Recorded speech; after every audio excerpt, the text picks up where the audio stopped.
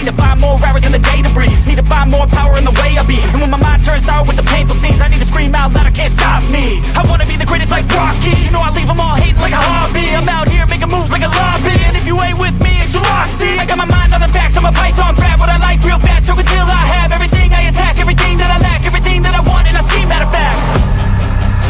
Cause I'm my own worst enemy. Only if I let it be. I can control anything if I can just think carefully. I control my destiny. Deep up in my mind I manifest it. Every morning I wake up obsessed, and everything I do the best. And deep within my mind, you know I'll always manifest it.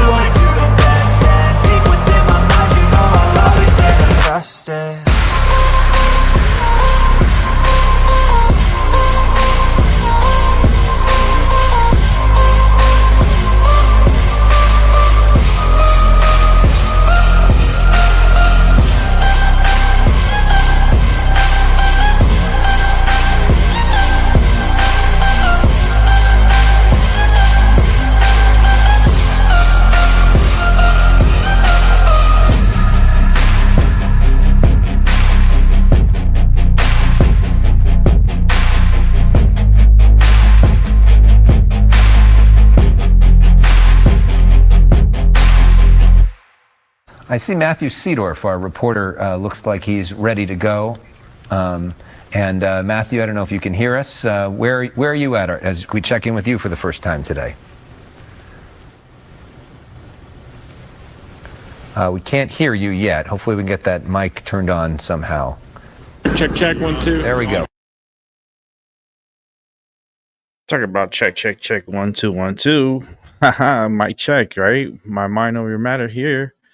Welcome to the evening show.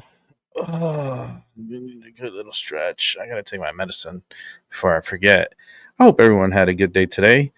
It was supposed to be Monday, productive Monday, but it turned out to be more gaslighting protests that we're getting this evening. Again, another round 4. And that's why I named the show Nationwide Anti-ICE Peaceful Gaslighting Protests Round 4. What a name, right? I think I win the name of the night for YouTube, because this is a gaslighting, big time gaslighting protest that's going down in LA and around the country. And I don't know if they want a civil war. I don't think they can handle a civil war, especially LA. I don't think LA can handle a civil war. Trump is doing right. He's doing right by preventing and stuff from escalating. That's why he's putting the proper people in place so things doesn't get too crazy, which they're already getting to those points. The only thing that's next to happen is people getting killed and property getting destroyed. And who really cares about the property, right? It's the humanity we care about. But these individuals, they're putting themselves in harm's way, and they're gonna end up 6 feet under if they continue their ways. Because I feel like there's someone behind all this, and I've been watching a lot of news lately, and I feel the energy, and my energy calls to me and tells me that there's people behind the scenes that are manipulating the narrative and is a democratic powerhouse that's behind all this. Now, who it is, I mean, speculations, and I'm assuming it has to do with the Soros and the distraction, because the Diddy case is still going on and they're getting to the juicy parts of, naming people, and they want to distract from that case. So what's the biggest distraction from the Diddy case? A riot, protesting, civil unrest. That is the perfect distraction to take the attention away from the Diddy and put it on something else, while this case might end up being dismissed. And that would be the worst case scenario, because that's what they want. They want their agent, Diddy, to get off on these, literally get off. The nasty way, no. Get off of this trial and get off of this case and let him be set free so he could cause more terror to the public. Now, he is a menace to society, and my feeling says that he needs to stay in jail for as long as we could keep him in there.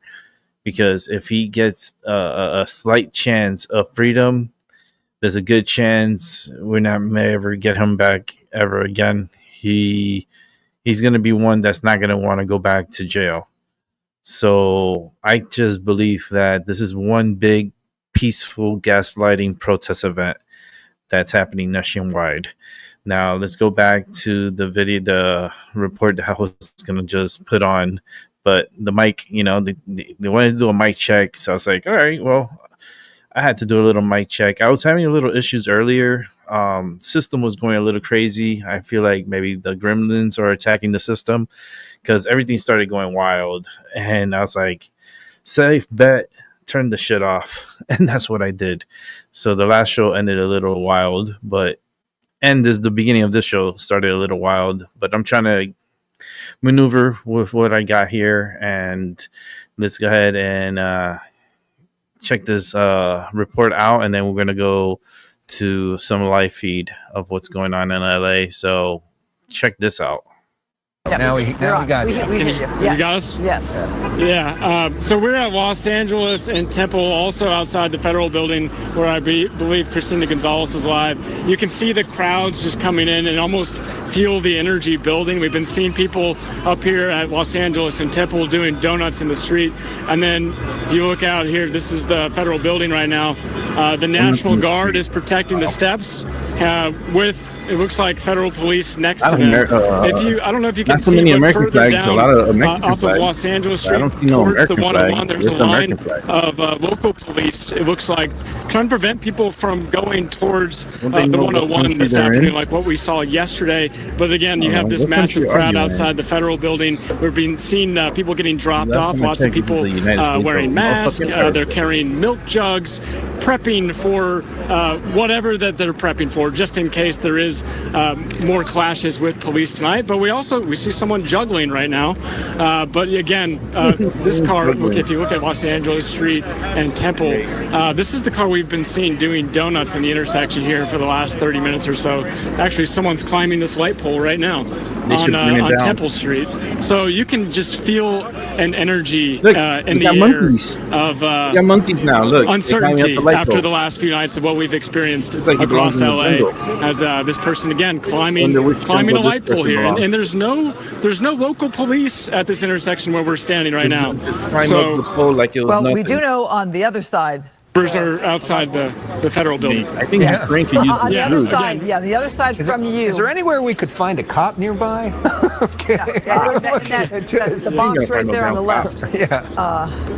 Yeah. So I Yeah. noticed in a we way. do see Yeah, I noticed the way they have you set up today. It looks like you got a bunch of media colleagues. Is this sort of an intentional thing to kind of keep everybody safe in their quarters with their security? I mean, is it a different setup than what we've seen in terms of just the sort of chaos of the previous couple days? Yeah, I think it's just people trying to stay safe after what we've seen. You know, you don't want to get too close to the action where you could get hit by a rubber bullet or a rock that's being thrown from protesters towards police as well.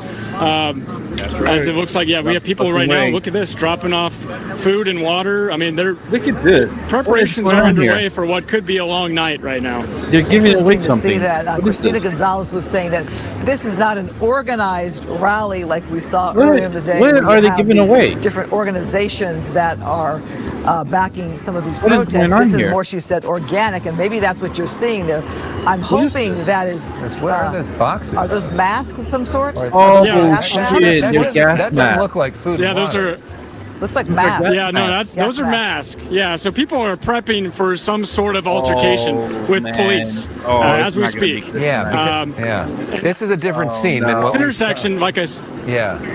I mean, we saw at this intersection, like I said, there's no local police. We've been seeing the burnouts. a very different scene. And are those hats that you wear that are more like helmets? I mean, this is a worrying sight. I mean, Christina's site, which is like very close by, she was describing a festive atmosphere. It looked like a lot of folks, including a lot of older folks who were there for the right Well, reasons. this guy's and, tagging the sidewalk, right? You know, this is troublemakers. You don't put How on. Probably don't put on a mask unless you have a plan of not wanting somebody to see your face. And so this is concerning. Well, the woman who was handing out the masks, you see her quite clearly there in that beige T-shirt. She's She's not covering her face at all. So I would love to hear from her as to what this is about. Alex, you do bring up the fact that this could be very concerning. It is a Monday and not the weekend, so you're wondering how many people are wanting to stick around through the evening. Matthew, do you get a feel at all for this crowd? You've been out there for the past couple days. Yeah, it reminds me of when we got to Paramount on Saturday. Here we have another person doing a little bit of a burnout there in the intersection, where you can feel an energy in the air. It's hard to describe, where it just feels like something's going to happen, and you're waiting for it to happen. Wave your flag. And you can look around, you see the National Guard in front of the federal building. But as far as this intersection where we're seeing all this take place, there's no local police to be seen.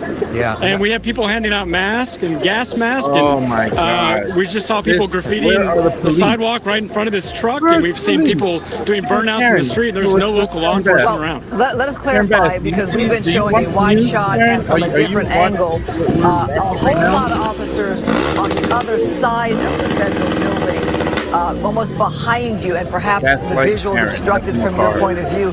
But I can tell you there are many LAPD cars and officers there that have staged. They are blocking that freeway overpass, so protesters can't get on that overpass like they did yesterday and throw bricks or concrete or scooters down on law enforcement that was below that had cleared the 101 freeway. So perhaps they're not where you are, but there's a lot of them already positioned there. They're not getting caught off guard by a crowd gathered here. So, I mean, that was quite a shot that we have there of these folks, and your photographer just gave us a great shot of the box that was left behind, which showed the brand of mask. I mean, it's not the kind of thing, thank you for seeing this there. It looks like a bionic shield, is what that's called. I mean, that's not the kind of thing that you buy in bulk if you don't plan on doing something with it.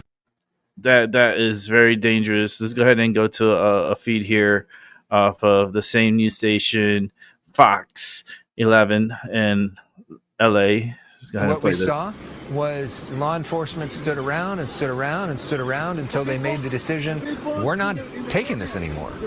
And they, you know, when we've seen in the past, when law enforcement has time to mobilize and come up with a strategy, and if they use lethal, you have every right to go live and go lethal. And right now, and I don't trust these fuckers at all. They're allowing a lot they're of these congregating, they're breaking the law, they're civil unrest. As possible, even though I'm sure many of them are annoyed that people are screaming. This is a never-ending story.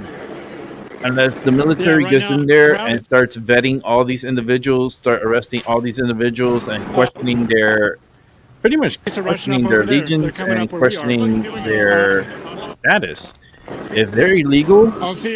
they got to we're be gonna stripped get up away. here. Police are coming up where we are. And trust me, all these people are not going to be. We're not going to be waiting around to see as things get a little hairy there. judge. But right here, this is the area in is going to front be of able the to see all federal these people building. because all these Police have people, made it clear that they they need are to get them moving out of that here. crowd out of the front of the federal building. This is why we need the where draft. National Guard. This has is the been reason staging. why. Christina You got too many Gonzalez, what's young, happening dumb, where you are? dumb individuals out there All right, that so are what's just happening causing is that havoc, I am on the and ground they level. should You see be Matt, he's right getting above trained us. I'm right at the in ground the military level. People and from being this shipped over area are to actually Ukraine. going to the other end where we were at to bring that crowd over here. They're asking them to come here to take over this corner here at Temple and Los Angeles. Now it's a very different vibe, and they definitely want to make a stand, as it were, an angry stand.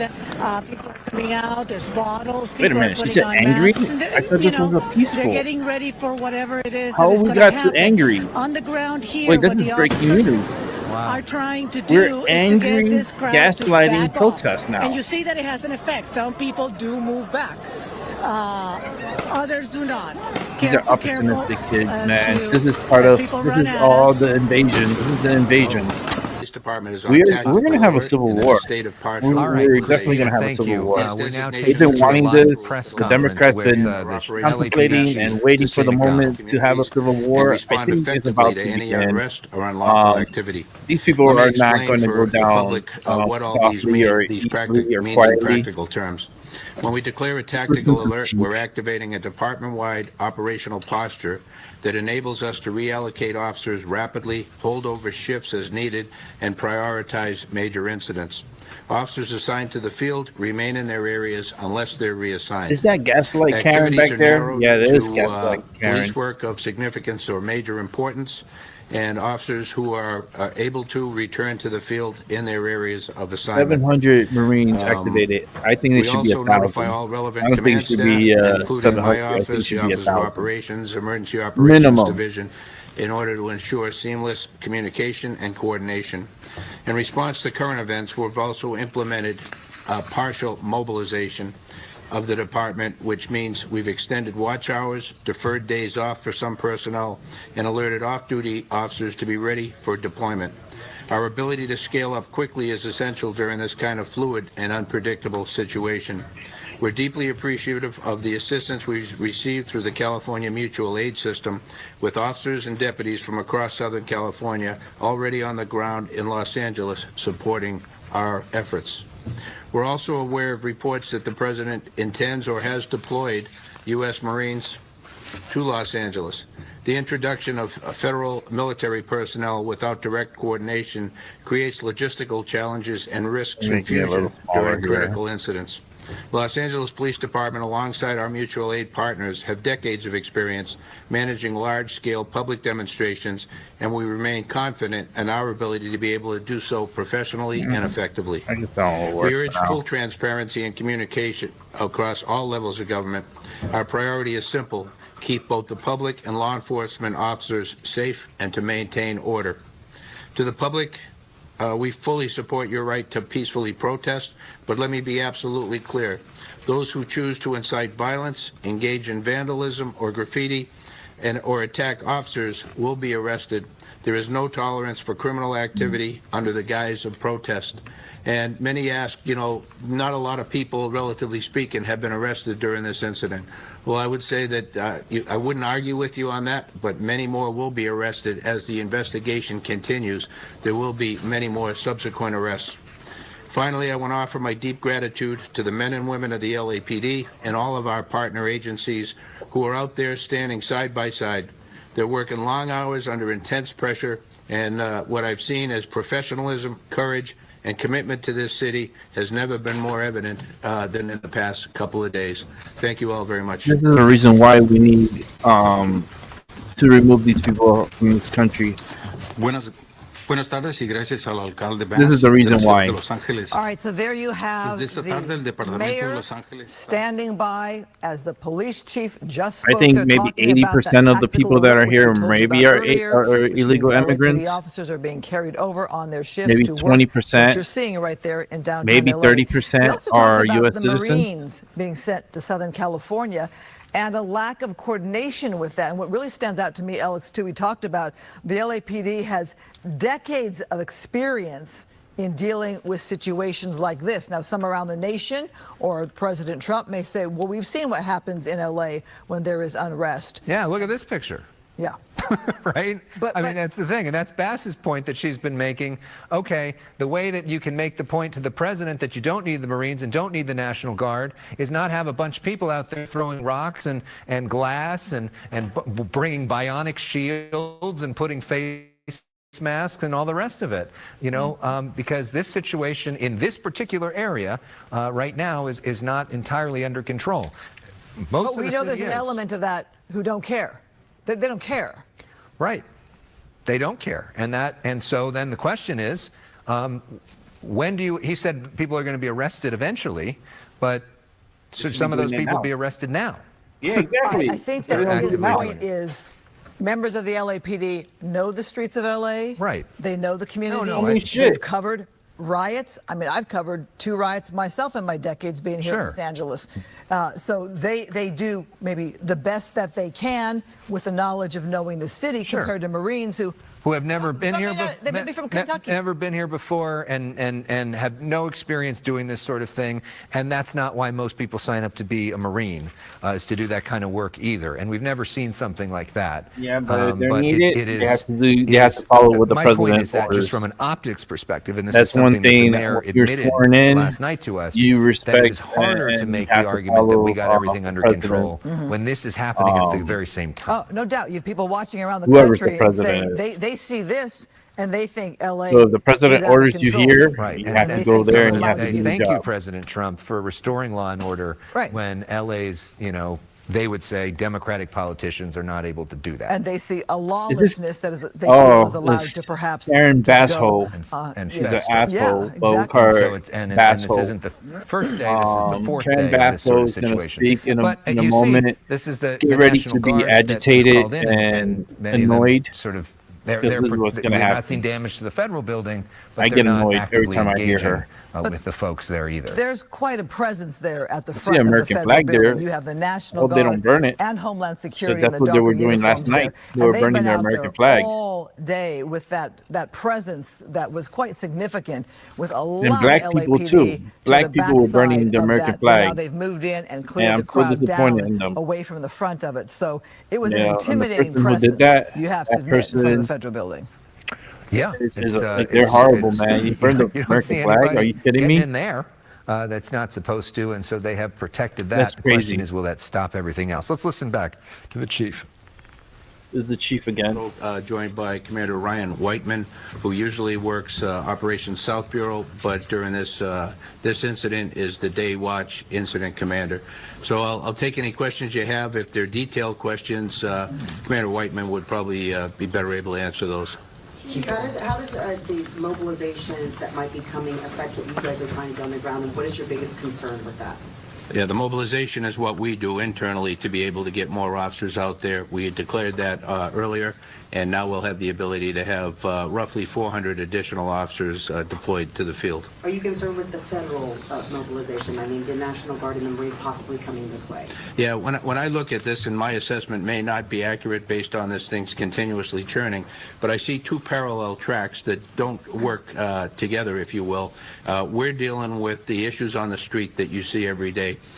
We deal with that with LAPD resources. When we need additional resources, then we reach out to the sheriff, who brings in mutual aid. We have 14 different agencies working with us for that purpose. And then only if we weren't able to continue to deal with that, needed additional help, would we reach out to the sheriff, who would then request National Guard from the governor. So that's one line. The other part then is the National Guard were federalized by the president to support federal agents who are working on behalf of ICE to do their operation. The Marines were brought in then today, evidently, to join the Army National Guard in doing what their main mission has been identified as, which is the protection of federal employees and federal property. Do you feel that incites, though? Do you feel that makes it any different on the streets? You know, I think everybody, it's a very emotional topic, absolutely. You know, could I quantify what that is? I think it has certainly heightened everybody's level of awareness and certainly anxiety, but to be able to quantify that, I wouldn't. Chief, how are you We'll take avoiding two more questions, and then the chief has to step out, but he'll come back. I'll be back. How are you avoiding less lethal weapons being used on people who are merely there in the way, potentially? Because it doesn't seem like everyone that's being hit and being attacked, including press. I don't know, like, No, get out the way. Make any sense If you're that, getting hit, get out the way. being shot at? Yeah, yeah. Can you Sure. explain how you minimize or at least just not do that? Yeah, we minimize it through training, through the equipment we use. It is a target-specific munition. That's not to say that it always hits the intended target, particularly in a dynamic situation. Especially if you're in the middle of the way. The situation you're referring to with the member of the media, we saw that. We're very concerned about that, and we're looking into that. Yeah, get out the way. Yeah, we're also aware of that, and we're looking at that as well. Chief, go ahead, Jeff, go ahead, and then Mary Beth, and then he's going to come back, If I guys. may. You know, all of the streets surrounding the federal building complex, Los Angeles, Temple, Aliso, Alameda, they've all been cleared. You pushed the crowd away. Right. I know you can't talk about all of your tactics, but in terms of the benchmarks that you want to hit tonight, are you moving people away from the freeway as well by clearing out those streets and moving them towards the west? Yeah, we're trying to move them away from wherever the threat is. So if there are people assaulting officers, which is often the reason they're taking rocks or bottles or pieces of concrete, then they will attempt to disperse that crowd so that they're not enabled to continue to do that, and move them out. If they can target individuals who've been the ones who are the aggressors, who are throwing the rocks, and they can safely go in and arrest those individuals, they will. Some of those will be arrested later. And after having been identified. And so this thing is moving forward in a way that some get frustrated with and watch. But we're out there, and we have an approach to this where we're not going to move a crowd into an area where it's going to cause additional problems, into the Civic Center or into the freeway. We're going to move them away where we think they can do the least damage, and we're going to try then and employ tactics that would minimize that even further. How many businesses have been damaged and looted? I know their LAPD, one of the divisions has put out that there's some looting going on at 6th and Broadway. And as the National Guard, have they actually engaged with these protesters? No. Some media outlets were reporting that they were actually sending out tear gas, and I know on our channel we did not see that. No, not that I'm aware of at all. That I'm aware of, there were at least 3 businesses that were These people don't watch broken the into news. and property They don't taken watch from current them events. along Broadway and We maybe just other saw it. places. As They far were as the getting National masked. Now Guard they're saying that deploying they anything don't know that was other happening. than around the federal building, I'm not aware of anything like that. You see? Right? Oh, What headquarters bullshit, man. Yeah, damaged, yeah. The whole Civic Center, there was significant damage as it relates particularly to graffiti, broken windows, that kind of thing. Chief, Bullshit. Can you talk about a possible curfew at all? There had been some mention about if things had continued at this point, any thought of curfew? Yeah, I know, we're always thinking about that. That's always a tool we can employ. We certainly hold that off and not wanting to do that. And this is a pretty isolated area where this is happening relative to the size of the city. So we would, if we were to use that, it would be done very judiciously. We're gonna continue listening in, but we're gonna show you some other stuff.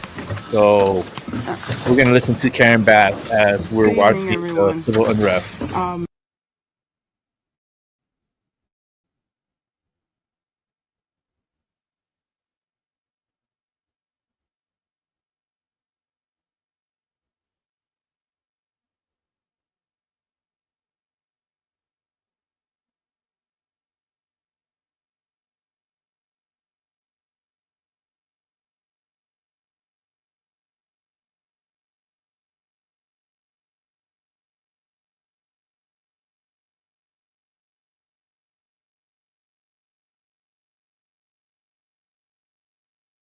Oh, really?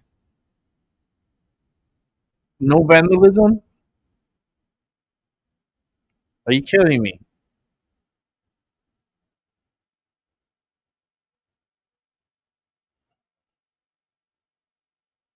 No vandalism, right? No chaos, no nothing going on, right? So all these people are just here for what? Why are these people here for?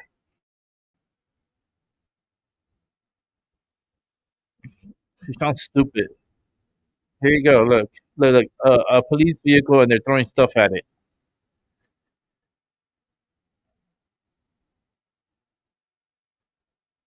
This is peaceful. This is peaceful. Look, peaceful. Remember, this is gaslighting peacefulness. This is how peace is. Look, hit me in the butt. Shoot me in the butt. I'll shoot him in the butt, and I'll shoot him with a real bullet. I'm not playing these little soft games.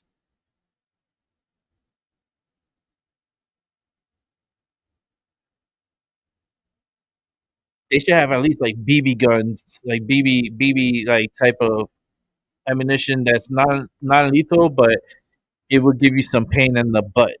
It will give you some nice little marks for remembrance.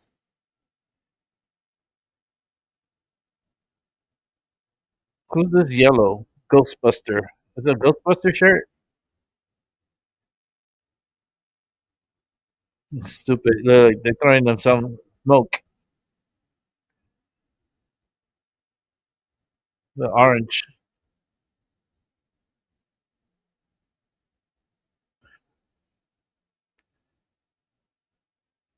I wouldn't send the kids to school. For what? For this mess? You have no control.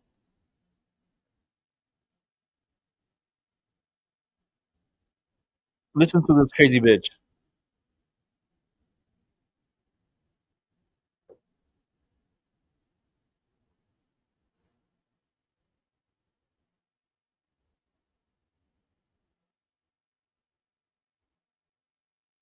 Yeah, me too. A with APK. Just make sure to hit that like and subscribe so that way I can get into the algorithm because I'm gonna be showing you guys a lot of stuff that's going on here. A lot of gaslighting. This is the best gaslighting protest I ever seen in my life.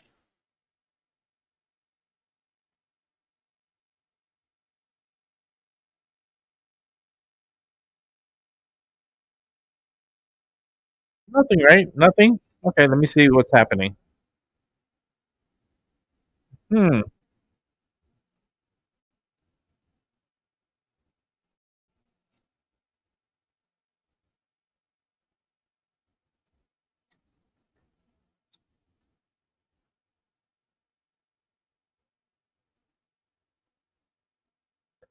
I used to hate them at Home Depot.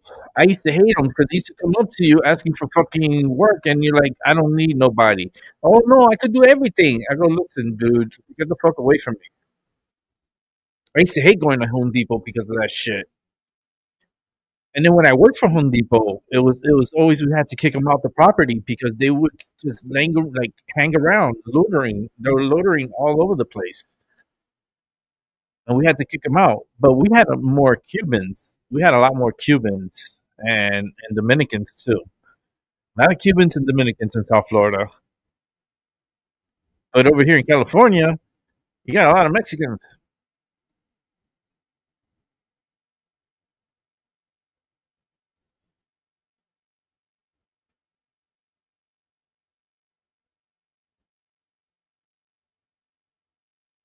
I have this lady is a super gaslighter. Yo, who put fuel in this bitch's ass? She's gaslighting us. Listen to this.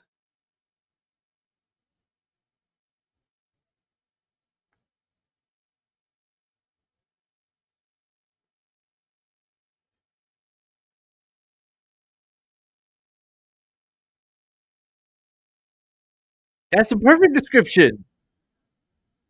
That's the perfect description. She just spoke a little like, what is going on here? She's going back and forth.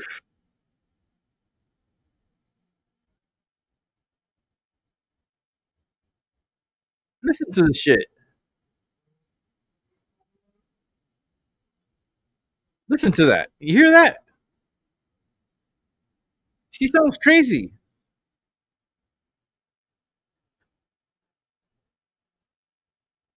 That was yesterday. The cars. Let's go check out what's going on over here. Give me 1 second. Let me set it up.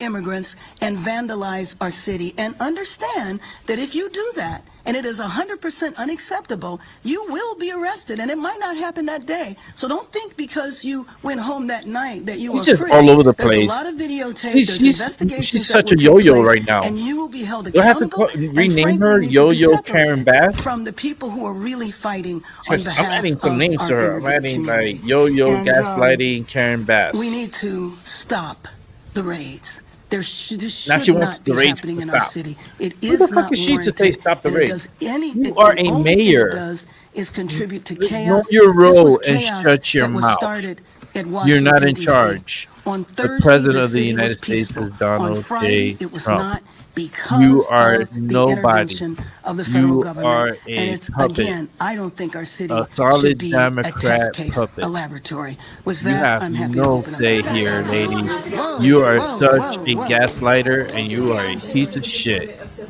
You need to resign now We didn't and need the leave. National Guard. Why on earth? What are they going to do? Do you know what the National Guard is doing now? They are guarding two buildings. They're guarding the federal building here Listen in to her. downtown, Listen to her. and they're guarding Look the how federal stupid she building sounds. in And look at the Westwood. screen. That's Look at all the what they're people on the doing. street. So they need Marines on top of it? I don't understand Hello. that. That's why I feel like we are part of Yo, the experiment. stupid that we did clown. not ask The to be world part is of. watching us, stupid. Why are you trying to back off on help? We're bringing you help, you dummy. We're I bringing would say stop soldiers. the We're raids. bringing Stop the raids, Marines. period. I would say give the 700 power Marines. back Are to you our fucking governor. kidding me, you And stupid if dumb we bitch? need the You need to National shut the Guard, fuck up. we can do it in If I the was, normal if I was a reporter, circumstances, that's which what is I the would be telling request is her. made local, You sound and the very governor stupid. decides or not to You sound grant that ignorant, you to our sound city. stupid, and you sound like the major gaslighting that we just I have got been in through contact 4 with the years of, administration, not the and I'm president. not planning to go an extra time, like overtime with stupid mayors and stupid governors of California. I'm sorry, no. No. Yeah. The National Guard is guarding the federal building. Now, there was an incident that I saw where there were vehicles that needed to get into the federal building, and so the National Guard cleared the area, and that's where I saw gas, that's where I saw, the flashbangs. Mayor Bass, when it comes to the people that you're talking about right now on the streets of Los Angeles that are being looked at worldwide, what are your sources on the ground telling you in terms of, are the people there with a message regarding immigration being now outnumbered and possibly outrun by these vandals, as you're calling? No, I don't believe so at all. I mean, when you see their numbers, it's when He's not even everybody's watching the left. screen. So the crowd could be thousands. And then late at night, by the time you see their numbers, you might see 100 or so. So they're not being outnumbered. Oh, she is and I such a don't know of gaslighter. anybody What a that identifies bullshitter. with them. In other words, Yo, they're she part needs of to our be put organization in or cuffs. they're not. Take her to The jail. flyer Take the that microwave, was, the out for the microphone away from rally her. on Saturday She's a night fucking was a idiot. flyer that had no organizational Should not be, affiliation. like, So talking. we don't know what it is. I mean, it could be like what happens with the illegal parties, where people, put out a word and on social media it draws a crowd. Mayor Bass? Mayor Bass, I think a lot of people in this city agrees with you. and I'm sure appreciate you speaking up for them. I'm wondering, would it be more powerful if, they got a chance to be lawyered up, to fight back against the fact that they're being detained potentially against their violating their civil rights? Is there anything that you can talk about providing legal representation? For example, the city of LA just approved a budget with money for legal representation for immigrants, and so and that felt like an uphill battle, and more probably maybe needed. Is there anything that you can say about what can be done about posting bail, about like? Let me just say that the immigrant rights organizations that have existed here for a long time are providing that type of support. I cannot see a possibility of the city of Los Angeles bailing people out with city funds. Whether or not there are resources to legal services, typically what that is a contract with an organization to do that work. We have those contracts. I don't have any reason to believe that they would end. But would it help negate what Trump is trying to do? Trying to deport people, like in a very indiscriminate fashion, seemingly. Right. It will help to negate it when people have legal help. Yes. Mayor, if I may, you talked about how you're in communication with the White House. I was. You were. And in terms of, the budgetary problems that you're facing, has a part of that conversation been about reimbursing the city for law enforcement overtime? No, let me just tell you that my conversations with the administration was before the deployment of the National Guard. I was trying to make the case that the National Guard was not needed here. I was trying to make the case that if the National Guard came here, it would be a provocative move, and it would be like a deliberate that sounds so stupid to create disorder. So and getting chaos in the help city. It from was the United States of America that we're all living in and we pay taxes for. Hold on, let me stop this bitch because we could continue listening to her, and we'll listen to her, and that's fine. She's getting on my fucking nerves. I told you I can't listen to her for more than a minute before I start going fucking crazy. She just, oh my god, she's giving me a headache. Oh Lord. What is she witnessing through her eyes? What is she watching? Is she paying attention? Is she not like seeing what's happening? Does she not see what the crimes that just been happening all around her city, and how her city is just going down the drain?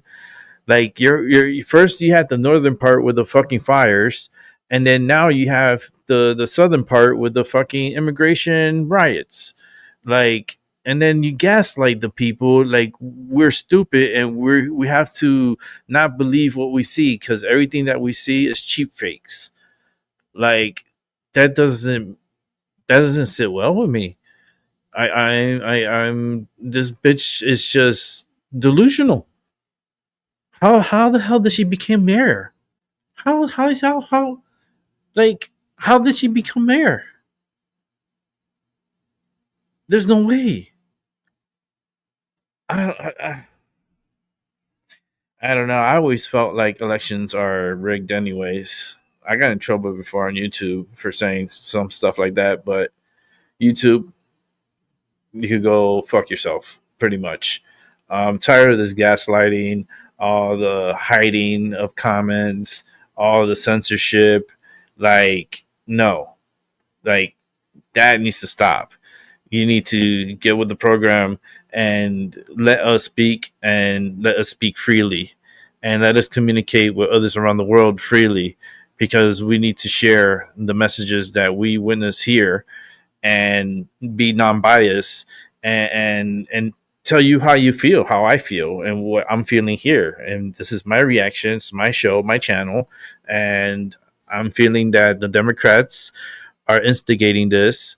There's someone and there's like a group of people that are really funding this stuff, and they're bringing in supplies and materials to combat with the police and the National Guard. So now Trump's like, okay, well, we're gonna keep up and we're gonna send in the Marines. So we're getting 700 Marines. It was 500 yesterday that was reported.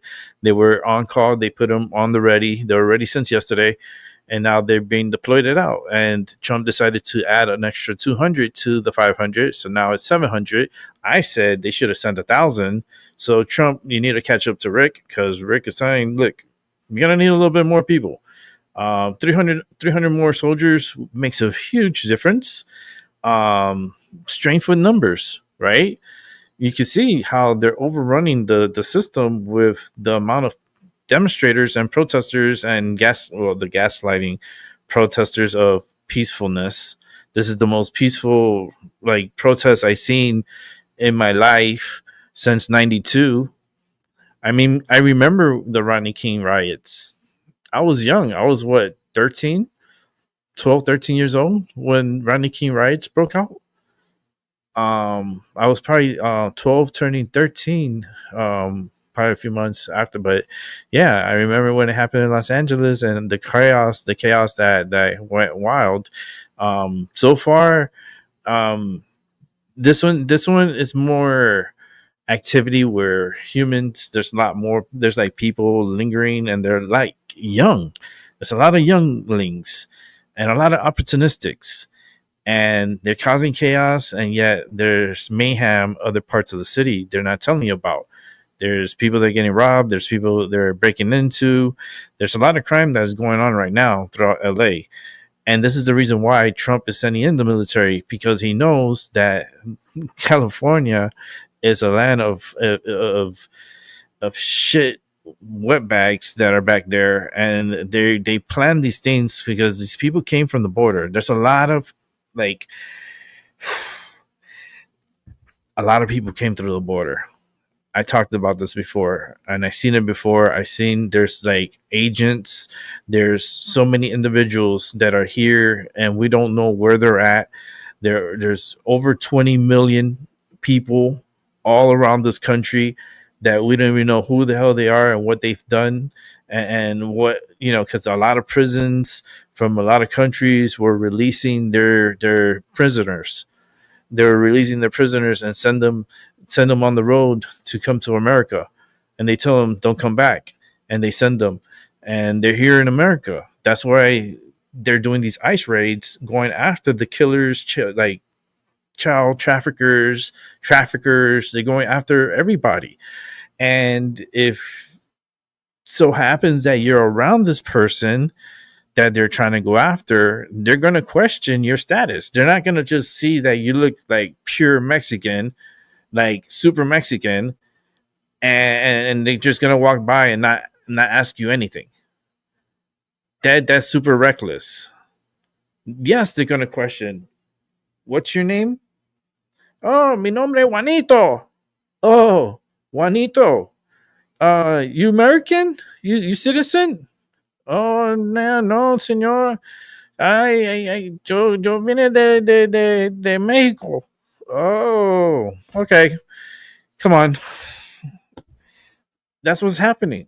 That's a pure demonstration of what's happening. So it's like, let's go to Gaslight. I was gonna call her Karen Bass. I was gonna call her so many different names, but she's super gaslighting us. I'm feeling very full of gas because of Karen Bass. I think she's a basshole. Just call her Karen Basshole. Let's go to Karen Basshole. Let's bring her back here and let's play this here. We're gonna go here and then we'll leave. When it comes to the solutions, the administration has claimed that there's a lack of transparency when it comes to what they know. Have you considered what they know? What are they? Yo, what's up, Terry? There's been released information when it comes to potential ICE raids and things. I say it. Yeah, if it comes down to it, if they want to create a civil war, because that's what the Democrats want. They want civil war. They want civil unrest. They pushing this. So they're putting their chips on this. They're pushing all their chips, and they're pushing, and they're using these innocent people that don't really know what truly is going on, but they're the pawns. They're nothing. They're collateral damage that nobody cares about. Okay, you think these people, these Democrats, care about these people? How come she's not standing here in the auditorium, right, in the microphones, and asking for peace and asking for these people to go home? I'm going to do everything I can to keep people safe. Listen. And the population of all of Los Angeles needs to know that we will stand with them. We're not going to allow our city to be divided and picked apart. And but you know what you also described is who knows? Yes, maybe 30 days, maybe longer, maybe shorter. How many raids in a given day? Where are those raids going to take place? Who are they looking for? None of that is information that we know. And again, this kind of atmosphere, it creates a chaos in our city. People not sure whether they should go outside, whether they need to stay inside. We did not need this. There was nothing happening in the city. I'm holding up pretty good here. What we're dealing She's with just pissing me off. I gotta roll another joint because of her. She fucked up the first joint I smoked. Now I gotta roll another one. They're the federal government, absolutely not. And I hear that the Marines are on the way. I don't know if they really are. You know, I know that there was a post from the administration congratulating if Trump says the Marines are coming, bitch, you better believe him. Before they even arrived. They weren't Don't even laugh. there. You hear her But they were laughing? being congratulated for solving the problem, coming in and saving bitch, the day. you think this is funny, the huh? day that didn't need saving. She is not suitable for this job. I don't know how the fuck she's still mayor. I do not understand. Thank you. Mayor Bass, I know you had mentioned that there were 5 raids in our area today. And one in the I know city. how. More information about, Because the immigrants where they vote her are, in. especially here in the The city. immigrants that are No, the all one there I in know Los of happens Angeles to be, are voting for happened this to have crazy taken place shit at my because they near my want school. the free So I know passage that one. into the United States through but no, sanctuary I don't cities. know. Claudia, I don't think so. Claudia Aragon is the director of our Office of Immigrant Affairs. Yes, we are Yeah, I know. Dude, today was a horrible day for me. I was in so much pain. My back was hurting too. I hate spring, man, because of the rains and the instability in the weather from cold to hot and muggy. It doesn't make me feel good. They don't tell us, and it happens probably as we speak now. So we'll check back with them at the end of the day, and hopefully those numbers don't. Because I think the fear is, you know, You come to the mic. are they just willy-nilly, you know, grabbing people? Oh, you want Claudia to come to the microphone? Claudia, do you mind Yes. coming to the mic? I'm so sorry, just a minute, please. And those 5 raids were from today? Correct. Okay. And where was one by what school?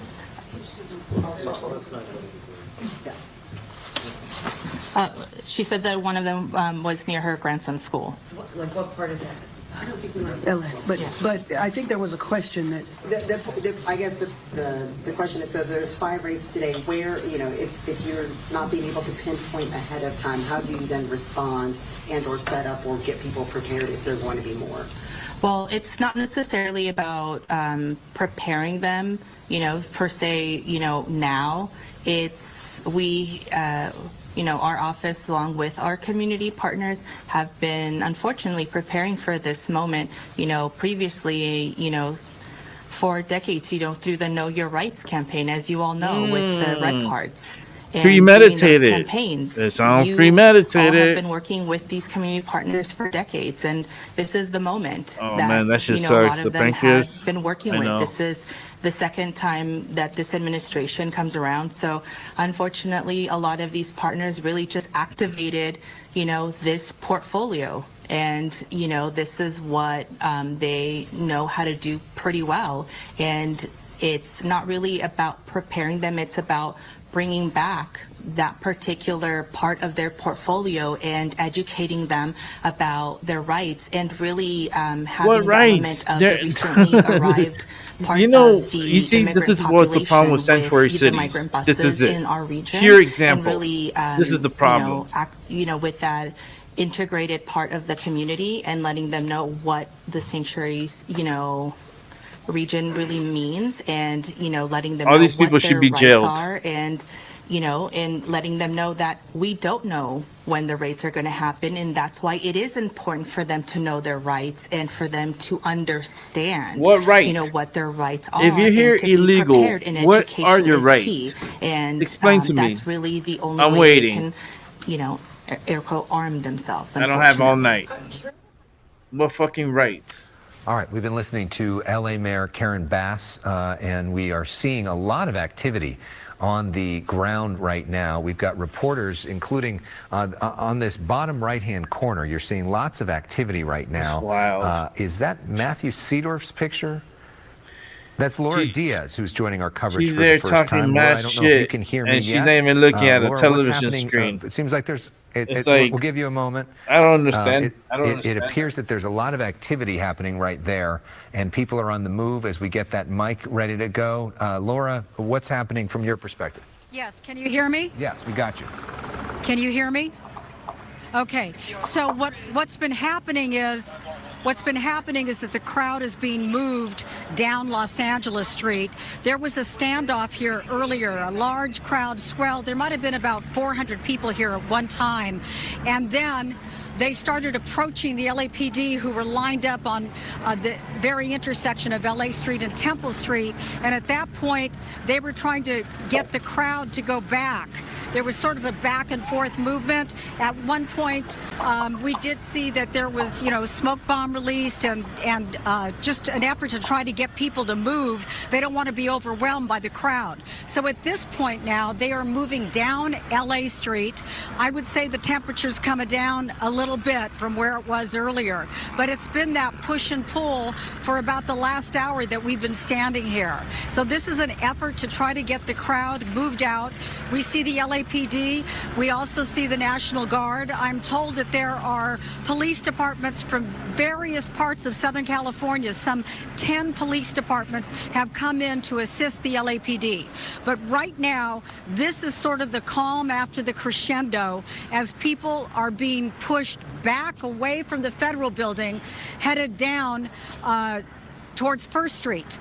And that puts them, pretty close to the LAPD headquarters. But it's an effort to try to control the crowd, and I think not get this. They're gonna walk them into the jail cells. But that's what I've been witnessing They're gonna over the walk them last and hour. arrest them all. We've seen people That'd be carrying perfect. signs. We hear expletives. Some people are peaceful. Some people are really fired up and doing things they shouldn't be. At one point, heaving bottles, rocks.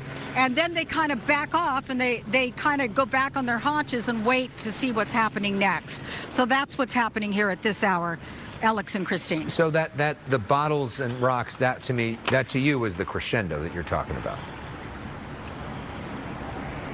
Yeah, that's what caused the LAPD to have to step it up on their end and, get people to move back. And there's any number of ways you can do that, right? First they ask you to do it, and then if you don't follow the order, then it steps up from there to flashbangs, smoke bombs, and a couple of the pepper bullets going out. So that's the story here live. All right, Laura Diaz, thank you for that. Down the road from where Laura is, Christina Gonzalez is standing by. Looks like you got lots of law enforcement around you now.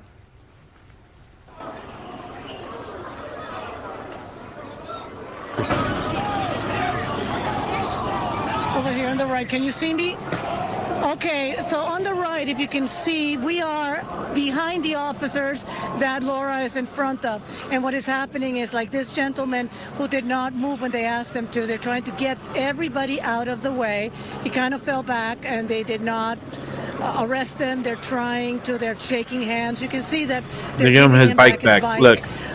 What they're trying to do is what we talked about before. They're giving the bike back.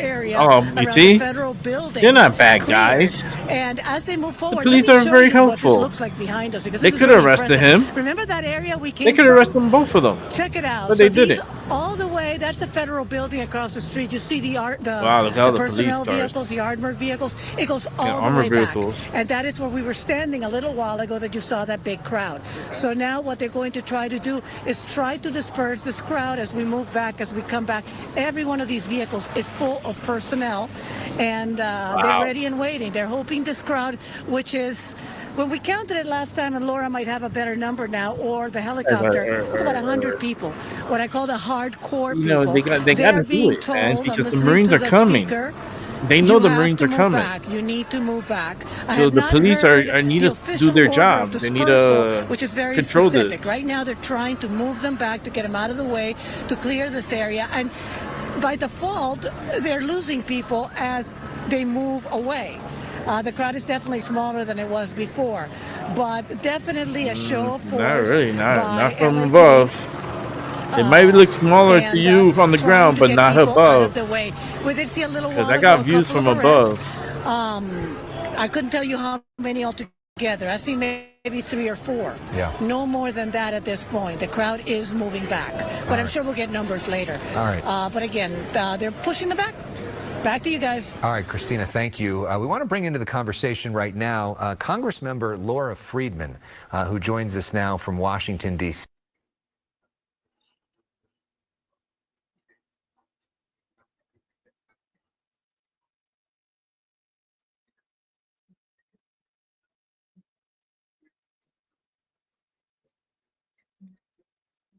Oh, Lord. Here comes someone liberal.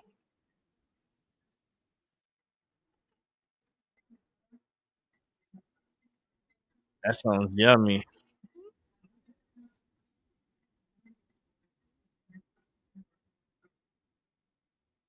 Yeah, I know that. I learned that in school.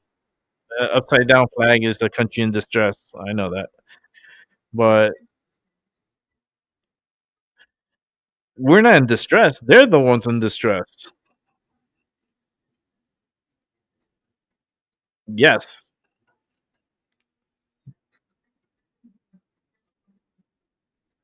Oh, Lord. Excuses.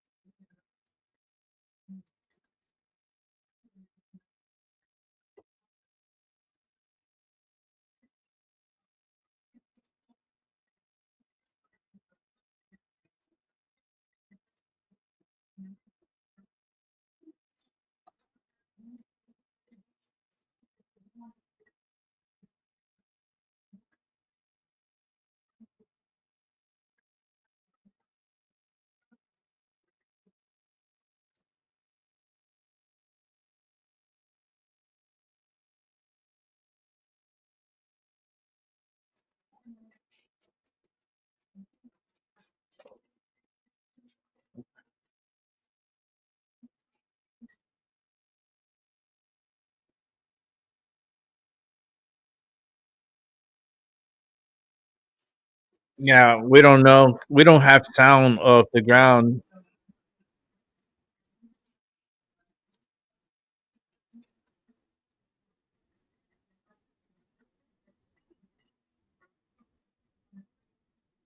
Against the ICE raids and against the arrest of David Huerta. And they were peaceful. They were exercising their First Amendment rights, as our Constitution, guarantees. And I, like you, I hate to see people creating the kind of chaos and danger that we've seen with some individuals burning cars, throwing rocks. That's, like I said, completely unacceptable, and it's harmful to the cause of these other folks who are marching and assembling peacefully and exercising their rights. And those people who are creating that kind of danger to police officers and to protesters should be arrested and held accountable. Congressmember Laura Friedman, thanks so much for sharing your views and staying up late for us tonight in Washington. We really appreciate it. Thank you. We're going to get a different view from Congressman Kevin Kiley in a moment, but with this breaking right now, we want to go back to our colleague Christina Gonzalez on the ground. I don't want him to hit you. Christina, you're... I want to hit Yes. Okay. Let me. Sorry about that. I was trying to position myself. So what is going on here is that we are continuing down Los Angeles Street. The pace has definitely picked up with these officers moving the crowd back. We're passing First Street at this point. We're passing LAPD headquarters, where they actually had some damage last night. And at this point, they're asking us to move to this side over here on the sidewalk, because what they want to do is take the square of LA and First Street and secure it. At this point, you've probably lost about 1/3 of the crowd that we originally had. And they are saying to people, you know that why? at this point, if they continue, they're Honey, going to they get went arrested. home to have dinner. So they're starting that process. And they're gonna come back we in see an a couple hour of or people so. get picked up. This And is it's what's gonna left be over chaos of again. the crowd. We can probably This is go gonna be around an this side. Do you all-night wanna go event. over here to this side behind the officers? Let me give You think people are going to be out there all day without eating? Lisa, you can see the No, they're going to go home. They're going to go eat. And then they're going to go take a shit. And then they're going to come back. On that side right now, and they're going to cause I stay on chaos. this side of the officers. I cannot cross this officer's line.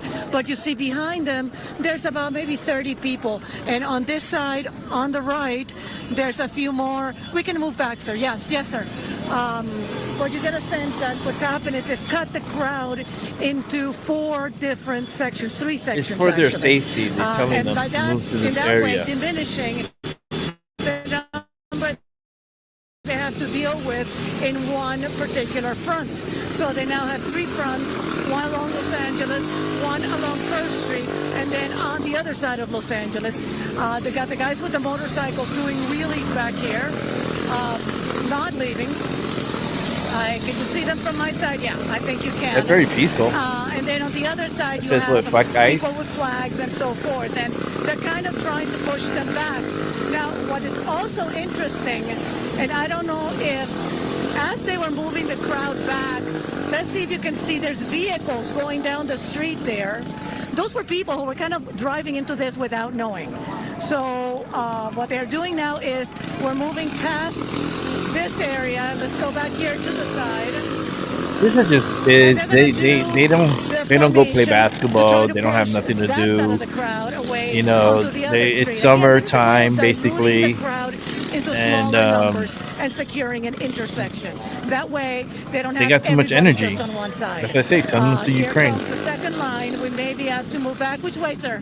Which way do you want us to move? This way? Okay. Oh, that way? Okay, sir. Thank you.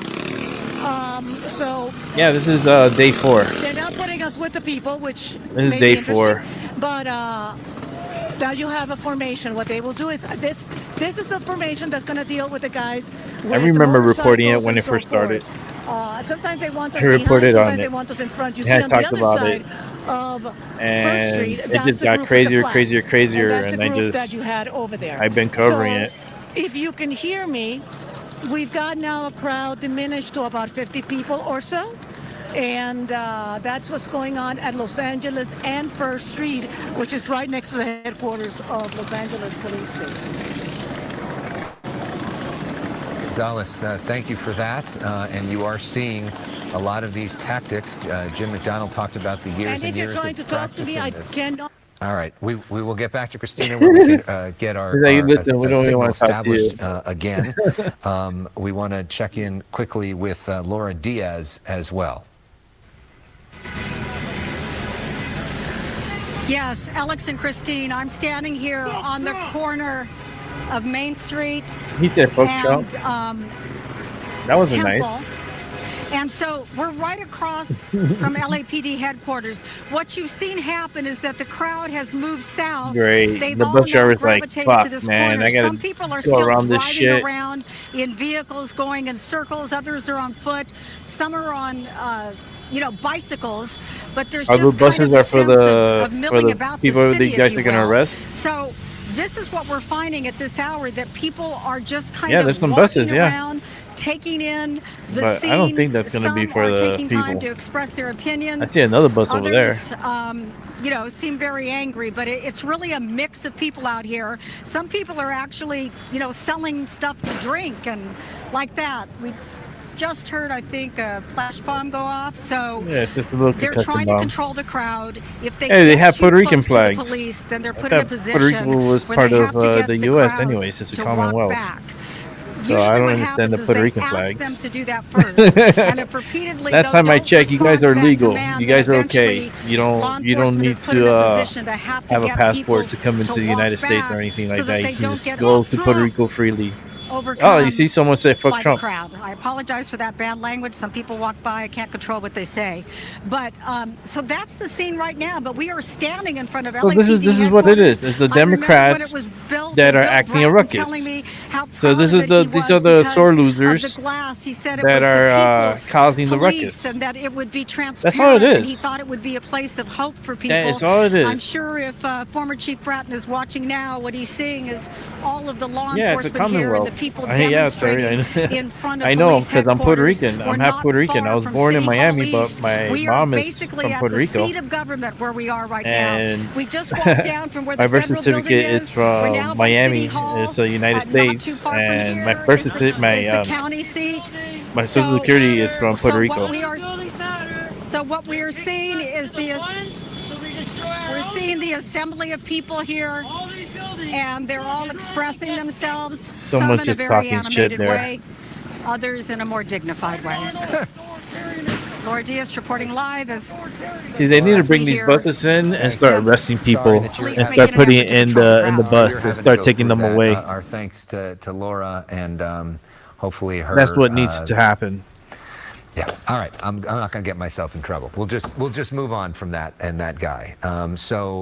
We look at those pictures there. What trouble are you going to get? In a moment, we're going to hear from Republican This is Congressman uncensored. Kevin Kiley to get his Use perspective discretion on as all of this. advised. We've heard the Come Democratic on. perspective You have a to lot. do your job, and Mr. Reporter. It's interesting to hear the Republican perspective as well. It looks like there's a bit of movement at the top of that screen. Now we're going to bring in Kevin Kiley, who is the congressman who is joining us live right now. Congressman, thanks so much for staying up late with us. We appreciate it. You bet. Your big takeaway from all that's going on. Well, it's horrifying what we've seen, the chaos that has been unleashed in Los Angeles due to the reckless policies of Gavin Newsom and Karen Bass, who have, wow, first man. of Look at all, this. were Look at the police complicit running. in the And they're Biden running. border crisis, where millions of people came into the country. It was worse. Oh, in someone tried to California attack than a anywhere. police officer? And No. then they've adopted sanctuary policies, which directly stop ICE and federal immigration authorities from being able to arrest the most dangerous of these folks in custodial settings in jails, forcing them to conduct targeted operations within Hey, the they're community. fit, you know, they're and running. That's what ICE was doing, standard operations targeting people who have criminal convictions or existing deportation orders. The The police, same look, thing they're that trying to get every corner. You administrations, see, Democrat, they're Republican running to the corner administrations have and then done. they're Barack gathering Obama up. deported millions of people, and yet you had the likes of Gavin Newsom and Karen Bass, as Man, well the people as that are out there, state-funded they're NGOs, fit. by I'm the telling way, you, they'd be that good essentially soldiers. egged on Send them these over to rioters. Ukraine. And so we saw unbelievable acts of violence, scenes that you've all been playing on your station, of cars being lit on fire. This should not be happening anywhere in our country. And frankly, the blame lies with the governor and the mayor and those who have advanced the and they cook policies good that brought us too. to They this have point. good food, You know, man. they Puerto make Rican the food argument is that the super sanctuary policy delicious. actually makes us more safe because they say it creates more trust in the community. Yeah, the 92 That way riots. you don't Well, have a bunch 92 of riots people who got are living crazy. here illegally. So this being is nowhere afraid to near come 92. and I talk think to 92 police if they're the victims of the is set crime or on its own. witness to a crime. This kind of and that reminds me they're of the able to do 2020, community-based policing better, like the 2020 without people riots. constantly being afraid of being deported. What's your 92, there was response a to lot that of businesses that got burned Well, down, remember, and Alex, the sanctuary it law was only very applies crazy. to criminals. It's a special protection for Like people that who not was only came to the country the illegally, National Guard was but also have activated, committed and it was a like crime. hell, Says like that we're every not going to night. honor a detainer request from I ICE. think So this that one is is the it's least kind of remind me of disruptive, the 2020. safest way to do You know, immigration it reminds me of enforcement the when it comes to 2020 these people who are BLM sort of at the like top of riots the and stuff list like and have that. criminal That's what it histories and are reminds me considered of. threats to public safety, is to simply That's why transfer Trump is custody hesitant within a to custodial setting, and the sanctuary law go prohibits all out that very here, thing from which he happening. And so should. that's He has why every right ICE is to. Is an forced to invasion, do these targeted and there's a lot operations of within the immigrants here community. And that could so be I think arrested that and argument taken is in just and thrown completely into their without merit, country. especially when you consider the fact that it's the sanctuary policy itself that serves Because to I see entice a lot a lot of of these people to illegals. come to the city I can and to the tell state there's a in the lot of first illegals place. there, and I What do guarantee you make you of they're this fighting decision back. to send in the National Guard and now to send in the Marines? As a Send in the constitutional Marines, law send in the expert, which you Army, send are, in the do Navy, you like that precedent? Do you think that that's send in legal, the that Air that's a good Force. precedent to Yeah, set? we could And do use you the think Air it makes Force too. things safer? I'm gonna call my Well, the buddies problem up is and that the say, governor "Yo, refused to act. you You know, guys the governor going? You has, guys has going sent to in the LA? National Guard himself in Don't many call me. I'm circumstances in disabled. California. I'm When he done. wanted to make it look like he was doing something I about the got open air medically drug discharged markets from the Army. in San Francisco, he said, I'm I'm sending done in with the the Guard Army. there. And so clearly this A was a long time ago. situation that But required reinforcement, but the governor refused to this is act. And so the president, as commander-in-chief, it is his prerogative. He has the man. constitutional If authority. He has I the was in the statutory authority. military and they When you call me up for have this, oh man, actions I'll like have so this much that are fun. targeting federal officials, that are actively interfering with the ability of federal officials to do their job and to But I carry out don't their see it that operations, then too he too has too the authority, and crazy. he made the It decision as could get commander-in-chief that this was what crazier. was necessary to protect Trump is public just safety and to restore sending order. enough people What to do you make of this defuse. back and forth that we're seeing right now, which Hold seems to be on, intensifying let between me pause it here. Um, Trump could send in a lot of force if he wanted to. If he really wanted to, he instead of 700, he could send in 2,000 Marines, a small army, and they will help ICE grab all these immigrants and put them into custody. And depending where they're at, like where they're from, they'll vet them. They'll put them through the system. They'll have to see a judge, and they'll be deported. So they all go through a judge and just start sending them away. And the only way you're gonna do that, the police in LA is not gonna do it. No, you need federal agents. You need the military. They'll federalize them. They'll help with arrests. They'll help with the civil unrest, and they'll clean up. They clean up LA and get rid of these immigrants that are polluting LA and pretty much destroying LA. And LA could be such a beautiful place if the Democratic Party wasn't there. I just feel like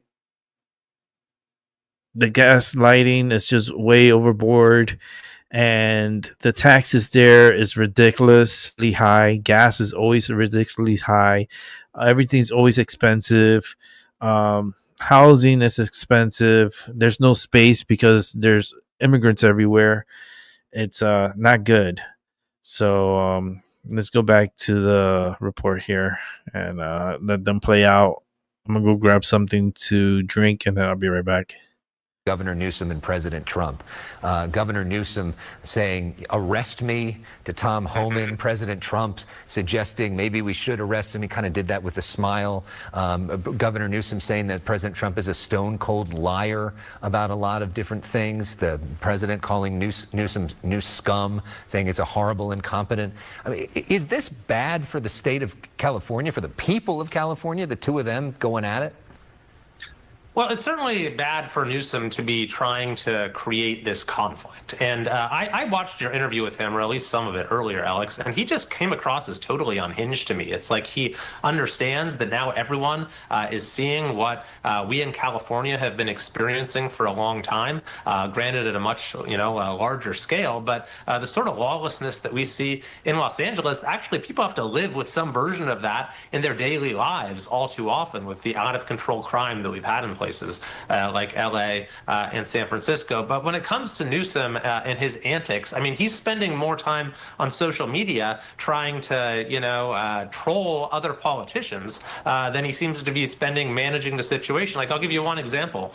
Apparently someone posted a photo of cars on fire, and Newsom felt the need to log on and respond that, oh no, this is an old photo. This isn't from LA, but there were actually other cars on fire in LA. So rather actually attend to that situation, the real threat that our community was facing, he was engaged. He's been trolling Jim Jordan. He's been, just doing basically everything he possibly can to try to turn this situation to his political advantage and to save face. You probably saw, maybe I even saw you post this, that he's now sending out fundraising emails and texts saying, oh no, they're going to arrest me. You need to contribute to my PAC. So, I mean, it, I guess, strikes me as someone who has kind of become even more unhinged than usual, but is simply not up to approaching this situation with the seriousness that it requires when that's what his priority is, rather than actually managing the situation, restoring public safety. That's what he's spending his time on. And I think that's a great concern. It should be a great concern to Californians, but I think a lot of people are thankful that at the very least some people are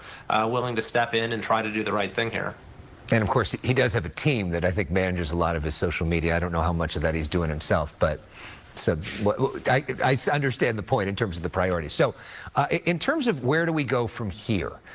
You know, as well as I know, that a lot of the people that are really problematic are these anarchist types who are just out to cause problems. And we see them at event after event after event. What should happen to them? And how do we get them out of the picture, not only for this incident, but for other incidents going forward, so this sort of thing doesn't keep happening? Well, that's a great point, Alex. And, why are these people available to go and show up at whatever the riot of the day is? Well, it's because a lot of them have been released from prison early under California's early release laws, and we don't have adequate penalties for those who commit serious crimes. That's why when these NGOs that track the movements of ICE say, oh, they're going here, show up, cause trouble, there are people out there that are willing to do just that. So California needs to toughen its criminal laws. Frankly, I think there's probably room for greater penalties when it comes to federal law as well. When we're talking about people who are inciting riots or who are actively interfering with federal operations or targeting federal officials. And lastly, are you in D.C. now, I'm assuming, because you guys are in session now? Is this something that people are talking about from other states, I imagine? What are people saying to you about what's happening in California? Talking about here in Connecticut. People are saying, what is going on with your state? They say, we knew things were bad in California from the send ice kids to Connecticut, please. Public order and many other things. But send them to Harper and New Haven. Absolutely beyond the pale. And no one is buying this London, send them everywhere here. Gavin Newsom is trying to concoct that somehow it was the arrival of the National Guard itself that caused the problem. I mean, you've been reporting on this the last several days. The Guard didn't arrive until yesterday, and you know what happened well before that. But in fairness, President Trump also claimed that the Guard solved the problem before the Guard arrived. So that wasn't exactly great either. Well, I don't know what that reference was, but the fundamental issue he put out a press release saying, thank the Guard for doing a great job, and they didn't arrive for 6 hours after that. Well, that actually, I mean, if true, just serves to confirm the point that I made, which is that Newsom's attempt to somehow make this seem like it was the arrival of the Guard that caused this problem is absolutely false. The president decided to act because of how out of control things had gotten in LA. In fact, I just saw he put up something saying that, we were fine. There was no problem until Trump got involved. I mean, you've been reporting on things in LA, not only the last few days, Alex, but would you describe the city as an oasis of peace and harmony? I mean, no, the city has had huge problems with lawlessness, with law and order, border with crime and a whole host of other things. And now people across the country are seeing that in a very vivid way. And so I think that's kind of to your question, like what are people saying back in DC? They're saying, wow, California has really gone off the rails here. These are not the sort of scenes we want to see in our own cities and in our own states. And so my message would be then make sure that you don't have the sort of policies that California has had. Don't have an open border. Don't be sanctuary jurisdictions. Don't let criminals out of prison early. Don't fund NGOs that are, going around trying to incite lawless behavior. And don't use the sort of incendiary, inflammatory rhetoric. Many, a lot of this lawlessness on. Well, Congressman Kevin Kiley, thank you so much for sharing your perspective. What I love about this show and this station is we get to hear a lot of different perspectives and people get to make up their own minds. So we had Governor Newsom on last night. We had Congresswoman Friedman with her perspective, and now we have your perspective as well. And we welcome all perspectives here. And we thank you for sharing your views and hope you have a good night. I appreciate it. Anytime. Thanks so much. All right, we want to go back to the ground now as we continue to watch these pictures from the air. Laura Diaz, looks like things have calmed down a bit where you are. Yes, they have calmed down, and we've moved, about a block away. We're now at First What Street the hell and is that? Spring, near Gloria Molina Park. They're covering their faces. Look up and see the sheriff's department is here in force. They are in riot vehicles. Let me see if I can get those you see some of them pictures. standing in front of those vehicles. And if we panned off to the right, I don't know if Elliot's able to do that or not. There are actually sheriffs standing on the front of the building too, on the other side, on the southern edge. And this is what we've been experiencing throughout the day, and what I experienced over the weekend too. What you see is that the crowd will be at one intersection and then it moves. It's interesting because our security detail said to us that they All right, let me go check perhaps this another is being thing. Let me put this one on orchestrated. silent. I want to check another network. And then let's see what this one is saying here. Because she's reporting from like the middle of the crowd. So I want to hear what she's saying. It was powerful and strong and unexpected, honestly, although it has been happening for the last several hours. But it looked as though maybe there were some officers taking people into custody. We were trying to kind of get a view of that. And then the officers started lobbing deep into the crowd, because we've kind of tried to keep ourselves farther back so we can not be hit with it. But they were throwing these projectiles, this less than lethal stuff, very, very deep into the crowd, so really not many people could escape it. Tim got hit again. Okay, here we go again. We're gonna move. Okay. You saw a big girl was running. She was running for her life. This one's carrying water. They're throwing very deep into the crowd, obviously trying to push everybody out of this area. Just to put it in perspective, people are running toward Ross Street. So this is Santa Ana Boulevard and Ross Street, right near the very, very large federal courthouse, the Reagan building. So the tactic must be to get people away from that one federal building where they have Wow. Where they have That blocked was the loud. door, and where earlier in the day employees were trying to get out. Oh, he did? So they're trying to drive Oh, people shit, I into gotta the watch it. center Let of me put it on my town, which is kind Netflix. of the historic Old Town Michelle, District. we 4th Street. appreciate your reporting so much, but we do want you and your photographer to stay safe. So please, if you can get to a safer area for us, and we will come back to you. But as you can see from Michelle's picture, things getting pretty intense there in Santa Ana as protesters sort of walk back from the law enforcement agencies who are pushing them back from the federal building right now. And there's that confusion, Susie. Was it a firework? Was it an explosion? Was it another round of tear gas? Was it the less than lethal weapons that are being thrown into the crowds there? Very confusing. So our Michelle Gillian, her photographer, they're going to move into an area that's a little bit safer. But you can see, as Michelle's talking about wanting to disperse the crowd, you can see where some of those orange barriers are and where the crowd is now. They've created quite a bit of separation between the federal building there and where these people are running.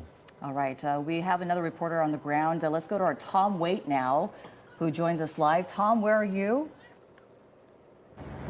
And Susie, we're just about a half a block away from LAPD headquarters. You can see it there just up the block. There's a gathering of officers just out in front. This is First Street in Los Angeles. Still a lot of people out on the streets tonight, kind of walking around, a lot of air support. We're not too far from Lori Perez. She's that's a few crazy. blocks, Gunther won. down the street from us, kind of in an area. I mean, where there's Gunther higher makes a better concentration of champion, to be people. honest with you. There's still a lot of is volatility here. You know, as he this got is kind of the area shiny where a lot moment. of That's it. You know. some of the skirmishes between police and the crowd played out. Just a short time ago, I saw police having to use their less than lethal weapons.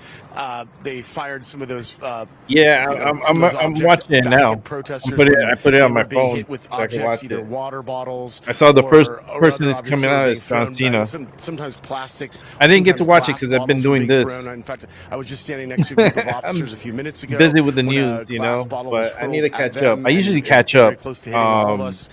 the day So after. it's still a volatile situation out here. There's still a lot, there's a lot of anger here on the streets, and a lot of people, I think, just trying to channel that in a way that is practical and also nonviolent. But of course, there's also people out here still causing a lot of problems. In fact, you know, it's even hard to show you some video and some shots because we have so much there's so much graffiti out here with a lot of bad language. So we're trying to avoid showing a lot of that stuff. But you know, it does look like the LAPD has done a pretty effective job, and maybe there's other departments out here as well, have done a pretty effective job in breaking things up. There's not a large concentration of people here as we've seen the last few nights. Obviously, that's by design. They're trying to get people to leave and to move on to avoid another night of confrontations and violence. The LAPD has just a swarm of officers. It's still early over there. Right up the street from us, and they're also positioned at various buildings, City Hall. It's still early. Some of the What other is it, like buildings downtown, 7:30, county 7:43? buildings, and other It's office 10:43 buildings here. where there's been a lot of graffiti or vandalism. So I think they're trying to tamp this all down now. And it's unclear if any of these National Guard soldiers have arrived or Marines. We've not seen any of them, at least not in a way that like some dramatic arrival, right? So what we're seeing and I think you're seeing now down the road there is a larger concentration of some of the remnants of the larger crowd that was out, kind of concentrated in the City Hall area. If you were watching our coverage earlier, kind of where Jasmine Well, I'm happy Deal that was. actually Gunther So a lot of won. those people were It makes pushed more out. sense They moved because columns of officers that's how you set in, up for a big started match firing with some tear gas Goldberg and other, for Saudi non-lethal, Arabia. Deterrent measures, and that kind of really broke things up. That was probably a couple hours ago, maybe, and that really kind of broke up the crowd where we were. And now you kind of see them push down the block there. That's still on First Street, just down the street there, and that's kind of where everybody seems to be. That seems to be the largest amount of people that I've seen in the several block area that we've been walking around near City Hall. So that kind of gives you a lay of the land right now. You know, it's interesting because at times things seem kind of quiet, and then I think Lori Perez was just saying it can turn in a second. You know, someone throws something or you know, someone revs up an engine and hits the gas, and you know, it can really sort of rile people up. But at this point right now, it looks like they've done a pretty effective job with their tactics anyway of getting people dispersed. Yeah, it's great to see this, Tom, because not only are we seeing people walking hand in hand, we saw a couple walking through there. You do see some protesters as well, but Susie, look at this. They're letting traffic through the area as well. It's true. So, Yep. Tom, I was wondering, those people who were passing you by, the demonstrators, are they walking away from the larger group that was broken up? It looks, Susie, right now like people are kind of walking toward the larger crowd that's down the street from me. I think that's the crowd that Lori was following earlier. So that crowd, I think a lot of those people were near the spot where I am right now, which is basically like just a block away from City Hall, less than that. So that seems to be where everybody's moving, and I can see a LAPD chopper kind of hovering in that area kind of, I think it might be near Japantown, in that area there. Little Tokyo, yeah. It seems like that's where people, Little Tokyo, excuse me, people have moved. That was, yeah. Thank you for correcting me on that. No I'm such an problem, idiot. Tom. Of course. But yeah, that is the area where you're seeing people in concentration. I think the police kind of in a more macro way are doing what they do when people are concentrated in one spot. They when they form those skirmish lines, they kind of collapse, and it kind of disperses the crowd. It seems like that's what they're doing, just sort of on a larger scale, and they move in very quickly, and it's kind of like a shock and awe kind of thing. It scares people, they run, they scatter, and that's kind of what we've been seeing playing out in the last couple hours here. Yeah, so all of us wondering what nightfall will bring, and of course we've watched these protests over the last couple of days turn into some violence. And, we have to say that the majority of these protests, though, have been peaceful. The people who have participated in these protests have been peaceful for the most part. But as Mayor Karen Bass was pointing out today, there are those individuals who will start trouble for whatever reason, who may not even be involved with what is happening here and the real issue at hand. And that's what incites a lot of this violence. Yeah, in fact, Susie, LAPD Chief Jim McDonald said that there are regular agitators who show up at these demonstrations. They cause trouble, so they're aware that this is going to happen, right, Mike? They know that there's the people who are out there protesting peacefully, as we've seen, and then these folks that kind of like mix in with the crowd, and maybe the first ones to throw a bottle or to throw out a firework. That'd be a good SummerSlam match. Very quickly. Very quickly. And yeah, I mean, I think the crowd that we're seeing, at least in downtown LA, Santa Ana was a little bit different, but at least in downtown LA, this is the type of activity that the mayor and the governor and all of those people have been saying, this is what it should be. Express your First Amendment right, be here, protest, do what you want, don't get violent. And this is the crowd now that you're looking at. Yeah, I mean, that's at and the frequency. Thank you for coming through. I appreciate it. Hit the like and subscribe, because I'm trying to build this channel up, and I need everyone's support. Like Tom mentioned. And yeah, Trump shouldn't let this go on. That's why he's sending as much, 700 Marines. We had trash cans on they're going to be here at any moment. Of everything going on. At least the police do have it somewhat under control, but the night times has been crazy. So everyone has been calling for. This is what the elected leaders. They need to protect the federal buildings. They need to protect I want to be clear. their partner, the officers. They got to back them up. That has not been the case yet. And yesterday we had one. I'm happy that he's sending this amount and being a deterrent to the Democratic uprising that they're trying to do, and it's not really working. Yeah, it is a little disruption, and cars did get burned, and they broke into a couple of stores, especially Nike. Attempt to do any kind of mass detentions, give me a second here, because this crowd is much this smaller guy than is reporting and I'm talking here. Yeah, I mean, they're causing some chaos, right? But it's not that crazy. I've seen crazy, right? I've seen crazy. I've been in this planet for a good amount of time to witness a lot of stuff in my life, and this is probably one of the weaker riots that I've seen. It is unrest. It is chaotic a bit, but the BLM riots were bigger than this. That was 2020. Was more active than this. Yeah, they're unhappy, and they're doing some disruptions and stuff like that, but it's not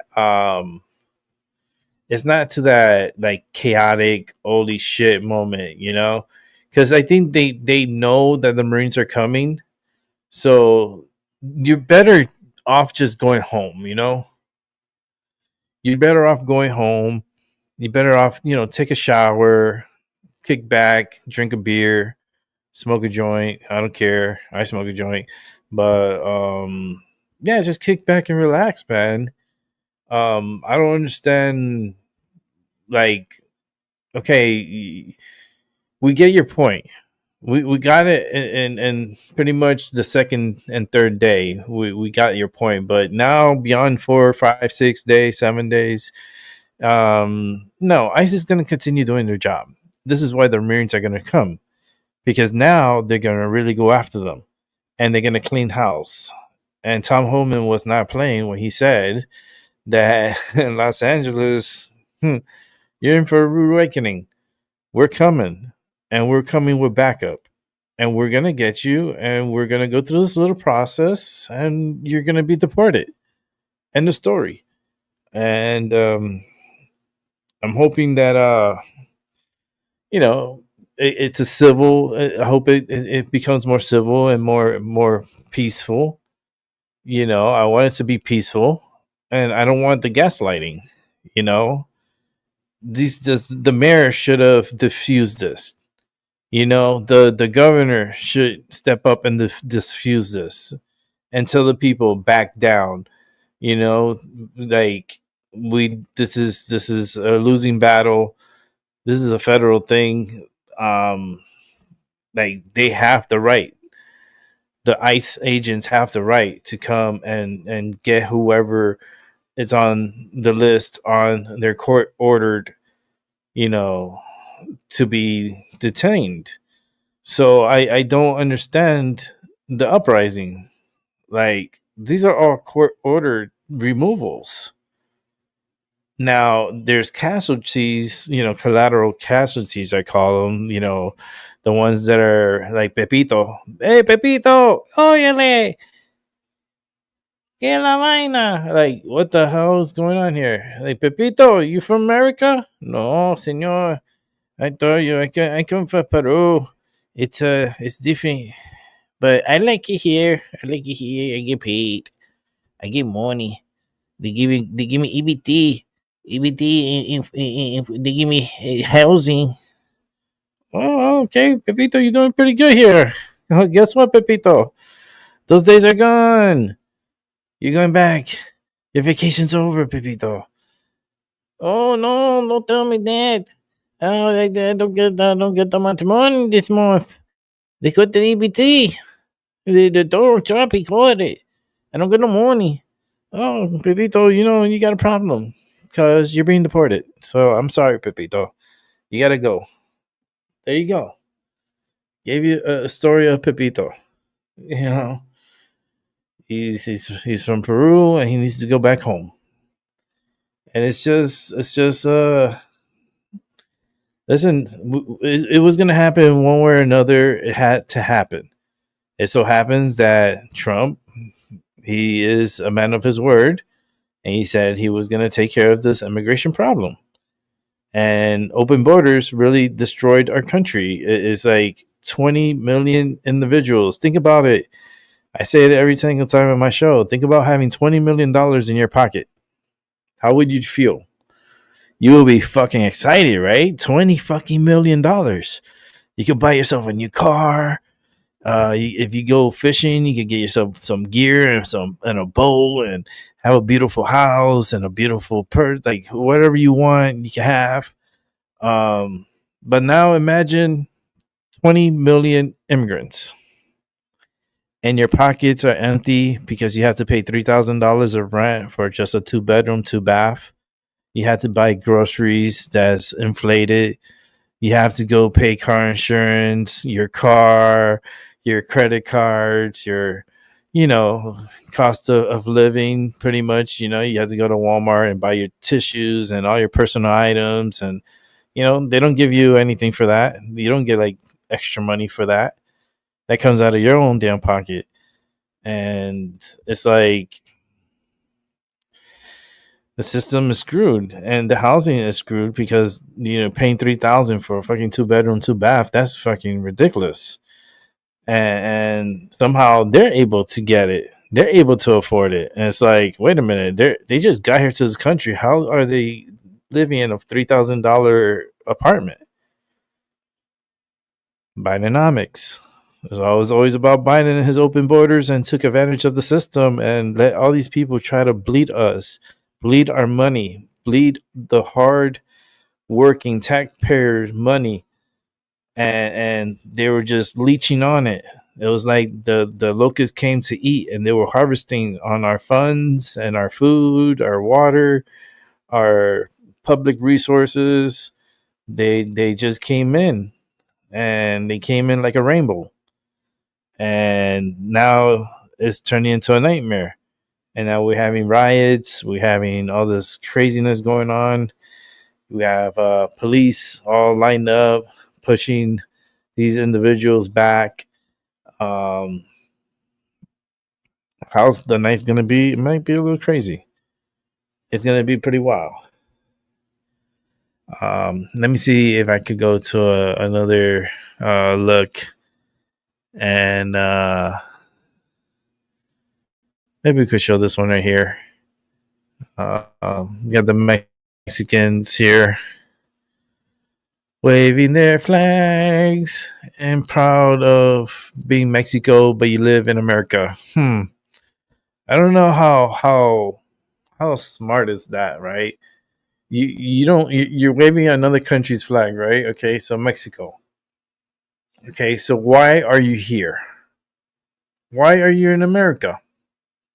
That's a valid question, right? That's so valid. Why are you here in America? Why are you not in Mexico if you're so proud of Mexico? Why are you not there? What's the reason? What's the reason? You're proud. I see. You love Mexico. Congratulations. You love Mexico. The last time I checked, Los Angeles is not Mexico. It used to be a long time ago. I'm not gonna lie. History, has its ways, but yeah, California used to be part of Mexico a very long time ago. And the U.S., won many battles, won many wars, and same what Russia did, or what Russia is doing to Ukraine, U.S. did to Mexico. So let not be hypocrites here, United States. We did steal the land pretty much from Mexico. We fought for it and we took it and we conquered it, and you know, but you got the Democrats running California, and they open up a lot of sanctuary cities and just influx the cities with so much migrants. And since there's so many people there and they vote, these people actually vote, and they get money, because they have more people, more constituents, so they get more house seats, more senate seats, and I think that needs to change. I think they need to restructure that system again, and all these immigrants with fake or given Social Security, because Biden was giving these people Social Security numbers. Ain't that crazy? Ain't that crazy? Biden came and started giving Social Security numbers to all these migrants. That's wild. That's so freaking reckless. That is so reckless. And so many violations, man. Took advantage of us. Took advantage of all the hardworking men and women of this country who freaking slaved themselves for many, many years and decades, working their ass off to be at this point of their life. And they come to the situation that there's not enough money and we're screwed. And thank you, Democrats, for wasting all the money you could, and make sure you gave Ukraine billions and billions of dollars to Ukraine that we're never going to get back. Yeah. Okay. I say, listen, do us a favor. Grab all these kids, the young ones here, arrest them. Let's not keep them in jail, because we don't. Let's be honest, we don't got space for them in jail. They're gonna have to go to military school or go into the military and be trained, special trained, fast track. That's what you call fast track. Fast track their training and get them ready for war. Because then we could say, all right, we'll go World War III, because Iran, we're gonna attack Iran. Don't get it twisted. You see everything you see right now. This is happening for a reason, and this is a distraction. Iran thinks that we're being weak right now because, and they're seeing what's happening in Los Angeles. But the United States is ready to strike Iran at any moment. And Trump said they would not be enriching any of the uranium. They're gonna enrich it. If they start enriching it, that's already right now. It's a moment. We're lucky to be alive right now, and we're gonna witness something huge that's gonna be happening between the U.S., Iran, and then Russia is gonna go very strong on Ukraine, and Israel is also gonna go down and take Gaza. So it's gonna be a land grab, um, and we gotta knock out Iran nuclear development facilities that they have. I see a lot of them they're around mountain terrain. So, I mean, like I said, the U.S. do have laser guided bunker bombs. Um, they're GPS guided also. Um, they're gonna need to attack them, and I mean soon. I see Trump going into the situation room. I see an attack in Iran. That Iran is gonna throw blitz and they're gonna start shooting at Israel. Israel has their Iron Dome ready. They got more Patriot missiles. They got more of the heavy duty interceptors. Um, and it's going to be an all out attack between the U.S. and Israel on Iran. And Saudi Arabia is going to be open for the U.S. to be able to station and maneuver their aircrafts and be able to pretty much round trip attack, draw back, attack and draw back, and they could go on for a good amount of time doing this, and it's going to be big news when it happens. And President Trump is going to come on. He's going to do a state of the, like, how they do the State of the Union thing, but it's going to be like a national emergency type of thing, and he's going to be like speaking to the nation. I'm a psychic. I see shit. I do. It's very interesting. It's interesting when it happens, And then I'm like, yeah, go back and watch my show. You see, I talk about it. I talk about something serious was going to happen. And look at what we're witnessing right now. Like, let me put myself here. Make it like this. I talk about energy on my show, and I knew something like this was going to happen. Not exactly, like, I felt the energy of something happening, and I said something's going to happen within a week or two. The energy is very strong. I just feel something really big is just going to happen. And sure enough, a couple of days after, I kept saying it for a while. If you go back, you have to watch the show. So I don't know which show I said it, but I said, the next 2 weeks, the energy was so hype. I felt it. I felt it so hype. And I knew something was going to happen. Something was going to pop off. And then it's going to lead to other things. And Gavin Newsom is stupid. He's so stupid. Karen Bass is another one. They need to remove these people. They got to remove them and put like interim, mayor and an interim governor until they hold an elections and get some new people.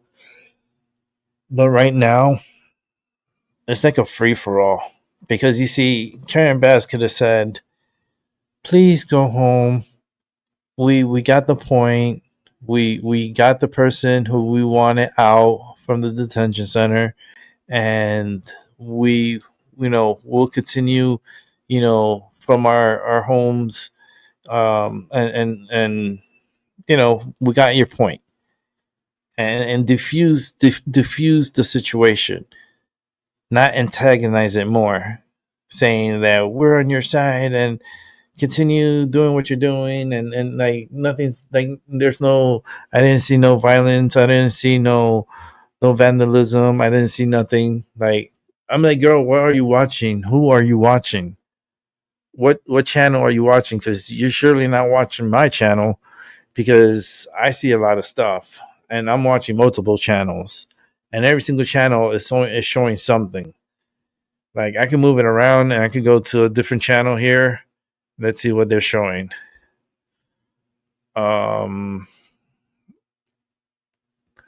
This one here that I'm watching. I'm watching also this one. I'm watching this one that's showing videos from live and from yesterday also at the same time. I'm watching this one.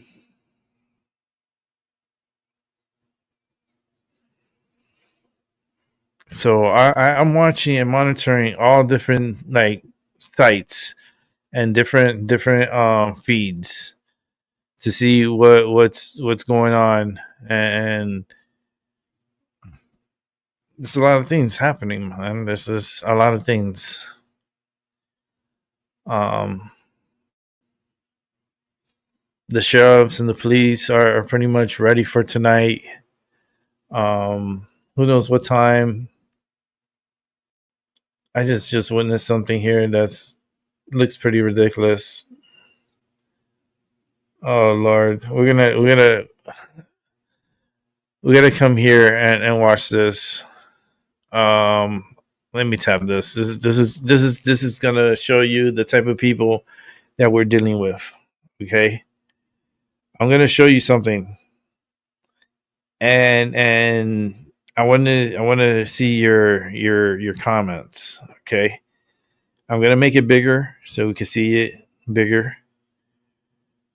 I'm gonna play, and tell me the first thing that comes to your mind when you see certain people. Okay, when you see certain people, tell me what comes to your mind. All right. Remember, I try to tell you guys, read the room, read the energy, feel the people, read their body language, see how they're moving around, what they're doing, try to read their minds, and try to be there, and just see it from the police side and what you're witnessing. All right. So let me go ahead and put play here, and you're going to see what I'm talking about.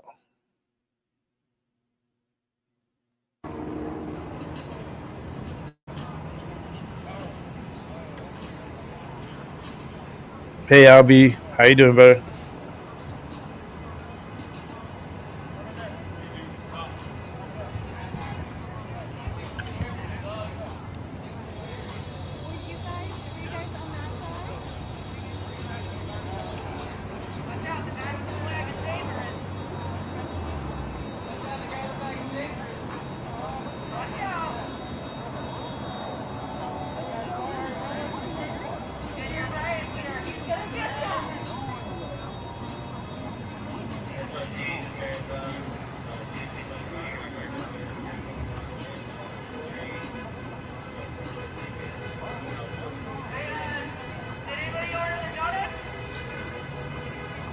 Yeah, does anyone want a donut?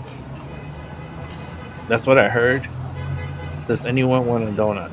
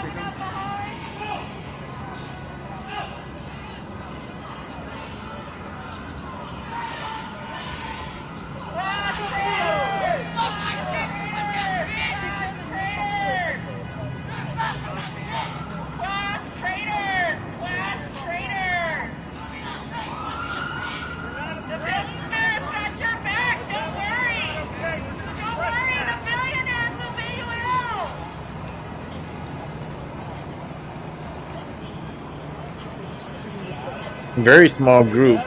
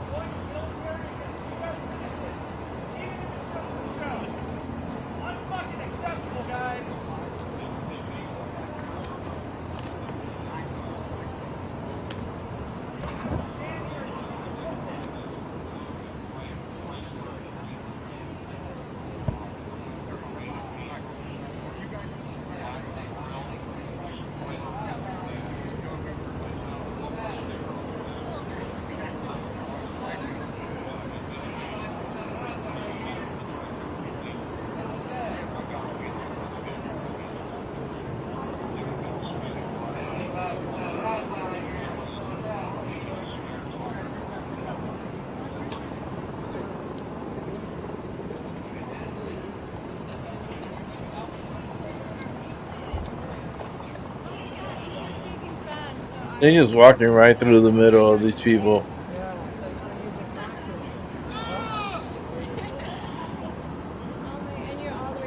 They are not threatened. I wonder where this part of the city is, because there's really nobody there.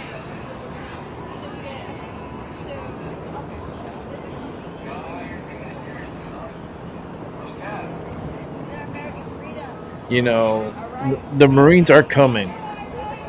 And trust me, these people don't want to deal with the Marines. They don't want to deal with the Marines. They're going to be very pissed off, these Marines. They're not going to be happy campers. That they're going to have to do this type of shit.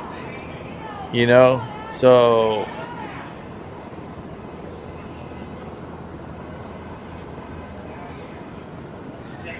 But Trump has to do what he has to do to protect the federal buildings and protect the federal employees. He has to protect ICE.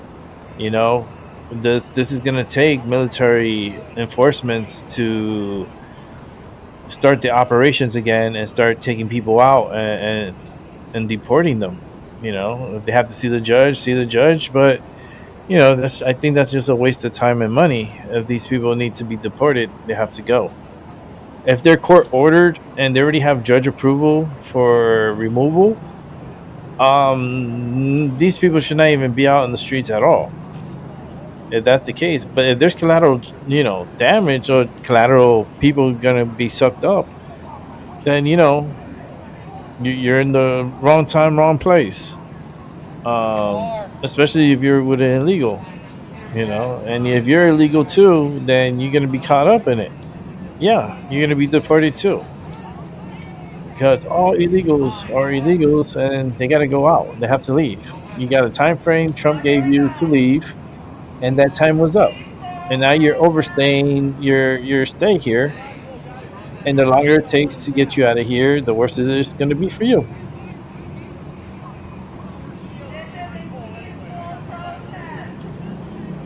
Peaceful protest. I heard somebody say peaceful protest. It's very peaceful, right?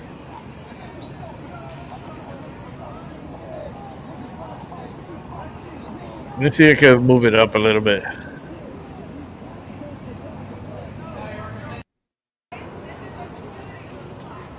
What's this one doing? She got tired? She's playing a game? She's playing Mario Kart? Oh, Lord. She's playing a video game in the street laying down. That's what that is?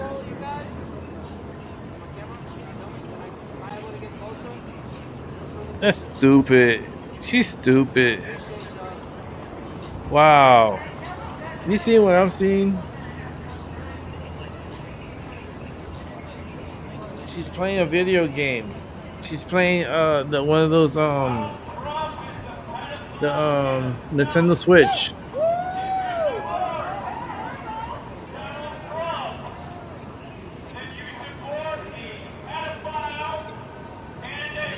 This guy, he got his whole setup. Look how crazy this shit looks.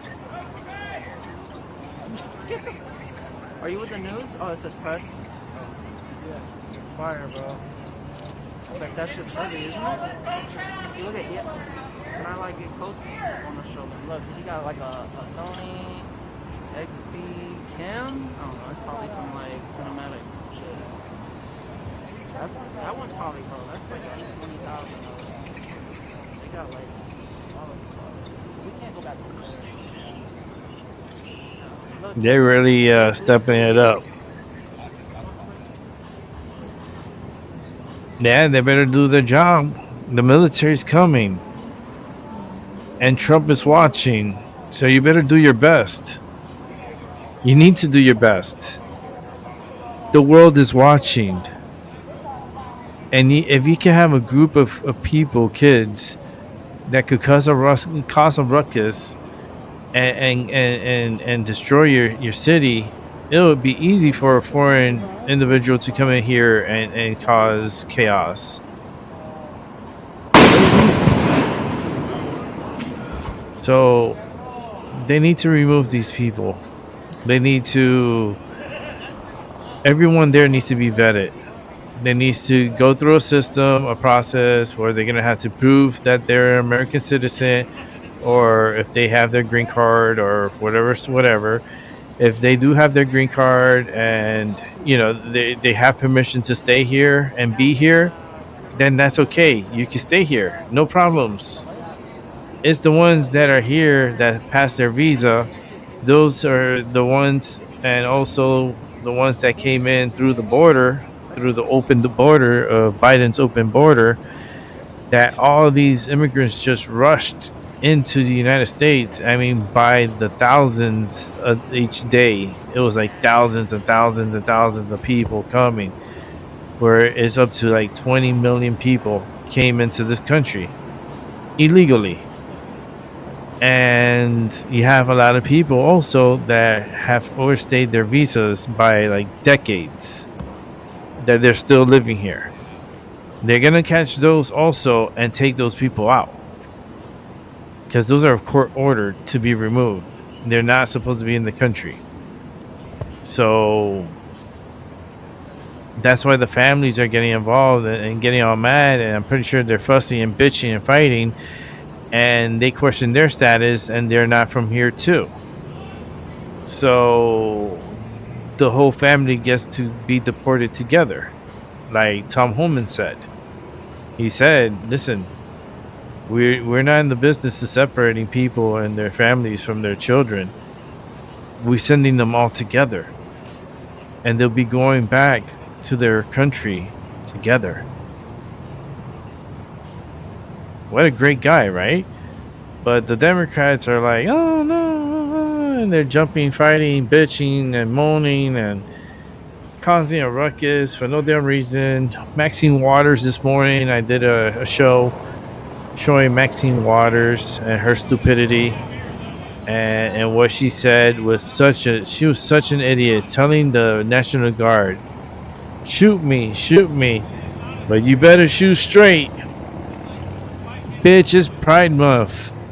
They're gonna shoot gay at you. They're gonna shoot a full set of rainbows at you, girl. You're gonna get the rainbow bullets, the rainbow, the non-lethal, it's like a cushion that they shoot at you, but hers will be a rainbow. I can't believe she said, shoot me. You have guns here, and you're not welcome here. You're not supposed to be here. I'm like, what is fucking wrong with this old lady? Everywhere she goes, you see every video she's done, everything, she's so negative. Such a negative Nancy. And not only that, she only has like 1,000 subscribers. And I need more subscribers. So if you could subscribe to my channel, I appreciate it. Leave a like. It feeds the algorithm. The more likes, the better, because that way the feed goes out to the algorithm and it'll get picked up. Like the first show I showed of this, I think it was the second day of the riot, I hit over 1,200 views on that one, and that was really cool. It was a good feeling to get back into the thousands again, but to keep it going, it's gonna. What the fuck is this? What the hell is this clown?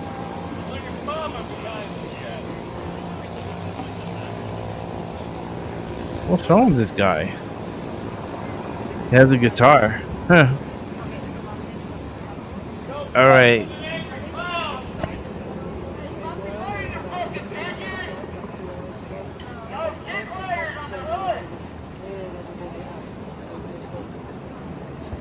That looks like a very peaceful crowd. Let's try some craziness, because it seems like a little peaceful. They had a clown. They had a guy with a nose. They had a guy with a nose. Let's see if we can find some chaos. I'm sure I can find some chaos. Let's see. Let's see what's over here. Yeah, we can go here. Let me see. Give me 1 sec. I'll start it up. Yeah, action. This one has fireworks. You want to see a clown, or do you want to see like action? I think you want to see action.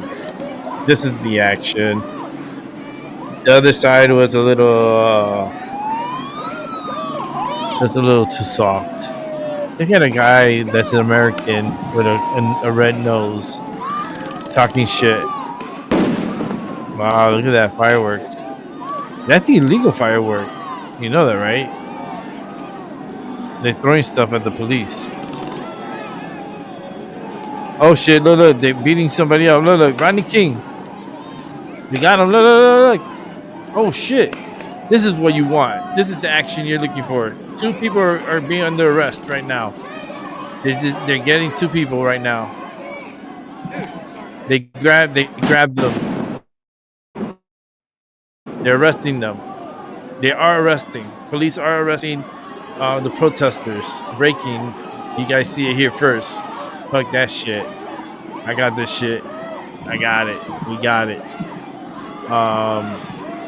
This is what we want to see. We want to see them getting arrested and being brought to justice, because you have to make samples. This is not okay. It's Monday and you're protesting like this. You should be home with your families. Like, does these people have families? If they truly have families, why they're not at home with them? But you got cops here running in, and they're arresting 2 people. They tied their hands. It's a guy. I think it's a guy.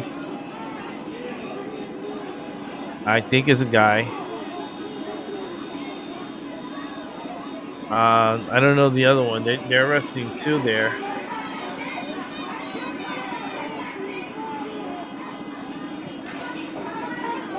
Yeah, this is a little hyped up little section. Thank God I switched, right? Like, damn, Rick, you're on the game tonight. You good tonight?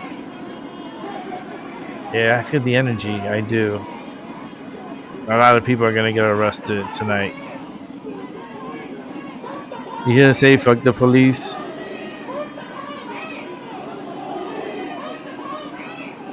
Fuck the police. You hear that? Well, guess what? Your man right here, he's getting violated right now. And they checked his pockets, make sure he doesn't have anything on him. Is it a female or a guy? It looks like a guy with long hair. Is it a guy or a girl? Oh man, you can't tell these days. These fucking liberals, you can never tell. You can't tell. They all look like Rosie O'Donnell for some reason. They look like Rosie O'Donnell. Yo, this is getting hyped over here. Oh man, thank goodness I switched. Yeah, Rick, that was good.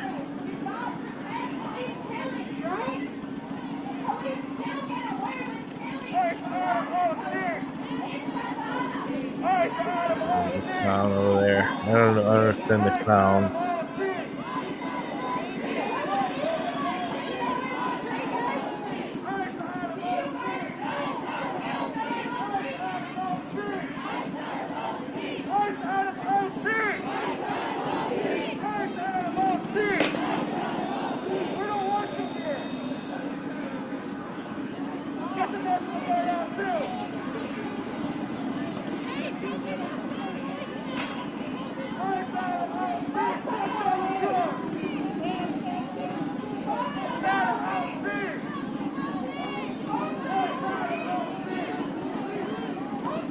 They're all saying, they're like, fuck the police. Yeah, fuck the police. Oh, man.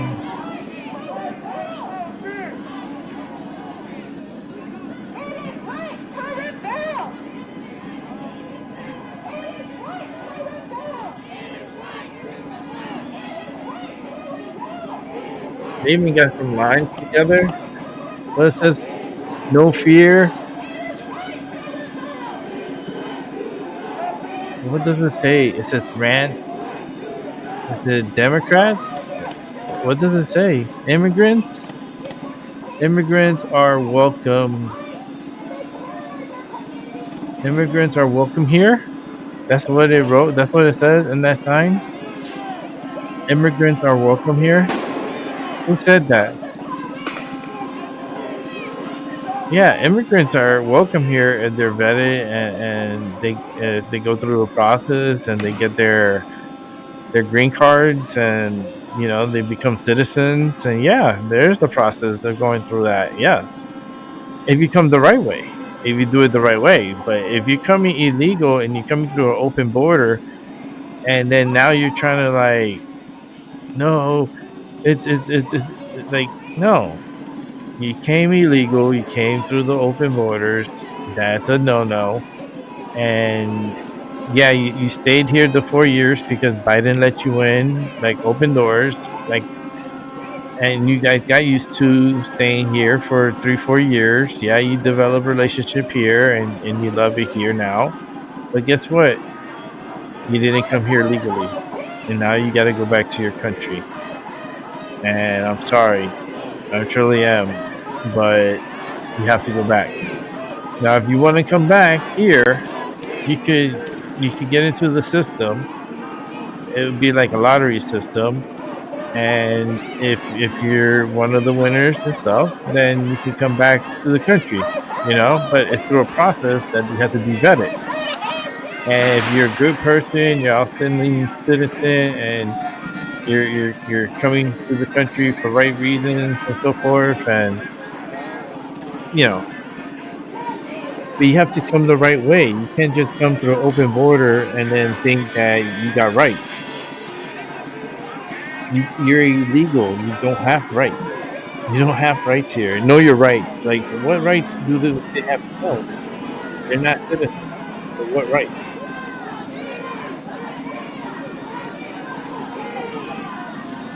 Yeah,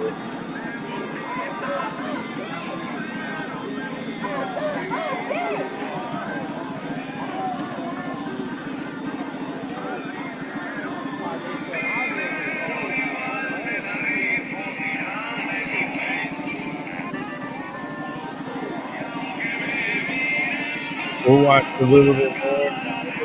We'll wrap it up for the night. We'll feel a little better. Just came off a little bit. Feel this and the peaceful, peaceful. I gotta say it's great.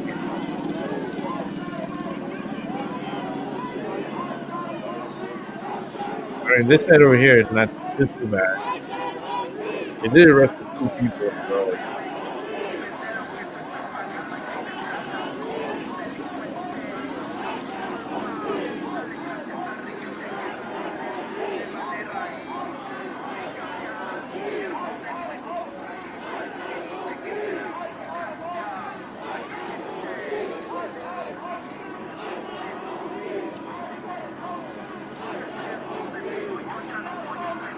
Yeah, I don't understand why they're standing so close and so in front of the police like that. Like, is it really worth it? Is it really worth it? Look, these two got arrested. Yeah, right. Fuck the police. Yeah.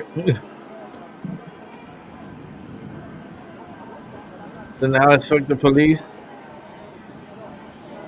What happened to the ICE? I thought it was fuck ICE. Now it's like fuck the police too now. Ah, because the police are starting to arrest people. Now it's fuck the police.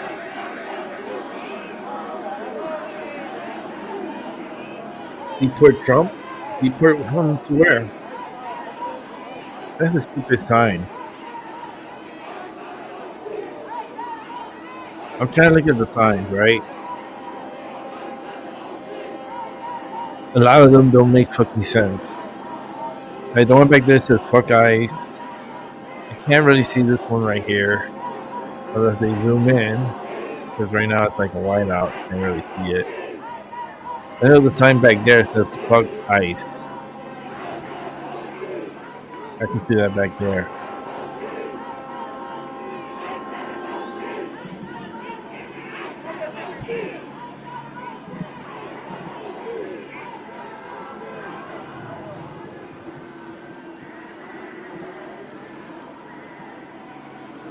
Oh, these people are getting ready.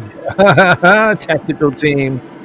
Oh shit, go have fun. Oh, these guys are ready. Look, they're getting their mask ready. They're gonna start smoking them. There they go. They're gonna start smoking them to move this crowd because they're getting too comfortable, you know. So now they're gonna move them and they're gonna hit them with gas.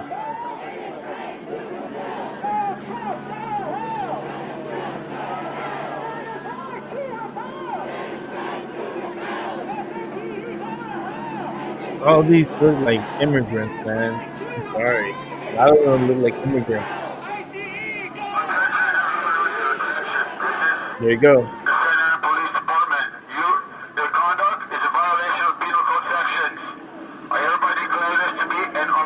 There you go.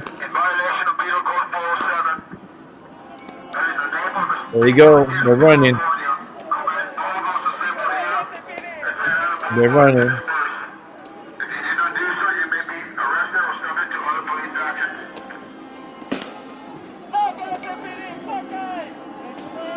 There they go. They're dispersed. That's the tactical group. So they know how to handle this. They got all the gas masks and they're ready. They're gonna start arresting people. They'll start arresting people.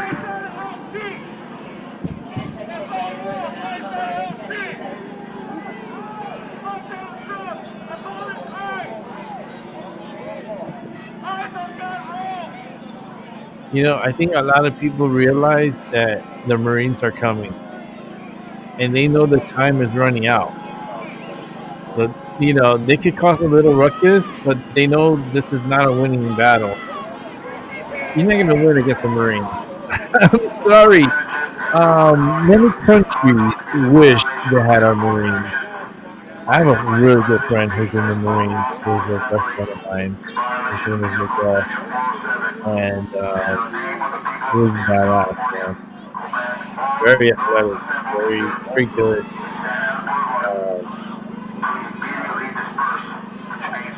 But he was a pain in the ass. I'm pretty sure he was a pain in the ass, you know, like in the military and stuff.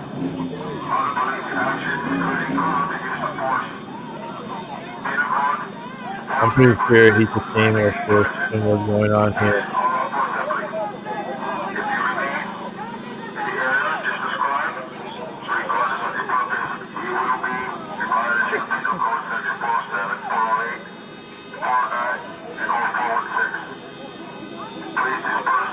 Yeah, they're moving them.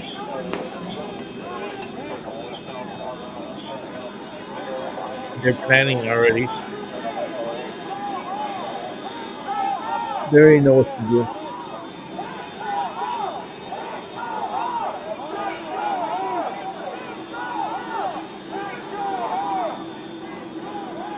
Let's say police go home.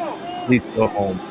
I think it'd be like police go home. No, it's more like police go home.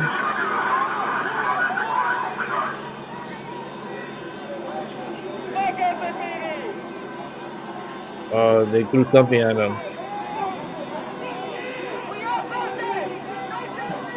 That's it. They're moving. They're moving. They're moving.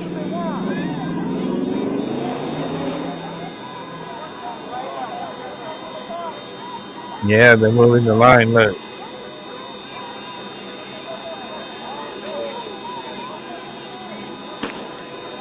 See, they're throwing things at the police. I don't know if that's a stone or something. It looked pretty solid.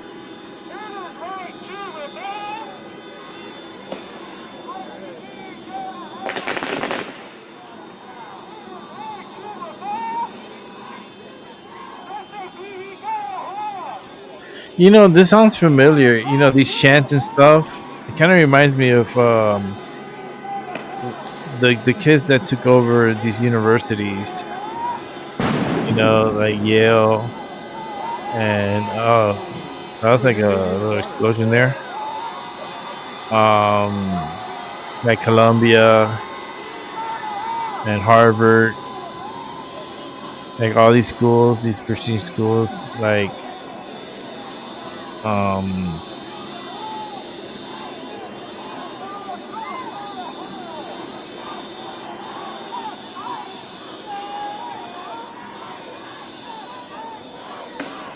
yeah, this here, huh.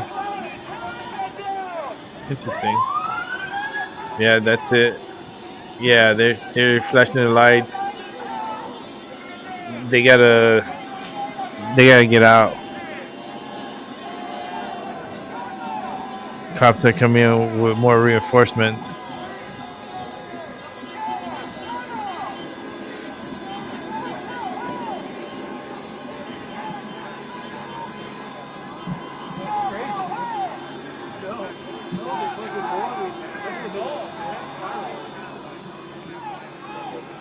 Yeah, you don't want them to bring out the dogs. Don't bring out the dogs, because that's gonna scare a lot of people.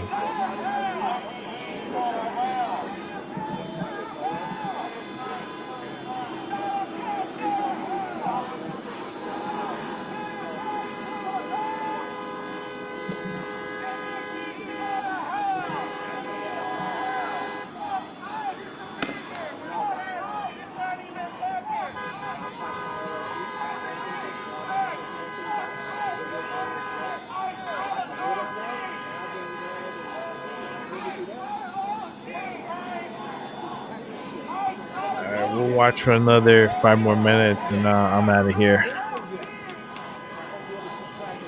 I want to be in bed by like midnight.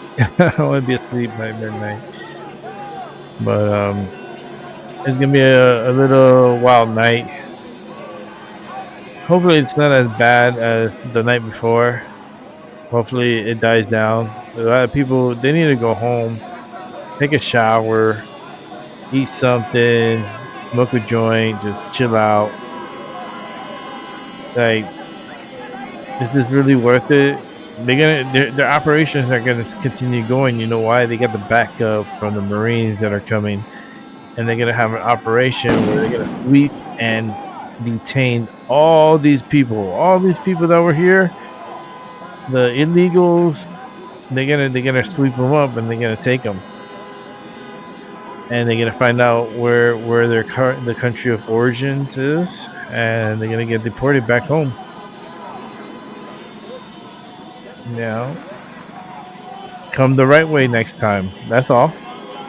If you came the right way and you did everything the right way and you paid your dues, and you know, you deserve to stay here. You deserve, the green card. You deserve, because you were an outstanding citizen. You were a great citizen. you know. But these people that came in here, they came here unvetted, and we don't know who they are.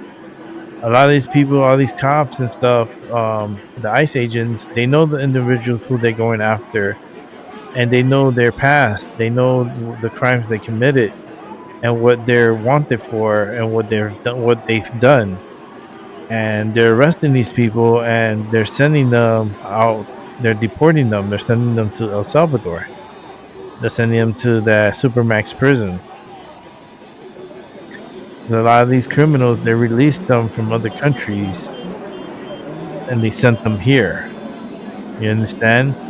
A lot of these people they're coming after are really high level criminals from other countries.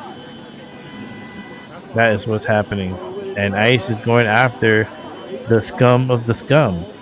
The child rapists, the abusers, the murderers, they're going after them. And these people that are here protesting, they're not going to stop. They're not going to stop.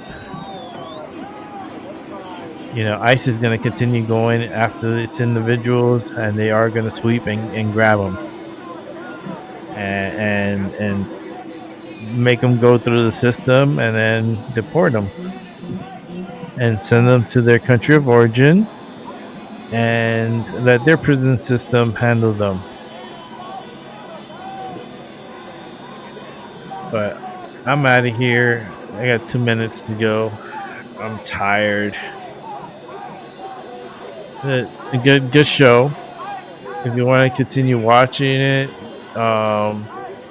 you can go over to Fox 10 in Phoenix, and it's titled "Fourth Day of Los Angeles ICE Protest," and it's Fox 10. It's Fox 10 Phoenix. That's where I'm getting the live feed from. So once I sign off, you can go there and you can continue watching this. But I'm tired. I had a pretty long day and I'm ready to go to bed. So with that said, you guys have a good night, a good afternoon, and good morning, wherever you're at. Night 4. Let's see what happens later tonight. I'm going to be sleeping when it happens because I'm not losing sleep over this stupidness because this is funded and the energy is coming from the Democratic Party. You can tell this is the Democratic protest because it's very weak. This is a weak. It was active, but 92 was way worse. This is like 2020 level. Not too crazy. It's manageable. The Americans are like, we're not participating in this. This is a migrant thing, and a lot of these people here are majority are migrants that are protesting, and they're gonna be here only for a limited time because once they get you, you're going home. And if you are with, let's say, an illegal that is on the list to be deported, and you're collateral damage, and you are illegal also, guess what, honey? You got that ticket to go back home. And don't worry about the stuff here because you're not taking any of the stuff with you. And bye-bye. Hey, take them. And in jail, you cannot have your cell phone on you, and you cannot have your personal items on you because you're detained. So, yeah, it's crazy. I wouldn't want to go through this, but I already told you where to go see this coverage. It's at Fox 10 Phoenix Live. Go to the live section on YouTube or type up Fox 10 Phoenix Live, and it'll take you straight to the channel. And you can watch it live for yourself and monitor it for yourself. I want to thank everyone that came by and watched. I truly appreciate you guys. Please subscribe because we've got to build this channel up. Little by little, we'll build it up, and we'll get bigger, little by little. It's gonna be a little wild night. Let's see what happens. Look, David gave me the thumbs up. Yeah, I'm out of here, man. I'll be back on tomorrow. Probably in the morning time to talk more about what happened. That said, you guys have a good night, and I appreciate you guys very much.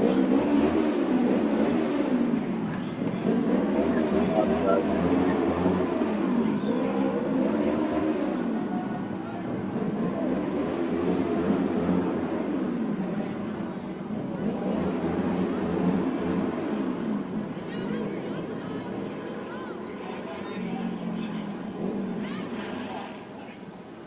The picture does look crazy, huh? It's like I'm gonna leave, but I'm looking at this real quick. You know what I'll do? I'll leave it on, and then when it signs off, it'll sign off.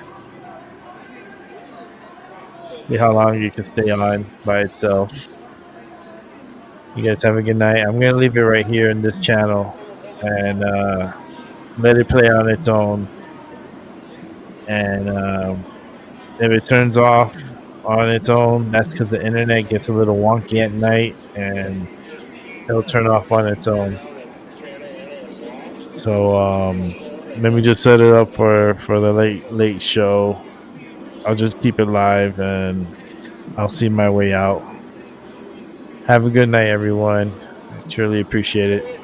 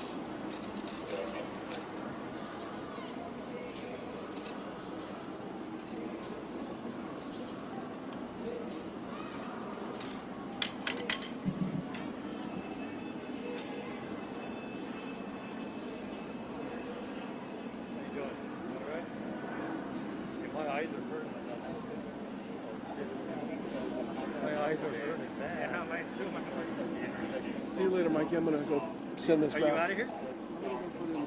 Okay. I think they parked in the courtyard or something. Okay. All right, I'll be here. Huh? Down the street. I thought I said, Yeah.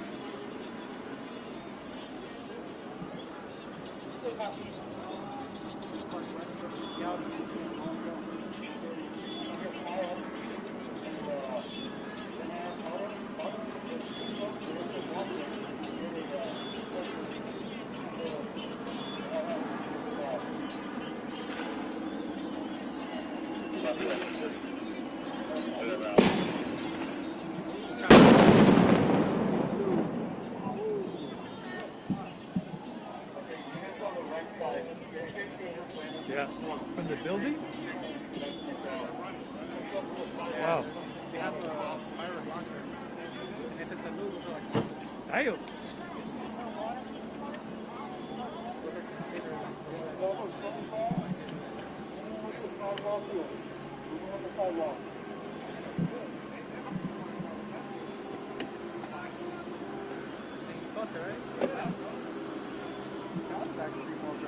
That was close. That was like right there.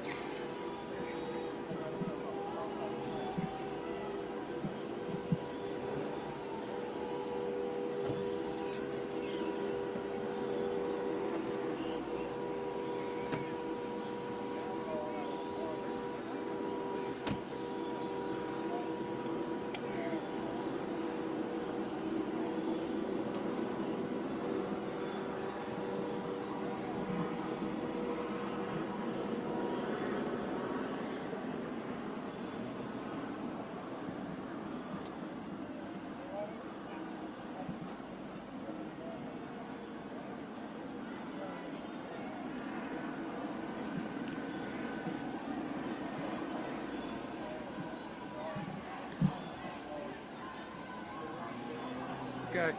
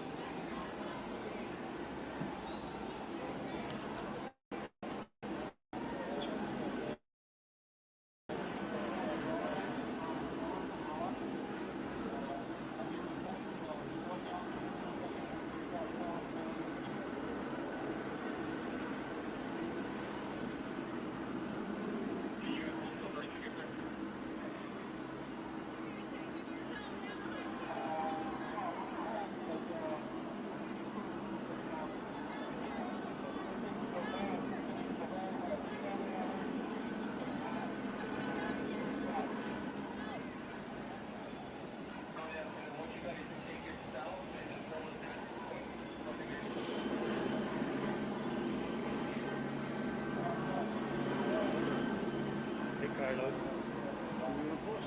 I'm everything, man. Yeah, he's over at Doyle High. Yeah. No, he's still there. But it's all quiet over there. This is kicking a little while.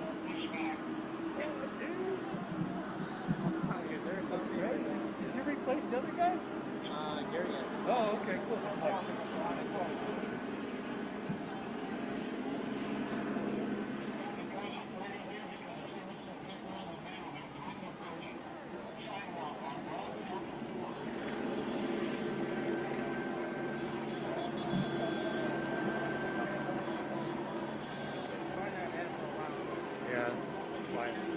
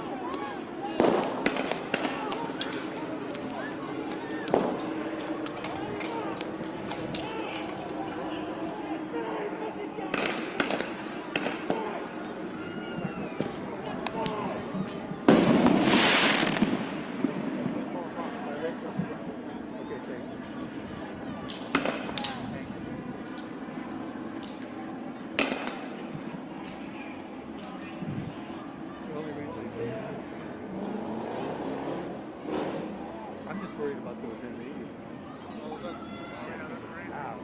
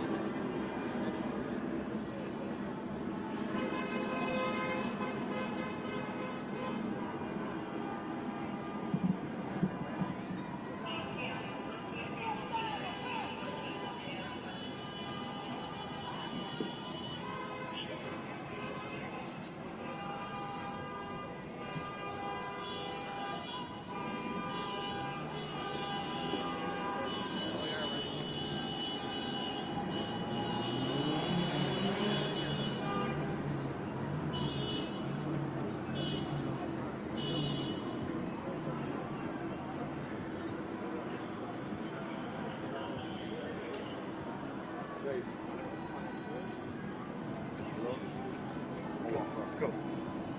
Thank you.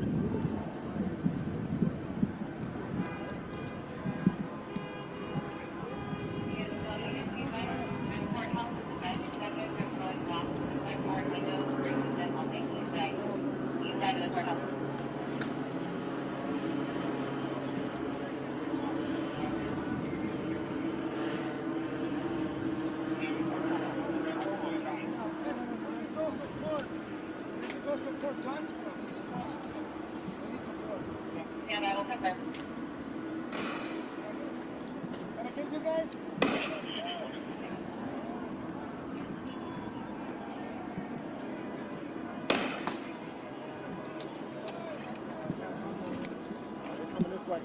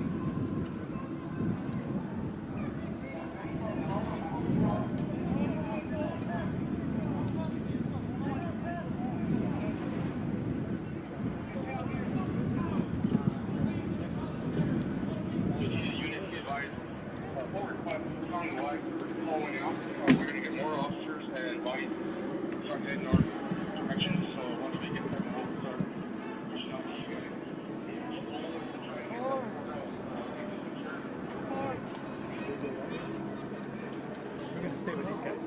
We're gonna stay with them.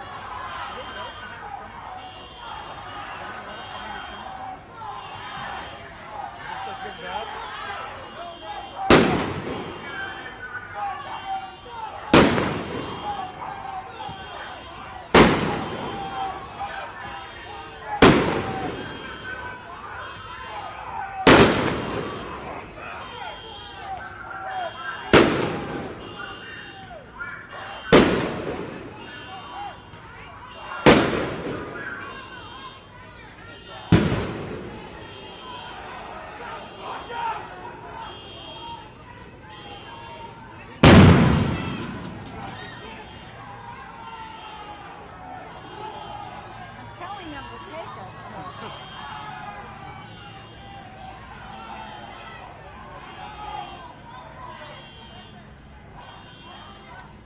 May I see the other phone?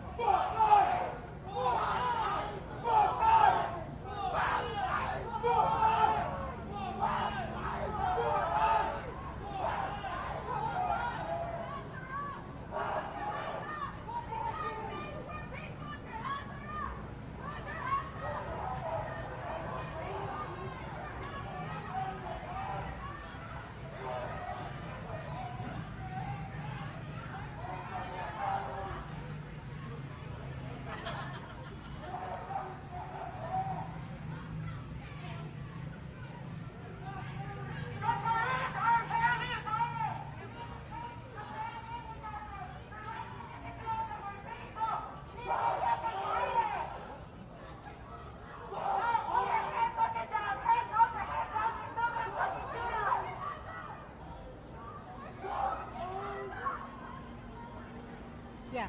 Yes, you're missing a lot of good stuff.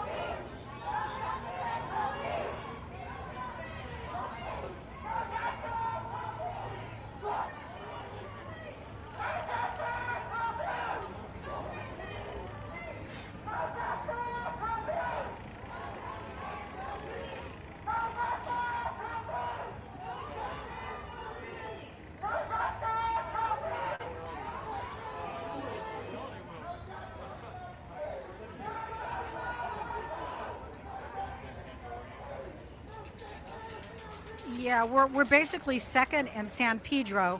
And when I talked to you last about a half an hour ago, it was very peaceful. People were sitting down. They were trying to stage a sit-in. About 30 minutes later, of course, the emotion has ratcheted up. Somebody actually was able to discharge a chemical fire extinguisher, and that seemed to really ratchet up the emotion here. We were all coughing, tough to breathe. And then the people who were sitting down stood up, people started running. And since then, there's been a lot more screaming and people upset about what's occurring here. So that's how much 30 minutes can make a difference, Susan. We've watched it throughout the last 4 days, that the emotion ebbs and flows and people's reaction ebbs and flows. The sheriffs and the PD that are behind us, the police from various agencies, have had fireworks thrown at them. So it was really noisy here just a little while ago, and then the crowd began pushing back. They are no longer sitting there, they are standing. And I think I wasn't able to actually hear them say it's time to disperse, but I suspect that's what they're telling the crowd. It's time to go home. But right now, people are standing up, they're waving flags. A different vibe than when I spoke to you 30 minutes ago. So I think we're all waiting to see what the next move will be. Laura Diaz reporting live from Little Tokyo, sending it back to you. Susan?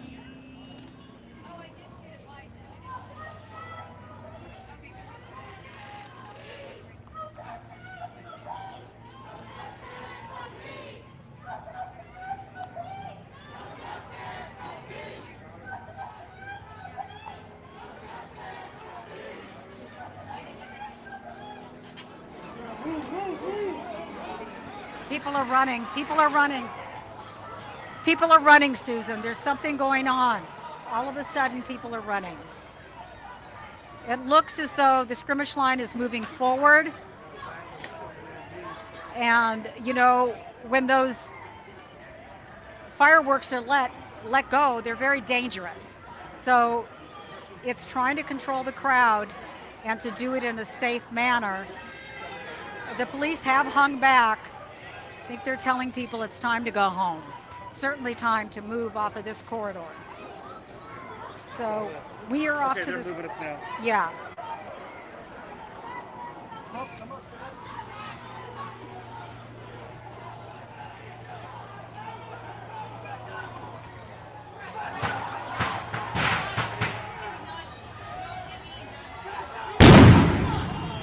Someone just left a huge firework off right in the middle of law enforcement.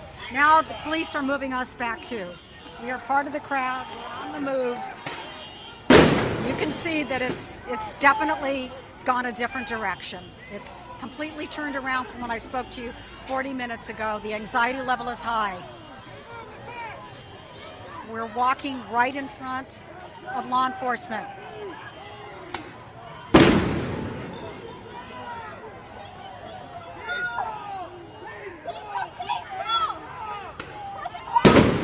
There are fireworks going off everywhere. Those aren't fireworks, those are less lethal munitions. Oh, so some of these, okay, some of these are munitions. I did see fireworks earlier, but. We just saw one. Did you see that? Okay. I think it's a mix, to be really frank with you.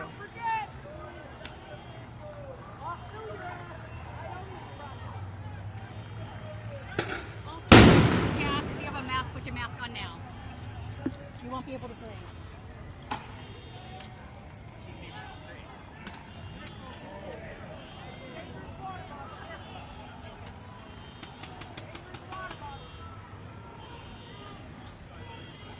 Well, I can tell you this.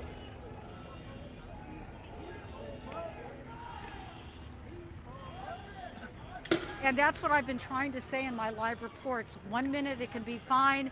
You check back 45 minutes later and everything's changed and it's just the way it is. So you have to take it on a minute by minute basis. Right now, people are being pushed back. They are closer to that intersection now. And there is more space between the protesters and the line of law enforcement. There's a lot of smoke in the air,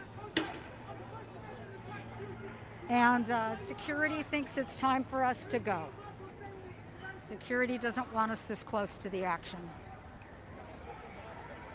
There's a sting in the eyes, and yeah, it's getting ugly out here. It's getting ugly.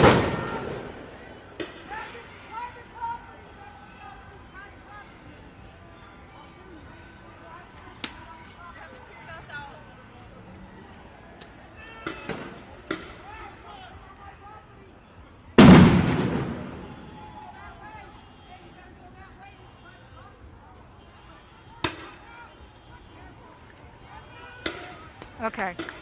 Okay.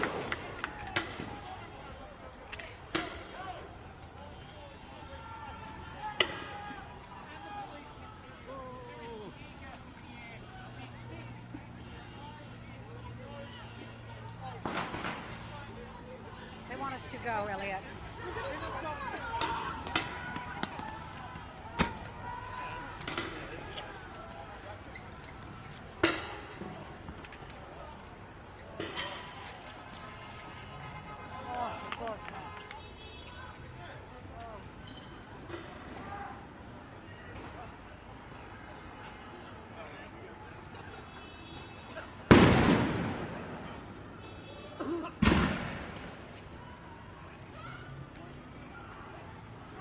You're downwind, let's go. You're downwind, let's go.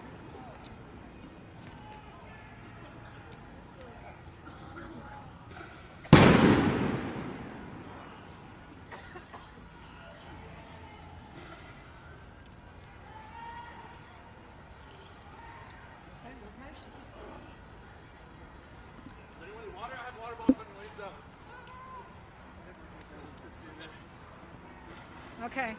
They're watching.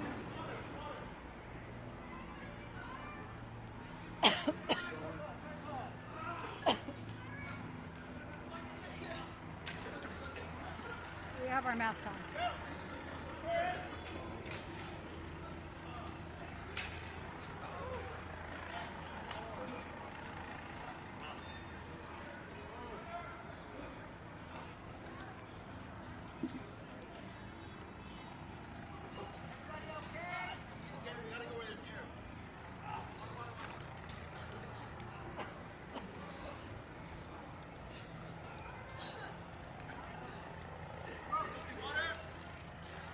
Yeah, get me water.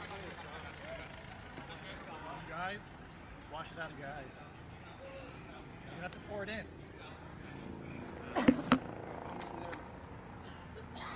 Why are we staying in it? You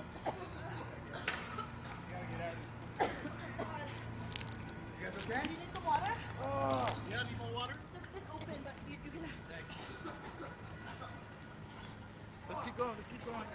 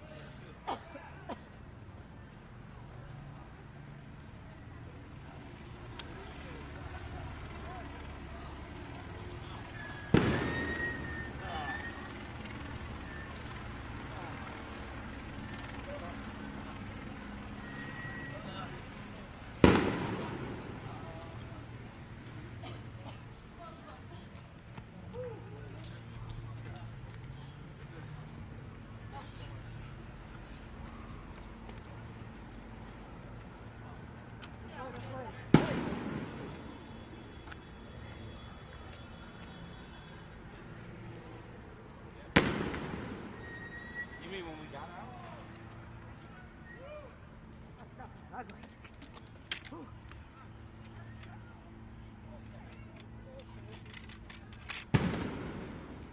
I want to know why we didn't leave early.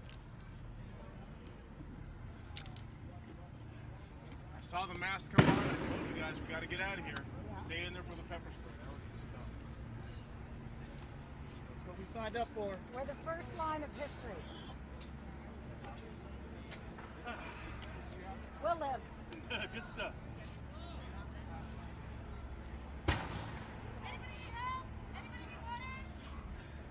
Water! Over here, over here. What's up? Anybody need help? Water? Sure. It's brand new. Brand new. Sailing. Perfect. Yeah, of course.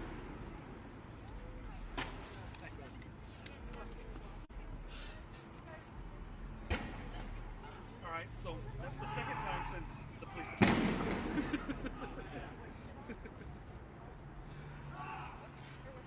That burned worse. This is coming this way still. That burned worse than yesterday.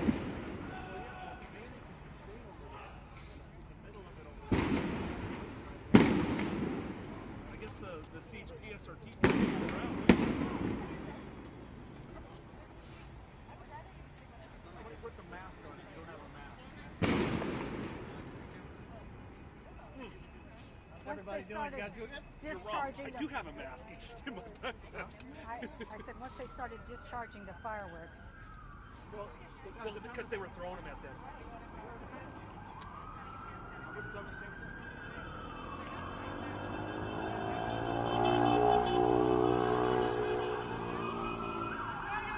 When you guys get home, when you wash tonight, like when you're in the shower, bend forward first.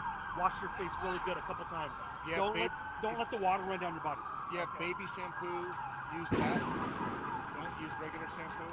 Or even dishwashing soap. Yeah, like Dawn. You don't want it running straight down. It's going to get to your privates. It's not fun. It's not going to feel good. You'll do that once. You'll do it once. Okay. Also, if you when you get home, take the bombs that you have and put it in a hamper. Put it somewhere away from the inside of the house. In the garage, yeah. In the garage, you can. When you pepper spray has a humor. It reactivates with water. Okay, that goes for your face too. So the first time that you scrub it, just scrub it good. Make sure you get it off first. Okay, and that's from here and forever. The first time you scrub it, it hurts. Get it off. That works better than the augmentin I'm off for the sinus infection. Yeah. I'm good. Let's go that way. Michael says, get back on the air. People are worried about shit. Michael says, get back on the air. People are worried about you. It's good to see you guys in person. Under better circumstances. I was like, not again. Gosh.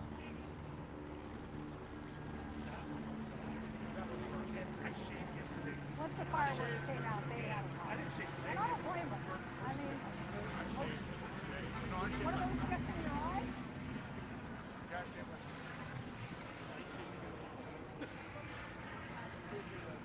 No, I'm not shaving.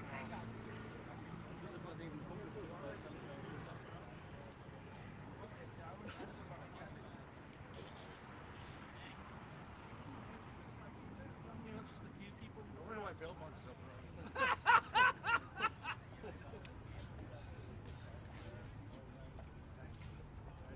Well, apparently for nothing, just not arresting anybody. Yeah. That's pepper spray? That was tear gas. That might have been a combination of C and CX. You know that?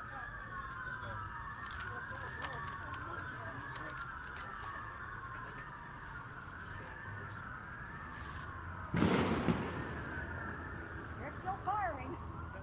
Not as bad as pepper spray. It's been washed out with water. Yeah. Yeah, that's pretty good, all things considered.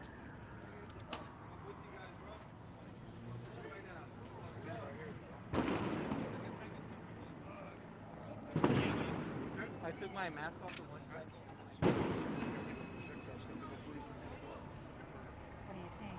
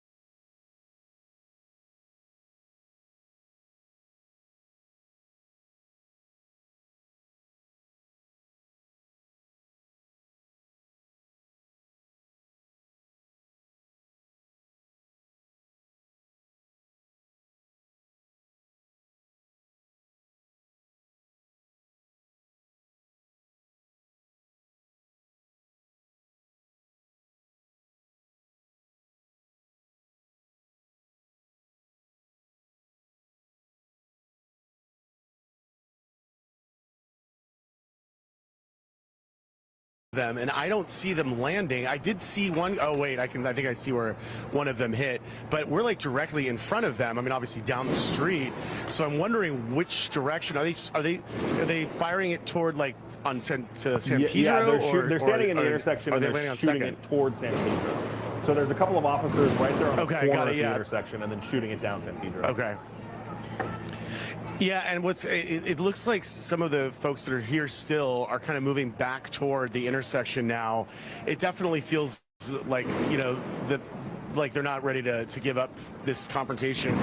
But, I would say officers and CHP will have them outnumbered pretty shortly if they don't already. Well, we're looking at a number of people in your shot where they just look like they're looky-loos, or they're there just to see what they can see. Some of them are holding flags. Others we can see running. And a lot of people they're live streaming. They're using this as a social media event. You can tell. Yeah, exactly, Pat.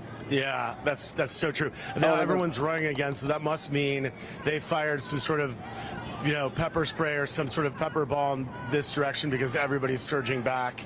And you can hear the rapid fire, boom, boom, boom.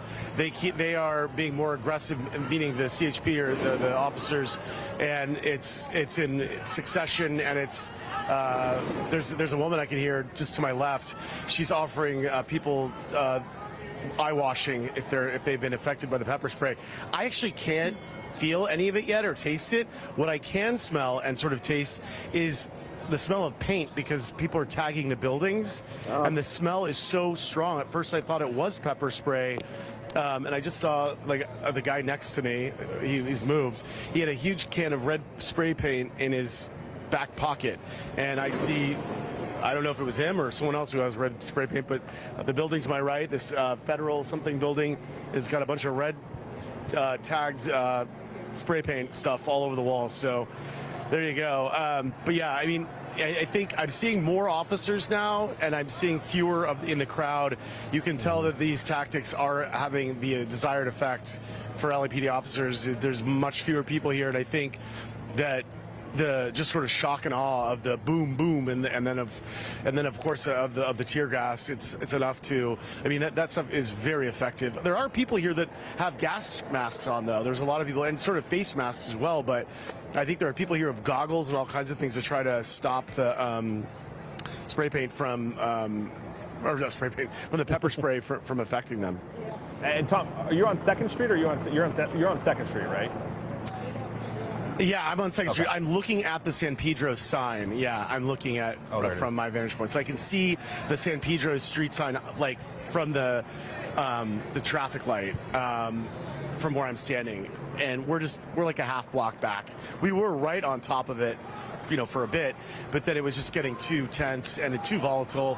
Like our photographer here, Anna, who's doing an amazing job, was like, this is the moment, and she was absolutely right, because after that, I think the CHP really started engaging and deploying their less than lethal tactics.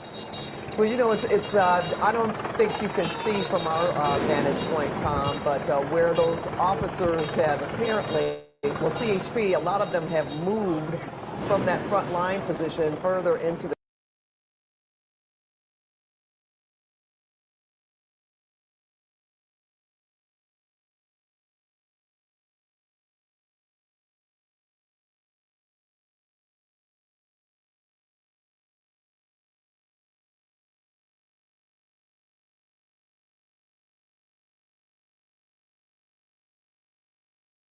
to protest. And you see there, Orange County Sheriff's deputies, they're getting ready to form yet another skirmish line, I believe. And we're watching, so now multiple skirmish lines for crowd control, to get this crowd under control. But again, there's fireworks, and there is the ability by those deputies to perhaps choose to use some kind of less than lethal, non-lethal weaponry or munitions in order to push the crowd along. So it's really interesting how the crowd is almost like an ocean wave, how difficult it is. At one point it's low and then it's high. That's it for us on LA Live News tonight. Thank you for joining us. Coming up.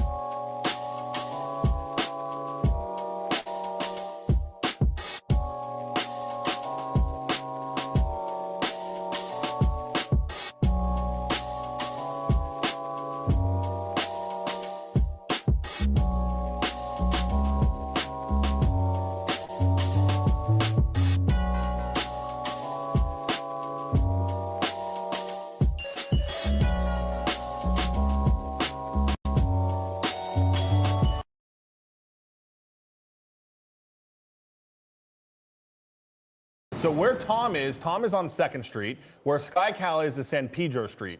Now you have the officers at the intersection there. They have split into 2 lines. So you have a line of officers that are walking down 2nd Street to where Tom is, and then you have a second line of officers that is walking down San Pedro Street. So earlier when we talked about how on 2nd Street there were 3 blocks of law enforcement officers that were moving through the area, that's why, so that they could split, and half of them could go down 2nd Street, and half of them could go down San Pedro Street. As we begin shortly here, KCAL News at 10, Juan Fernandez, Susie Sa here with us at the anchor desk. This is certainly the most activity we have seen in quite some time tonight, guys. You know, we thought it was a quieter evening when we came to you last. First of all, during the 7 o'clock hours when we saw the protests really thin out, and the crowds were really thinning out, and there were no dispersal orders officially at the time, but police did have some big vans or a big bus ready to detain people if need be, but we actually didn't see that happen. By the time that we handed over the newscast to Bruda Bay and Pat, things seemed calm. I walked away feeling like, okay, perhaps the worst of the night is over, but of course, as the evening progressed, we did see things get a little more tense. But there from SkyCal, Mike, you're looking at a pretty clear street. So I'm guessing it's just smaller groups of protesters that are hanging back. Yeah, well, and thankfully what happened is, and this is what happens every time law enforcement pushes forward, they've splintered. So you had a group go down 2nd, you had a group go down San Pedro, which made the group a lot smaller, which of course is good news because every time the group splits, that's what we want, is for it to get smaller. So Tom is there on 2nd Street, the chopper is looking at San Pedro Street, and on San Pedro Street anyway, there seem to be a few more people, but they're very, very spread out, and there's even, I think even less people on 2nd Street where Tom is. All right, for those of us just joining us right now, this is KCAL News at 10 o'clock, another night of protests against immigration raids here in Southern California. Well, within the last few minutes, things have escalated dramatically with protesters firing fireworks at police. And police are out in force in downtown LA. We counted more than 50 police cars. Look at this, from departments across Southern California, all lined up and blocking streets. Well, on night 4 of the protest, police are doing mass arrests. Our KCAL News crew there as officers are cuffing people who ignored an order to leave. And the protests also spreading south to Santa Ana. Tensions between police and protesters boiling over, with law enforcement going into the crowd to go after this guy in the yellow hoodie. Also tonight, Marines are reportedly rolling toward downtown LA after the defense secretary mobilized hundreds of them. Another 2,000 National Guard troops have also been federalized and called up. But what are they all going to do once they get here?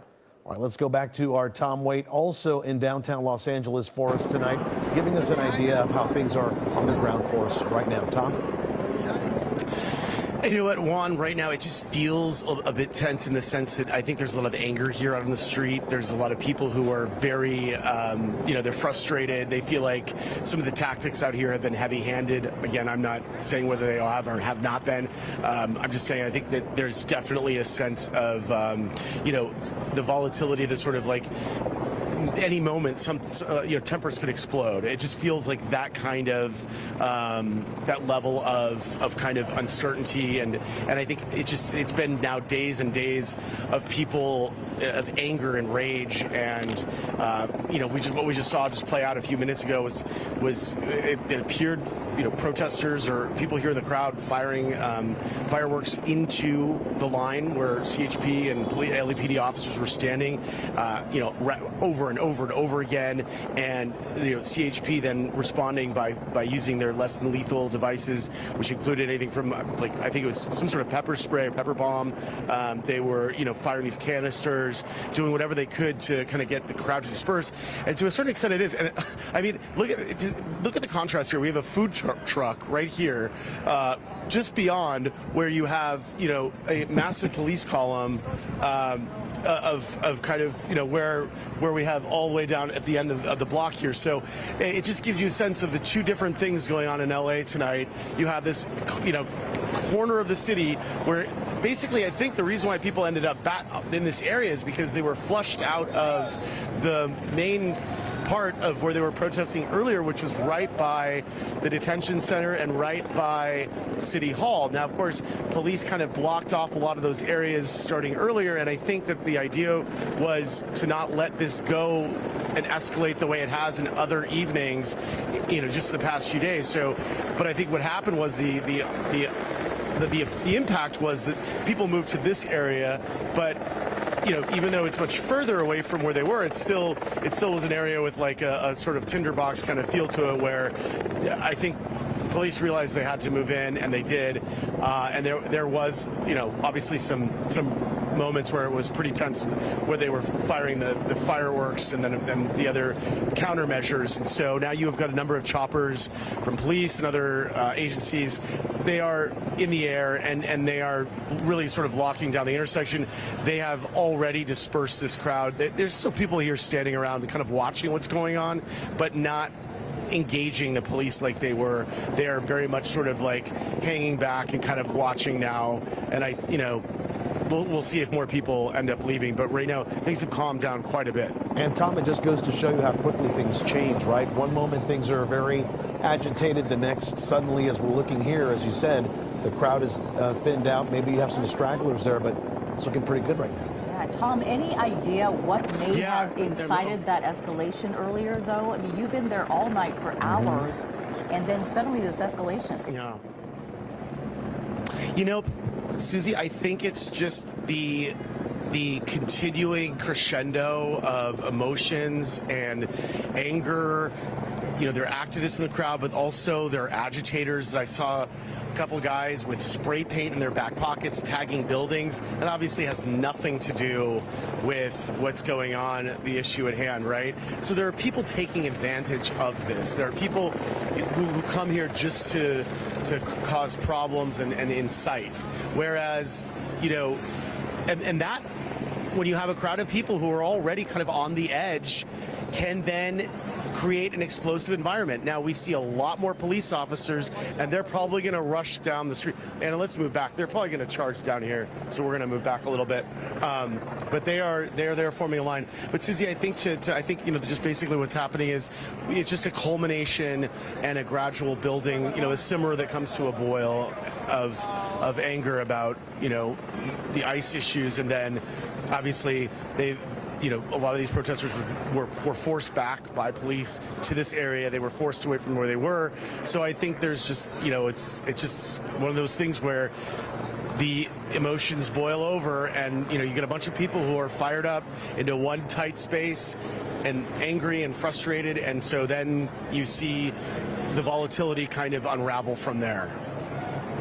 All right, our Tom Waite live there in downtown LA. Thank you so much, Tom. All right, let's get to our Nicole Comstock live for us in Santa Ana. Protests also breaking out there, Nicole. Nicole, can you hear us? Yeah, sorry, you guys. I can't hear you guys. Sorry, we're just getting our camera back up because we walked a little bit too close behind the police officers and took in a little bit of the pepper from these pepper rounds. Not too much, though, so we're still good to go, but we just took. And you can hear what's going on out here. So people are basically lighting off these like giant firecrackers. Sometimes it seems like they're throwing them at police, and then they're also lighting off really big fireworks too. So they kind of do that. They advance on them, and then police out here in Santa Ana pretty much launch those pepper ball rounds immediately, and then they advance down the street toward those protesters who do seem to be moving back, but we have seen them throwing stuff directly at officers, which is super unfortunate considering these are not the people carrying out any of these immigration enforcement operations. They're literally just responding to vandalism downtown. They're trying to keep law and order in the city to keep things together. And so, unfortunately, they're the ones kind of bearing the brunt of what's going on out here tonight with these protesters. We can get you to some video right now, though. Sorry, I had to clear my throat from that pepper for a second. So the first video we're taking a look at here is the protest earlier tonight. So dozens of people out here descending on the federal building in downtown Santa Ana. Most of them just protesting with signs. However, some people are vandalizing buildings. There's lots of derogatory spray painted messages, some of them just on small businesses out here. again, more of those fireworks going off. And you guys, I just lost my ability to hear you, but I think you can still hear me, so I'm going to keep on going out here. The next video we have here is you can see the police response from earlier this afternoon from our helicopter. Now, the police tactic, again, they're using smoke to disperse the crowd. They're using pepper balls as well because these protesters just keep advancing on them. Earlier today, another one of our crews, a photographer and a reporter, got hit with these rounds too. So you really got to take a second to just get away from them and continue on toward what's going on out here. Sorry, I'm just tapping right back into our speaker so I can hear you guys. And so that's what they've been dealing with all day. Police just walking in formation down the street. We have another video we wanted to show you because this is like the minority of the people out here in the crowd. Mostly people are kind of just protesting, and then you have a couple of people doing more than everyone else. So this guy in the yellow shirt, if you can see him here, was just taunting the National Guard troops who were protecting the federal building earlier, kept going back for them when they were telling him to leave, and they weren't having any of it. So eventually, a couple of minutes later, they caught up with that guy and detained him, likely arrested him. And, you know, obviously this is a community here in Santa Ana that has a lot of immigrant families, many who just say they're out here standing up for what they believe is right, trying to keep their families together. Santa Ana is Orange County's only sanctuary city, actually, and the police department says they don't work with federal authorities on these immigration enforcement raids, but they say their police departments, their officers also can't use their resources to interfere with them. And so that's how they kind of get caught up in the middle of this, you know, where they have these big fireworks blasting off in the middle of the city at night. This, of course, in response to reports of multiple immigration enforcement operations in Orange County today. Don't have the locations on those confirmed just yet, but this was the result of this out here tonight. Actually, Santa Ana City Council members last month moved toward a program that would create an alert system to notify people if they get word of any immigration enforcement operation. Unclear if anyone got the word of that in advance of this today, but they have certainly mobilized out here this afternoon and tonight to, you know, make their stance out here and say they don't believe that these raids are right. Obviously, some of these activities we're seeing out here are not appropriate behavior either. Probably not helping the cause, but most of the people out here in the crowd are just kind of saying whatever messages they have. You can see all those police down here in the street. And again, we have dozens of National Guard troops behind us with Humvees. We'll send it back to you guys in the studio. Yeah, we're seeing things change minute by minute, hour by hour out there, Nicola, right? Thank you for that. All right, we're going to continue our live team coverage now with KCAL's Lori Perez, also live in downtown LA for us tonight. Just Lori. Yeah, we're actually not that far from where Tom is, but boy, what a difference it is where we are. This is an intersection that not so long ago was filled with protesters facing off with police. Then about an hour ago, police started to cuff people after repeated announcements asking them to go home, telling them to leave this area. They started to cuff people. I know we have some video of them taking people into custody and then loading them up on these big white LAPD buses that we see that they use when they start to make mass arrests. And so we saw that about an hour ago. They took away two full buses, maybe about 40 people who had been standing off with police for hours on different intersections throughout downtown Los Angeles. In the time since they started putting the cuffs on, now this intersection is pretty clear, but for about 3 or 4 protesters on one side and then 2 protesters on the other side. In fact, you know, we were just remarking it's pretty surprising at the number of LAPD officers who remain lined up on this intersection facing off with just a handful of protesters. Of course, we don't know their strategy. We don't know if they're posted up here in case that situation where Tom is starts to get mobile and move in this direction. But, still quite a force of LAPD officers situated here again in the Arts District. They've been here for hours now. Everybody kind of waiting and watching to see how the rest of this night plays out. But for now, it is calm on this corner in downtown Los Angeles. Again, such a stark contrast to where Tom Waite is, which is not so far from where we are at all. Guys, back to you. Yeah, no doubt. And Lori, regarding those people that were being arrested, it looks like they are being taken in. It's not like a cite and release and off they go. They are being taken in and to get booked.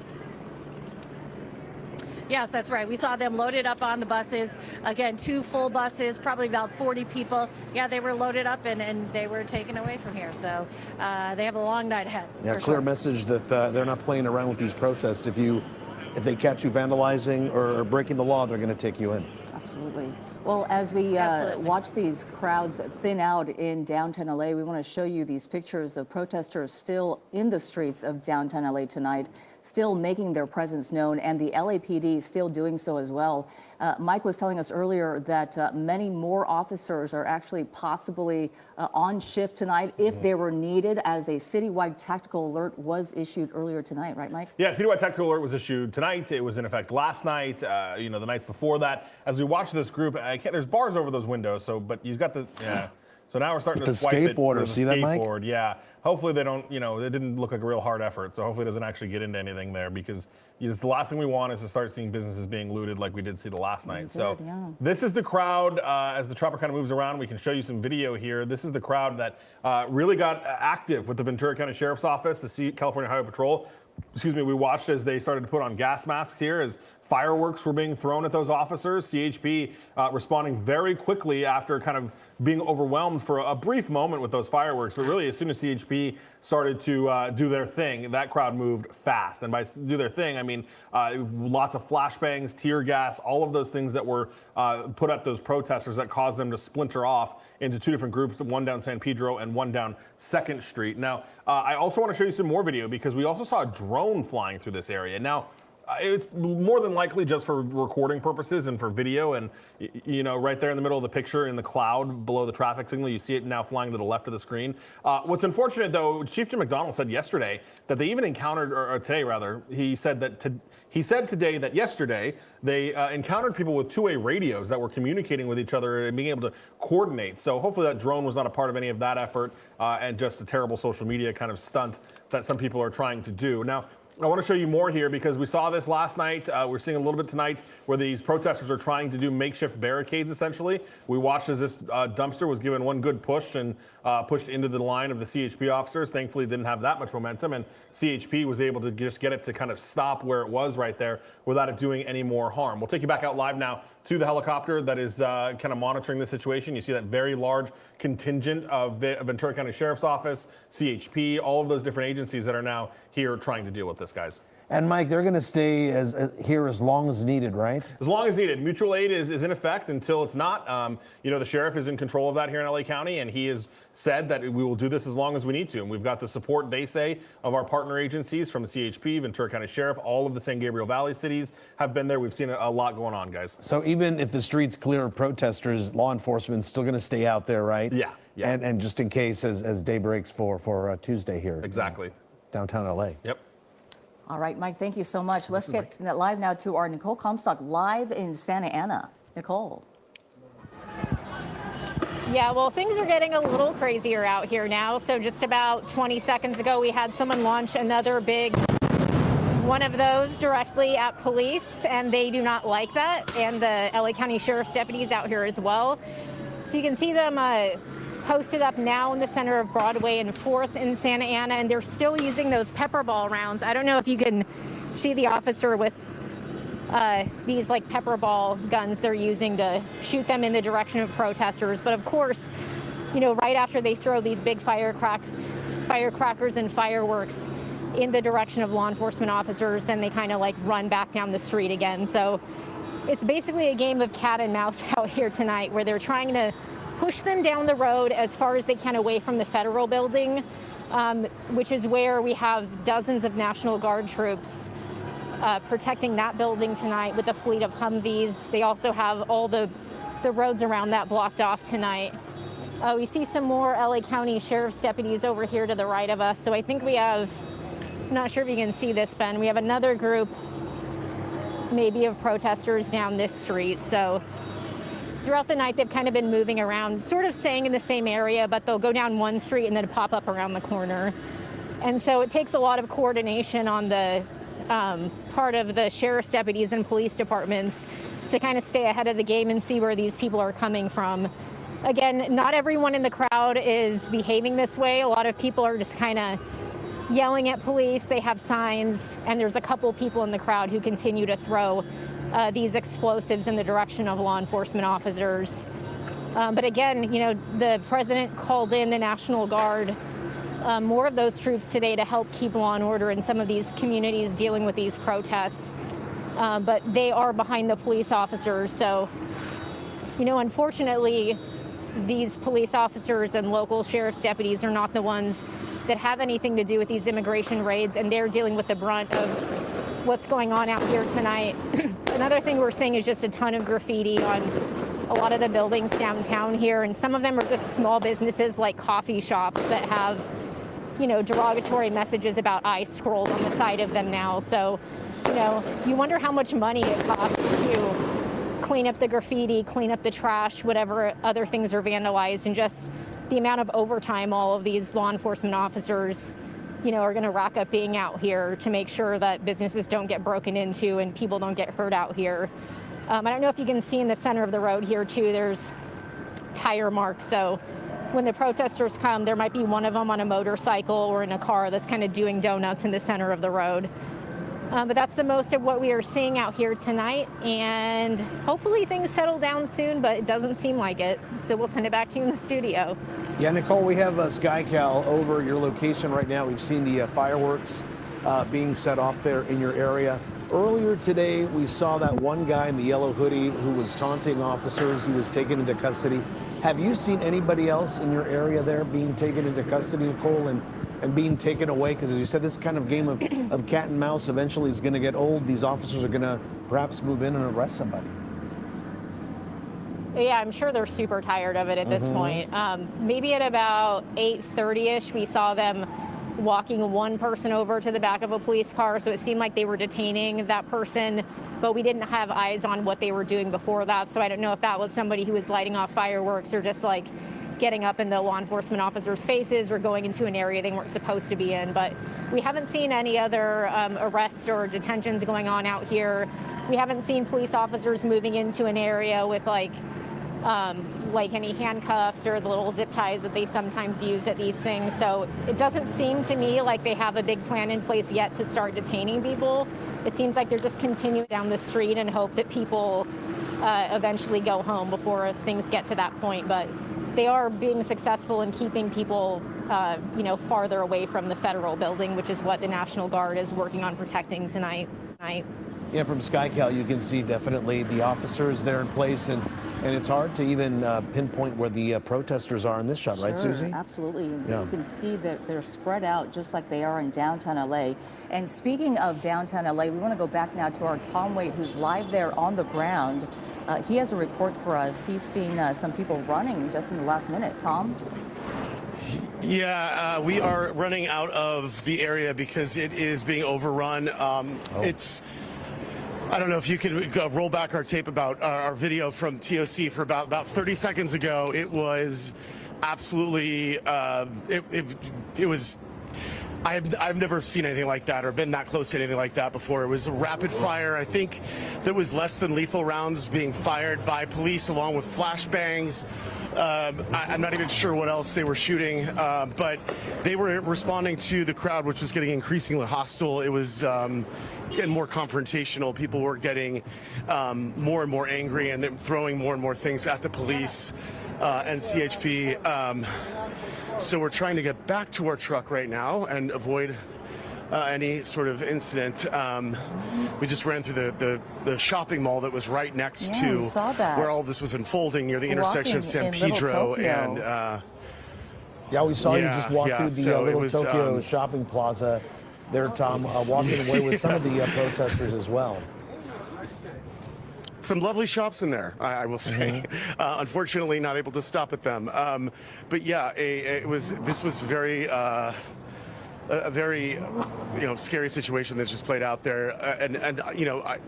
Having seen what protesters were doing, they were throwing things at police. The response from police was to push the crowd back and to use intense tactics to break up the crowd and to try and disperse the crowd. This crowd has been sort of lingering here for a while, and it's been like a pressure cooker. It's been building and building.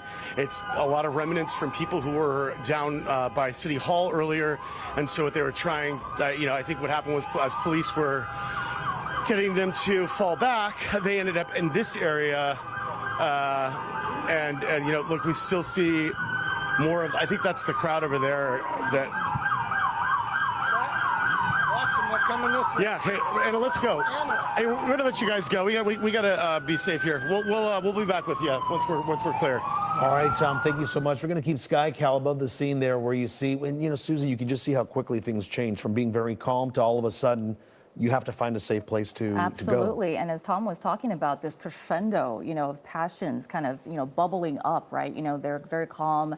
The LAPD is calm, obviously, because that's the stance that they want to take. Let these protesters protest and make their voices heard. But at the same time, when they start getting out of hand like that, Mike, that's when they're going to step in and say, hey, that's enough. Yeah, and I did go back and look at Tom's recording, because obviously we're always recording on our crews when they're not on the air. And CHP did start to pop off some flashbangs. So CHP was shooting flashbangs in the direction of Tom and where he was, and that's where all those protesters were as well. And excuse the chopper, they're kind of moving around right now. But that is what was happening, and that's what caused that crowd to start to kind of bolt and go into different directions here as they were trying to, continue to move that crowd. Now, the crowd was on the move, and they were going towards, continuing down that street. What you heard in the back was LAPD moving around as well, trying to reposition themselves also to be into a situation where they can kind of deal with all of this. And we're trying to figure out what the chopper is getting an eye on here, but we'll get that sorted out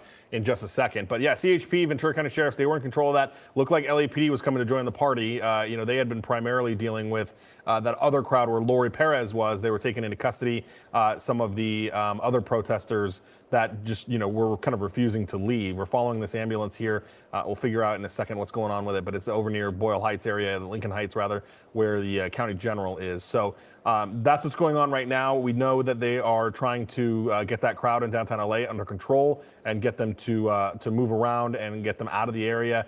And I'll check, and let me just see one more time if they've declared an unlawful assembly. We hadn't seen that yet, at least not from Central Division. But again, we know that the other agencies were kind of taking over that area. And so far, Mike, we haven't gotten any numbers of injuries or people being transported because of being injured at any of these protests, right? No, we had heard, yeah. Okay, so we're getting some information that there may be an officer being transported here to Los Angeles County General. So that's why the chopper is here looking. We'll see if it's this ambulance right here, what's going on. But the chief had said, or there was a statement this morning that said 5 officers had been injured, but we had understood it to be injured, but not to the point where they had to go to the hospital. Injured to the point where they were able to be treated on scene and kind of evaluated. We had also known that 5 horses were also injured because the mounted unit, which is not out tonight, but the mounted unit was out yesterday, and man, they went through it last night. There was a Molotov cocktail that was thrown at them.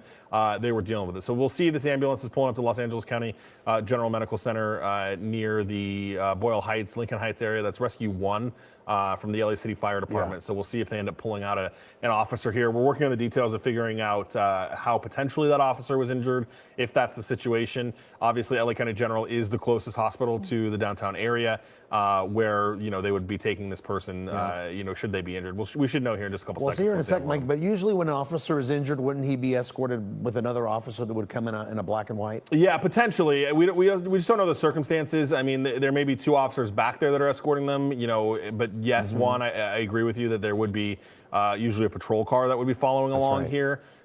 with the officer. So if that's the situation, you know, maybe it's logistical, they don't have enough or what have you, excuse me, what have you, but we'll see in a second here if that's the situation. It's kind of hard to tell with these situations. We see an ambulance coming, you know, they'll you know, maybe think that it's an officer, but we'll have to see when this person gets out. I can't really tell. Brought out on the stretcher now. Yeah. Nope, not a law enforcement officer. Not with the That's just beard. another person going to the hospital. So, yeah, that's the situation there. We'll work on getting some more information, but clearly we're over LA General Medical Center. All right, good to know that it wasn't an officer. Absolutely. All right. Thanks, Let's Mike. go back now to downtown LA. Our Lori Perez there on the ground to give us this update. Lori. Yeah, we're at 3rd and Alameda, where behind me you might be able to see just the final few cars of LAPD. They are moving and leaving from this intersection after they were successful in clearing it. You know, just a few hours ago, it was filled with protesters who were facing off with law enforcement. But after repeated commands for them to disperse and to leave or face arrest, police started to cuff people. And in fact, we saw them cuff about 30 to 40 people, load them up on LAPD buses, white buses, and take them away. So, you know, there were only so many times that they were going to warn people, and after doing that repeatedly, they got to work and cleared this intersection. You know, it's remarkable because we aren't that far from where Tom Wade is and where there really is a hot spot in terms of activity, and there's none of that here at this point, at least. So that just shows you how difficult it must have been for LAPD and other law enforcement to kind of handle what was happening around the city, because there were these little hot spots for the last 4 nights now all around the city in different ways, in different places. So they really had to keep their eyes and ears open as they handled dynamic situations throughout different parts of the city. And you know what? We have a little bit of a situation here, so I'm going to let you go as well. Yeah, we see that. Lori, be safe out there. We're going to go back up to SkyCal over the Santa Ana area. Yeah, I wanted to point this out to you guys, Juan and Susie, because it's the first time we've seen the National Guard on the move, kind of. Now, I want to be clear, the federal building is right there. That is the federal building to the left. So they are still near federal property, but this is the first time we've seen National Guard in vehicles and not, you know, kind of standing on the steps of a federal building. So I just wanted to point that out. John's been looking up and down the street. I don't believe they're going any closer to the protesters, but this is the first time that I have seen, you see one over here too. So this is the first time I have seen National Guard troops in vehicles and moving a little bit, being a little bit more mobile than they have been in Westwood and in downtown LA. So I just wanted to show you that to you. We'll give you some context. They're not far from the protesters. There's a line of Orange County Sheriff's deputies, and then further up here is the protesters, which this crowd looks like it has thinned from what it was earlier when we were talking to Nicole, and even when SkyCal was looking at it earlier. So hopefully this situation is starting to diffuse itself as well. But I just wanted to show you that the National Guard is a little bit mobile in Orange County, which we have not necessarily seen them be that way in LA County. Mike, from SkyCal, they almost look like miniature tanks, but what are those, Jeeps? Yeah, they're Humvees, essentially. And you've got that top thing on top is something that, you know, a guardsman could stick his head out and you know, be kind of looking out that way. I mean, they're used in more, you know, I don't want to not call this a serious situation, but where more force would be used, where you would have somebody that needs to stick out at the top of it to potentially have eyes on something, or in very serious situations, use it as a mechanism to be able to sit up there and use a gun in that situation. This one doesn't have that. That's more of a regular type of Humvee there. But yeah, I mean, this is what you would see with a militarized group of people. This is a military group. This is the National Guard, and this is the type of equipment that they use. And it looks like they're scattered along the street there to keep people from coming back, right? Yeah, because that's the federal. So Santa Ana it has a kind of a decently large federal complex here. So you've got the federal, John, I think you said it's a courthouse, right? That taller building? Yeah, federal courthouse is the taller building. And then you've got some other federal buildings a little bit to the left down that John was going to show us here. That's also a federal building as well. So they're a bit more spread out. It's almost a little bit like the Westwood campus. This is where we were earlier. So this is where we were showing you, and there's those federal agents that are still standing there, but now they're taking a little bit of a break. But this is where that clash with all those protesters was happening. That guy in the yellow hoodie that Nicole and we showed you earlier, that is where the bulk of this activity was happening. And then, John, show us just the straight line, because they've pushed those guys from there just all the way down the street. And if we go all the way down the street, we'll end up back at those businesses. So Santa Ana PD and now the Orange County Sheriff's Department has just been pushing them straight down to this location where there's only a few of them left at this hour. They're blocks and blocks away from the federal building, Mike, that's for sure. Yeah, lots of pushing they've been doing. And it looks like they're, I mean, to the point where we're even getting traffic moving here and they're up on a sidewalk. Is that a protester is directing traffic, it looks like. Well, that's nice of them. They're crowding that corner there and maybe even directing some traffic. But what you were looking at, those National Guard units on the move for the first time that we've seen actually in Santa Ana tonight. And they are just a few of the 2,000 who are already here in place in Southern California. And then we're going to be adding, according to President Trump, 2,000 more in the coming days. So it should be interesting to see how that all pans out and where they're actually positioned. Plus the 700 Marines. Plus the 700 Marines that we're talking about that were also deployed to come here. You know, and it makes you wonder where they will all be. Where they all, you know, will they all be in Westwood and in downtown LA where these federal buildings are that they're guarding right now? Will they just add more to that, beef that staff up, or will they be placed in other areas?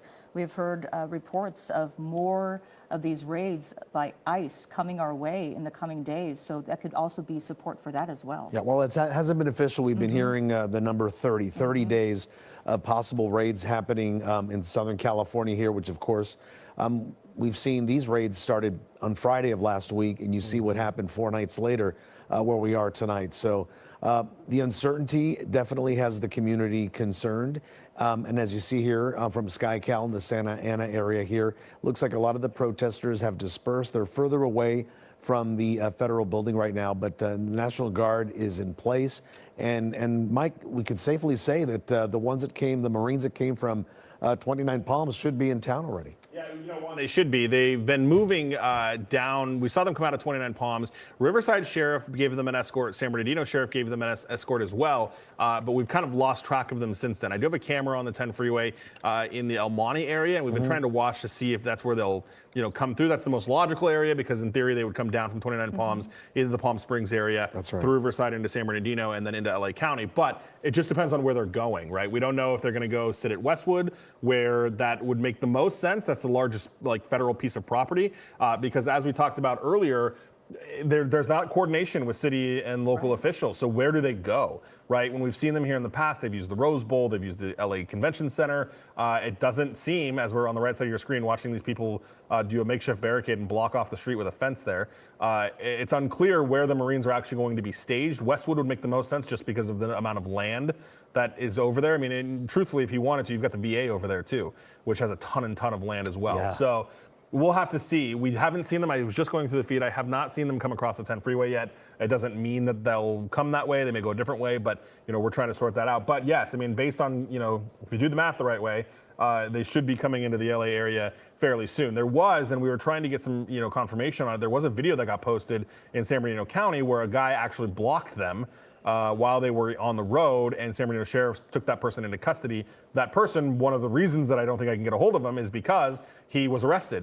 He was for impeding traffic and kind of refusing those orders. Again, this is all according to him. He posted a live stream video from inside the back of a cop car of all of that going down. So who knows if they made, you know, other stops along the way, if there was other complications getting here. We'll have to figure that all out. I'm sure we will in the coming days, if not tonight in the morning, figure out exactly where they ended up. Yeah, by daybreak, they should be in place for sure, right? Yeah. Okay, Mike, thank you. All right, what you're looking at live here is the city of Santa Ana and the remnants of the protests there. Let's go back to our Nicole Comstock live in Santa Ana. Nicole?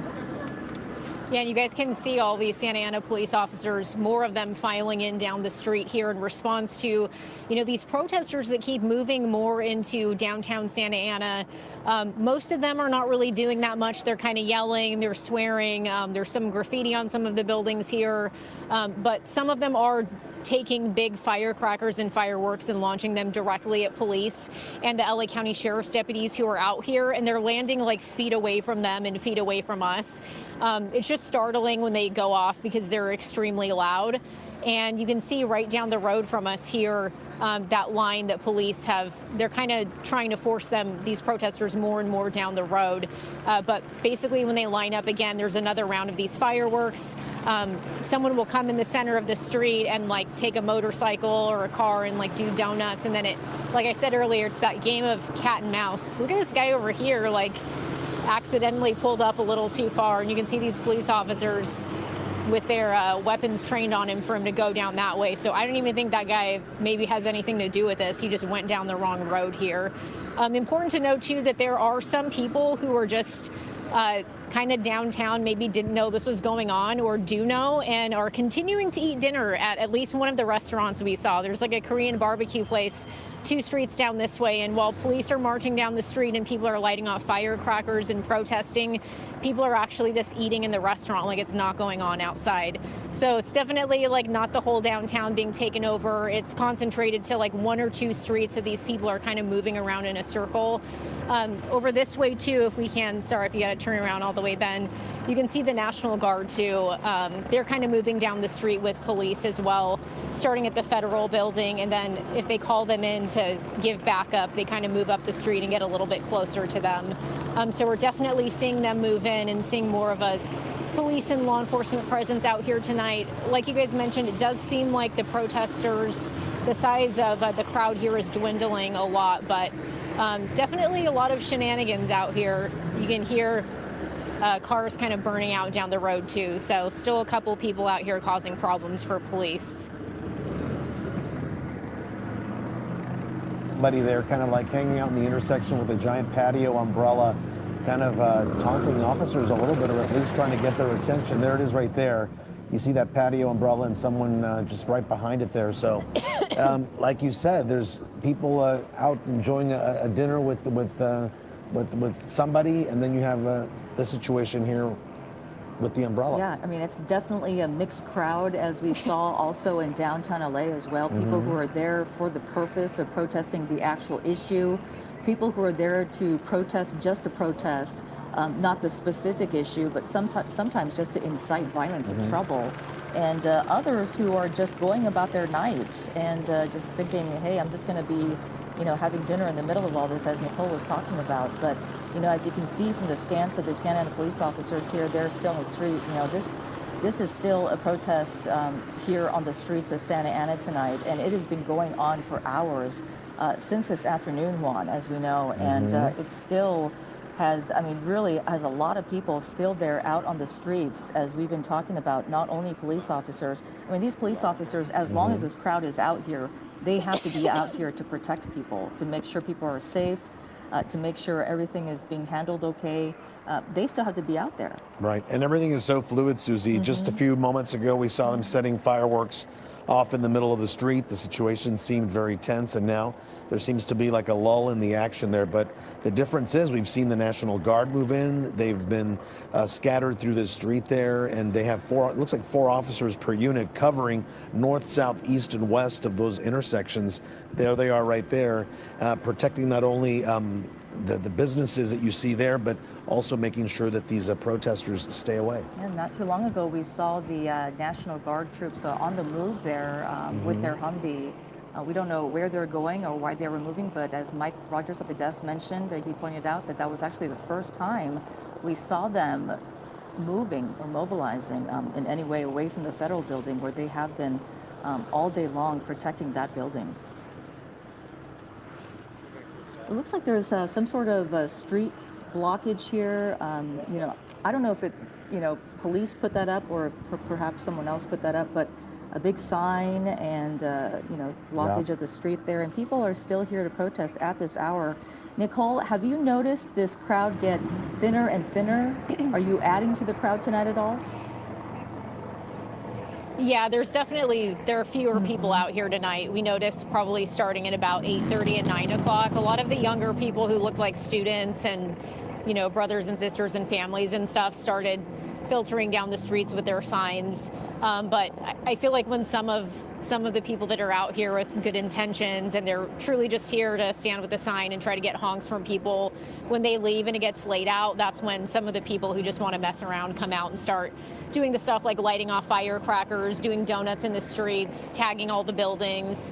We've seen a lot of that, and it's rough because the police officers who are dealing with those people face to face are local Santa Ana police officers who say we don't even cooperate with federal immigration enforcement operations, and local LA County Sheriff's deputies. So I'm sure they all have, immigrant families in their communities that they know and love as well, and they understand what's at at the heart of this issue, and yet they're the ones who are dealing with all the abuse from the people in the crowd, the few people in the crowds who do choose to do things like that.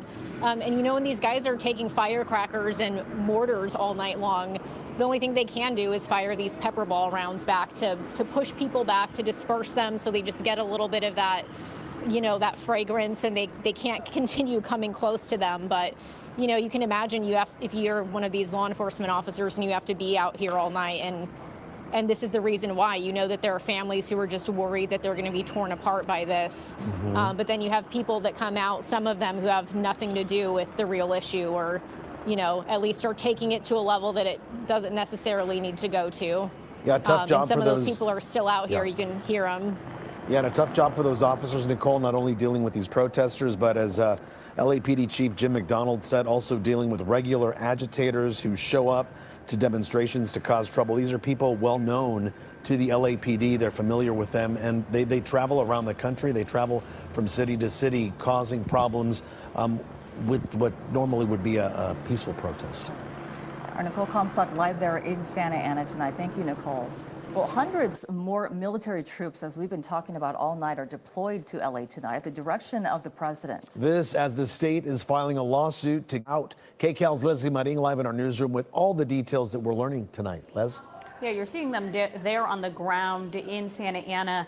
Now, both the governor and the Pentagon confirming tonight that an additional 2,000 National Guard troops will be deployed to Los Angeles on top of the 2,000 deployed over the weekend.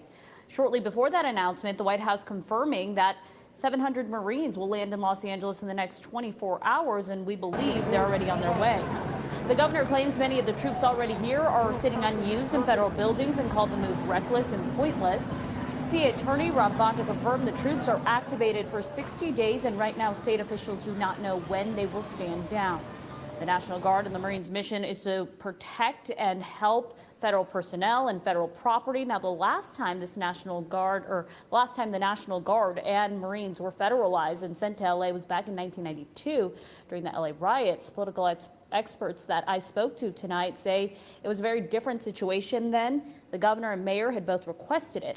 In the meantime, the governor is now suing the Trump administration for deploying the National Guard without his consent. The state is asking a judge to declare it unconstitutional and for a court to halt any future deployments. An order that abused the federal government's authority and violated the 10th Amendment and federal law. An order that skipped over multiple rational, common sense, strategic steps that should have been deployed to quell unrest and prevent escalation. As a result, I, in partnership with Governor Gavin Newsom, are suing President Trump. He's an incompetent governor. Look at the job he's doing in California. He's destroying one of our great states. And if I didn't get involved, if we didn't bring the Guard in, and we would bring more in if we needed it, because we have to make sure there's going to be law and order. Following those comments, we learned that, of course, the president is bringing more in.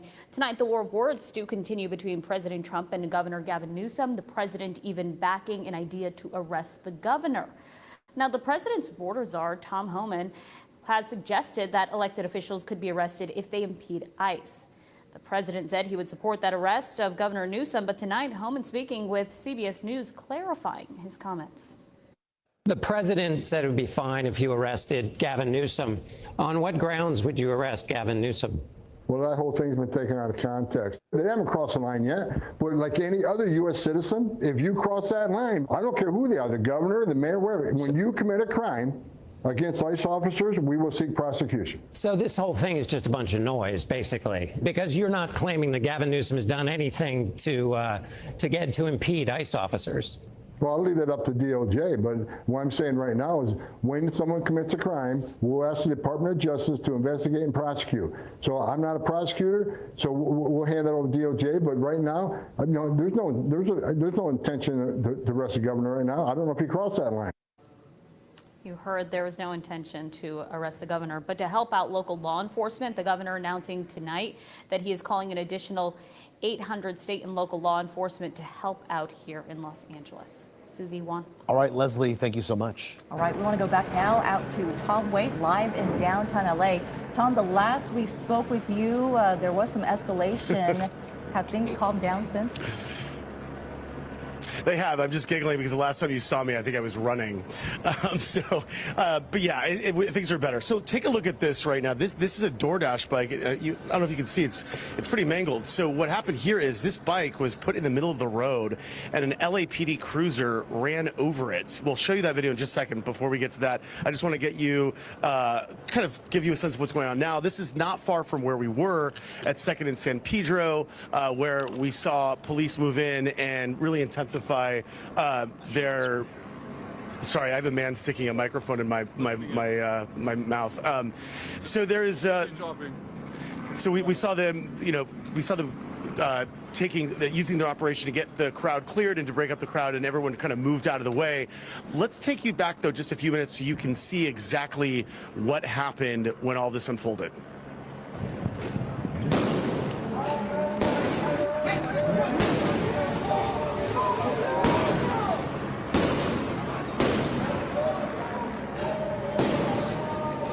So that was at 2nd and San Pedro there when officers had been clashing with protesters there at the intersection. A number of protesters were firing fireworks into the CHP and police officer line, and also there were a number of people tossing projectiles. So then you saw that response, very intense. The CHP, throwing in tear gas and canisters were fired.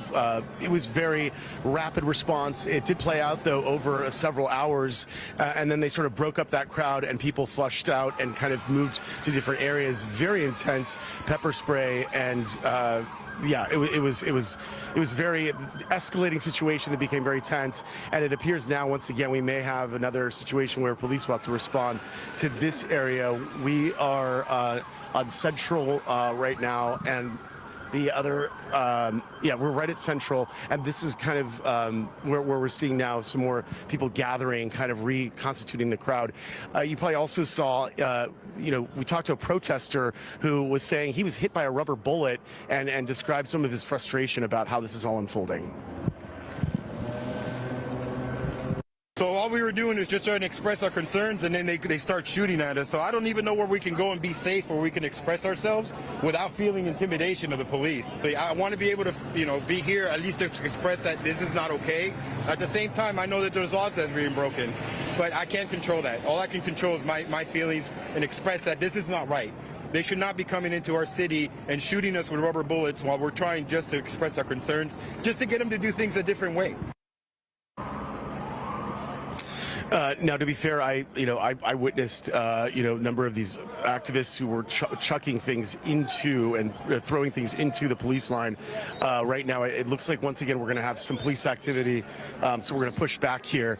But obviously, we sympathize with protesters who are not. Who are not committing any violent acts, and there's so many of them here. Most of them, a vast majority, are here protesting in a way that's very peaceful. There are a handful number. Oh wow, look at this! They're going after the. A police cruiser just moved through some gates, and protesters, some of these folks ran up to the car and started throwing things at it and hitting it. We're seeing more people tossing projectiles. So this crowd really just did not disperse. It appears to be remnants of the one that was on San Pedro and 2nd Street, where we saw a lot of that intense escalation play out. So it's just as the night wears on, police using their tactics to try to break things up and move people home. But it's so far not working, at least with some of this group here. And we'll see how this plays out. But that was a very aggressive and hostile move by someone who ran up to the police car, hit it with something, threw something at it. It would happen very quickly. That police officer or CHP trooper kept moving, kept going, and yeah, that's kind of where we stand right now. I don't see any police officers directly in this area. Yeah, Go ahead, Courtney, Tom, say it again. On the right side of our screen, what we're looking at, Tom, is someone actually being arrested and being placed into the back of a police car, actually. Mm-hmm. So they are still making arrests at this hour right now where Tom is. And okay, yeah. we have Lori Perez also there on the ground. Let's see what the perspective is like from her vantage point. Lori.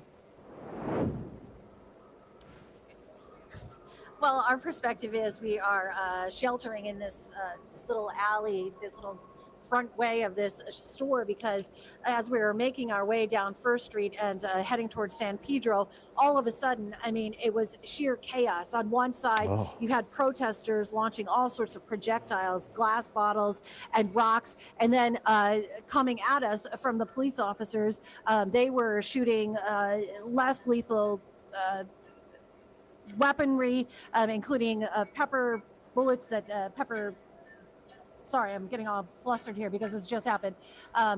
Pepper balls at us, and those were exploding, and it was just really chaotic for about 2 minutes there. In fact, some of the protesters also ran into this little entryway with us to kind of seek shelter from everything that was going on the street. It has now, as people have fled, gotten a lot quieter. We're a little hesitant to leave this little entryway because I am not interested in getting hit by anything, rocks or non-lethal tools, any of that. So, but that is just giving you another perspective from the other side of where Tom is, of just how tense this situation is and how tense it is on the streets in this part of downtown Los Angeles at this moment. So Lori, when that was all happening, did you see any officers around you, LAPD officers near you? Yeah, there. I don't know if we can show. If we can show you, there are law enforcement officers in a line down there. Those are sheriff's deputies, not LAPD, but those are the ones who were, returning fire to what the protesters were hurling at them. Yeah, you have had a couple of wild nights there, Lori. So we're glad you're staying safe. That you're in that little alcove there, staying away from what could be some trouble. From SkyCal, we see the streets are kind of empty right now, but as Tom was showing us, any minute now, suddenly you can have a crowd kind of rush in, and things change really second by second. Yeah, and that's really what happened to us is we were making our way, frankly, trying to get from 3rd and Alameda back to our news van, or at least in the general direction, because we're some miles from that. And it was super quiet. We were going down pretty peaceful streets. And then all of a sudden it seemed it just erupted. There were a lot of protesters or agitators around us at that point, and then it flipped like a switch. I saw a couple rocks being thrown, and then I thought, oh my God, and then I just heard all of the firing, and so that's when we ducked into the little alcove. Well, I'm glad that you're being careful out there. Let's go to our Mike Rogers on the desk with some new information for us, Mike. Yeah, I wanted to point this out. Actually, Kelly, our director, noticed this. This is the Adidas store, the same Adidas store as last night that was looted.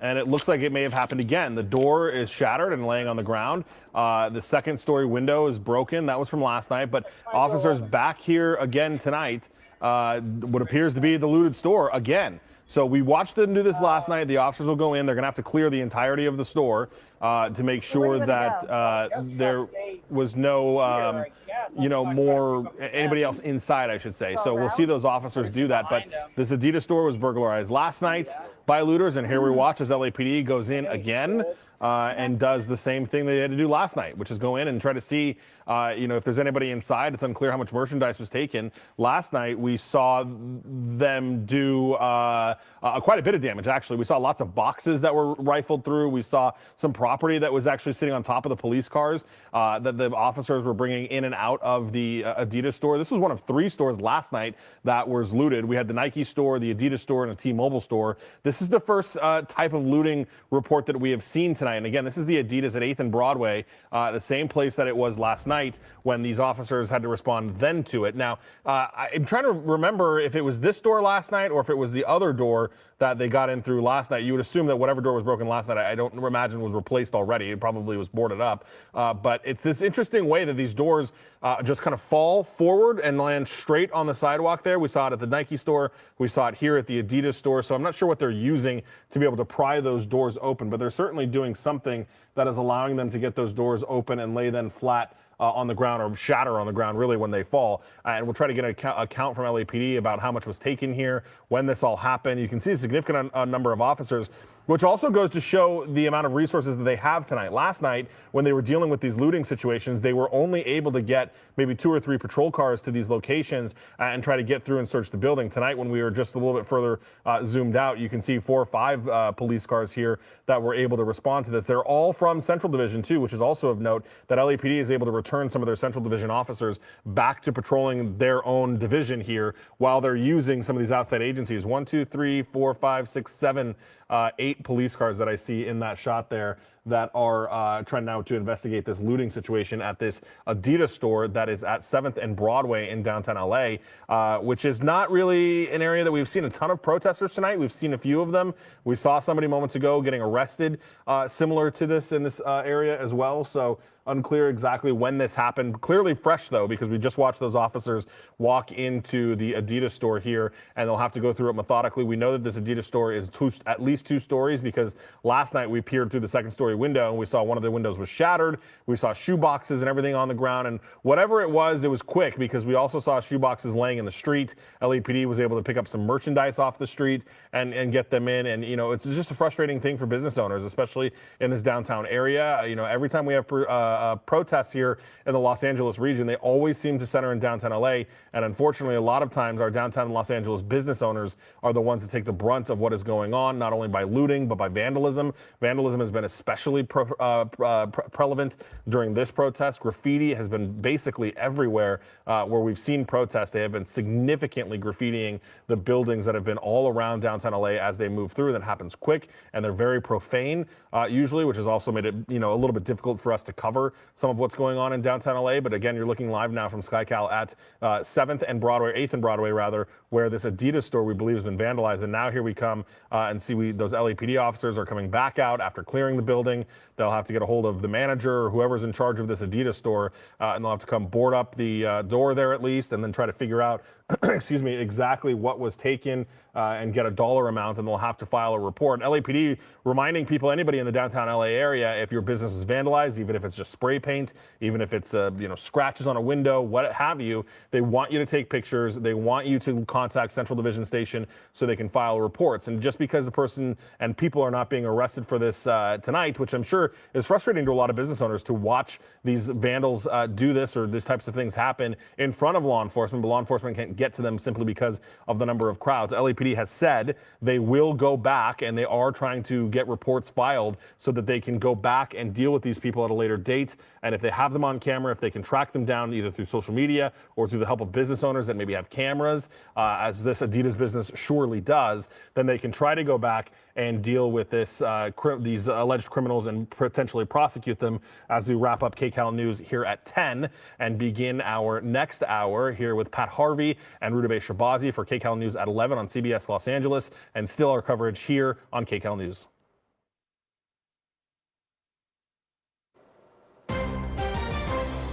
And right now on KCAL News, breaking news, a 4th night of protests against immigration raids in Southern California. And within the last 2 hours, the mostly calm protests have escalated. In downtown LA, someone launching fireworks from a truck, others throwing them at officers and the crowds. We also saw someone climbing on a streetlight waving an American flag. Well, tonight, police are doing mass arrests. Our crew was there as a group was being detained for refusing to leave the area.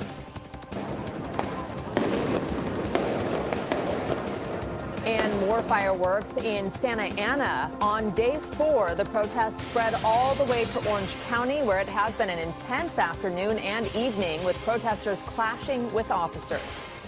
Good evening, everyone, and thank you for joining us. I'm Pat Harvey. I'm Rudabeh Shabazi. Marines are reportedly rolling toward downtown LA after the defense secretary mobilized hundreds of them. Another 2,000 National Guard troops have also been deployed to Southern California. Right now, you're still looking at a live picture from downtown LA where officers have descended on that Adidas store, which apparently has been looted for a second time. We first saw this store being vandalized last night, and apparently I don't want to call them protesters, but just let's say people have vandalized that Adidas store again.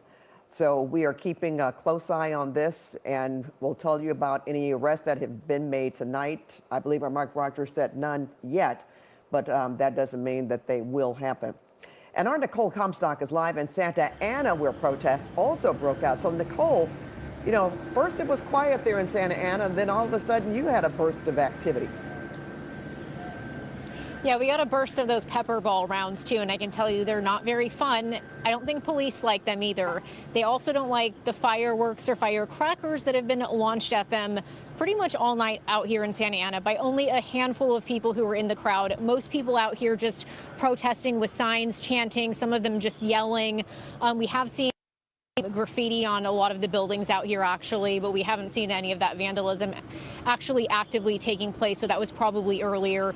But what you see right now at 3rd Street and Broadway here in Santa Ana is just police continuing to move protesters down the road and away from the federal building, creating a line down the street so more of them can't continue to advance up this way. Things have died down out here significantly since a couple of hours ago, where we had, I don't know, probably a couple of hundred people out here.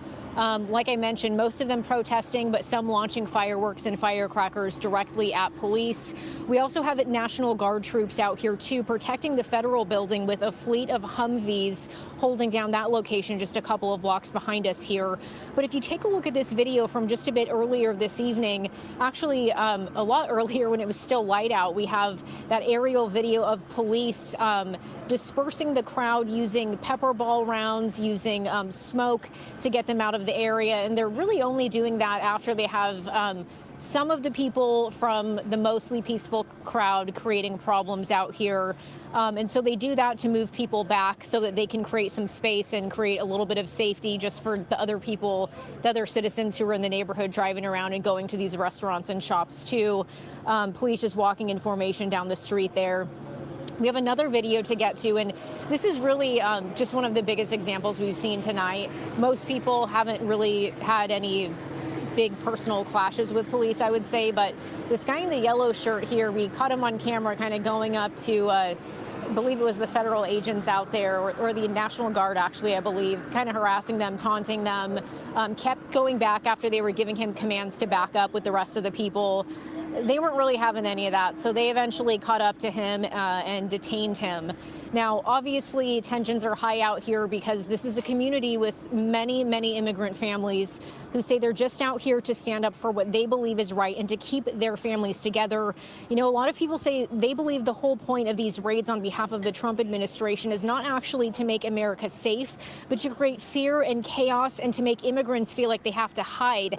And a lot of these families say, you know what, they're not hiding, they're mobilizing, and they're coming out into these communities to show that they're not just going to leave. They're going to stand up for themselves and fight for the rights that they believe they have to stay here. You know, if they're not committing crimes, if they have families, if they have businesses, and if they're actively contributing to these communities. They say they think these enforcement raids are being carried out arbitrarily, and they're detaining people who haven't even done it. Also, mayors from southeast cities today at a press conference I went to earlier, like Huntington Park and Linwood, were calling on people to go out and use their First Amendment rights if that's what they choose to do, but to protest peacefully. They say those few people in the crowd using violence, that's not helping the cause. It's actually making it worse for the entire community.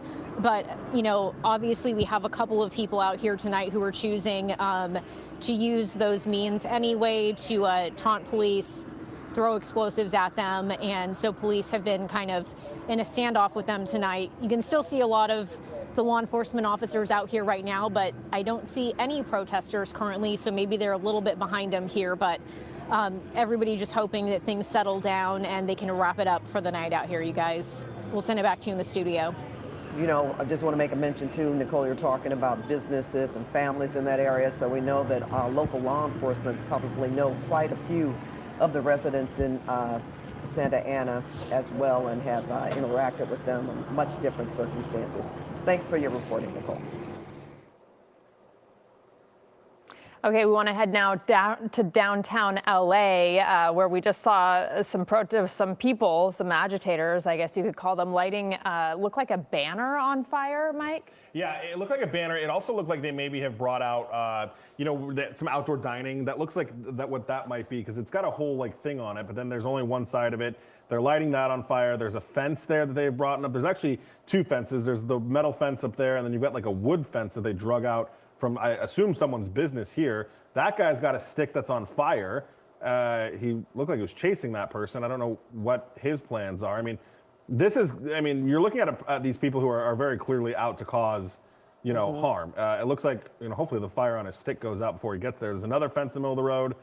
I don't know if he's gonna try to light these tarps on fire, but looks like that kind of, outdoor dining seating areas that we've seen, especially during the pandemic. I don't know where he went. I mean, he's underneath that tarp. I don't know if he's trying to set it on fire or exactly what he's trying to do. Further up the street is the Ventura County Sheriff's Office, along with California Highway Patrol officers that were moving through. You've got that trash bin in the middle of the street there. There they are. They haven't really moved.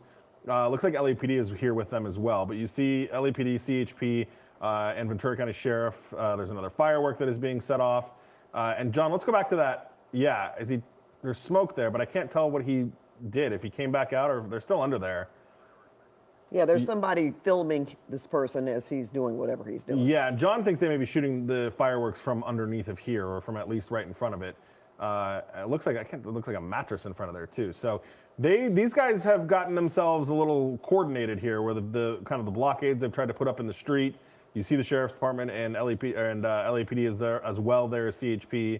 And then you've got the, here he comes back out, or there's that other person that was recording him. So weird situation, but there is that fire there on First Street.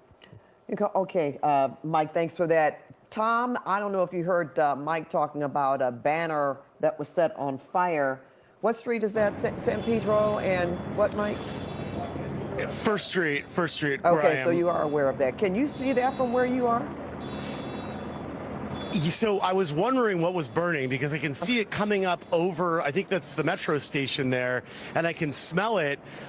Just moments ago, we had a crowd surge toward us again because there are more operations going on to clear people from this area.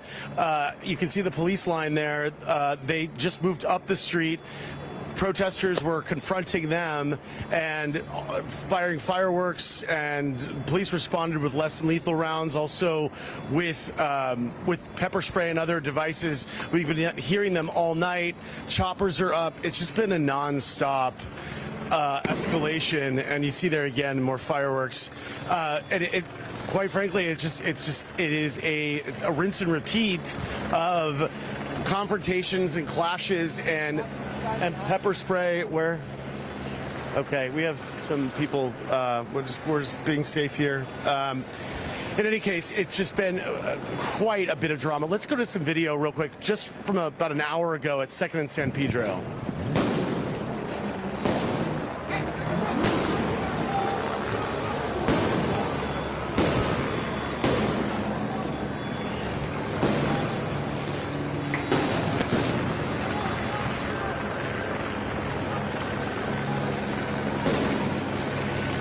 So you get a sense of just how chaotic it was over there. Tensions boiling over, as we've seen many, many times in the last few days, obviously throughout the day and tonight. People firing fireworks into the police line. CHP responding, you saw there. They dispersed the crowd eventually by surging forward, breaking up the crowd. And then there's some video I want to show you too of someone put a bicycle out in the road, and an LAPD cruiser ran over it. We also saw people in the streets throwing things at police squad cars, hitting them with things. It's just been an escalation all throughout the night, and a lot of anger and frustration on the streets, and people are taking that out on these officers who are here. And from my perspective, that's what I've seen. Now, there's been so many peaceful protesters as well. I want to make that very clear. Vast majority that I've seen are not hurling things at police, but it only takes a few to do it, and that triggers a very intense response. And that's what we've seen play out, in these videos. And once again, another pretty tense situation here, very volatile. It has been all night. We don't know what police will do next. They're here at this line, and then we'll see how it all plays out. But yeah, I can smell that burning, Pat. I'm not sure what it was. You said it was a banner, right? We believe it was. Yeah, or it could have been something like an outdoor dining, tent of some kind or overhang. But it seems to be out. I think Mike has been monitoring. Yeah, I think so. Yeah. Yeah. Yeah. So what does it look like now, Tom, compared to when you first got out there? I know the situation has changed so many times, even as you've been live doing your hits. Things have devolved and then become peaceful again. What is it like now compared to earlier on in the day? Yeah, so good question, Rutabaga. We're going to walk down a little bit here and just take a peek kind of where things stand. We were up on this plaza. We're right at the Japanese American Museum, and we were just up kind of trying to stay out of the way of police. And so basically the action was all kind of going on at San Pedro and Second, where we showed that video. Now we're at First, and this is where the crowd sort of once again gathered up again, and then police just moved through. So it looks pretty empty now. Oh, that's the banner that burned. There we go. Yeah, there it is. I can smell that and see it now. I can see it now. Yeah, so you can see there. But it has stuff on that we shouldn't show. It has some profanity on it. We apologize, obviously, to our viewers. There's a lot of vandalized buildings and spray paint. It's everywhere, and it's just it's very difficult to avoid. So yeah, this area now appears clear. This was really the sort of hot spot, and police now moving, and so it's unclear where they're going to go next. Obviously, you guys have a better bird's eye view from SkyCal of what's going on, but it was just a very tense and volatile situation with just emotions running high, people angry, running, crowds surging, people throwing things, and you just don't know when things are going to turn, right? I mean, so innocent people can get hurt. I saw one guy bloodied walking through the parking garage next to Little Tokyo, where this was all happening at Second and San Pedro.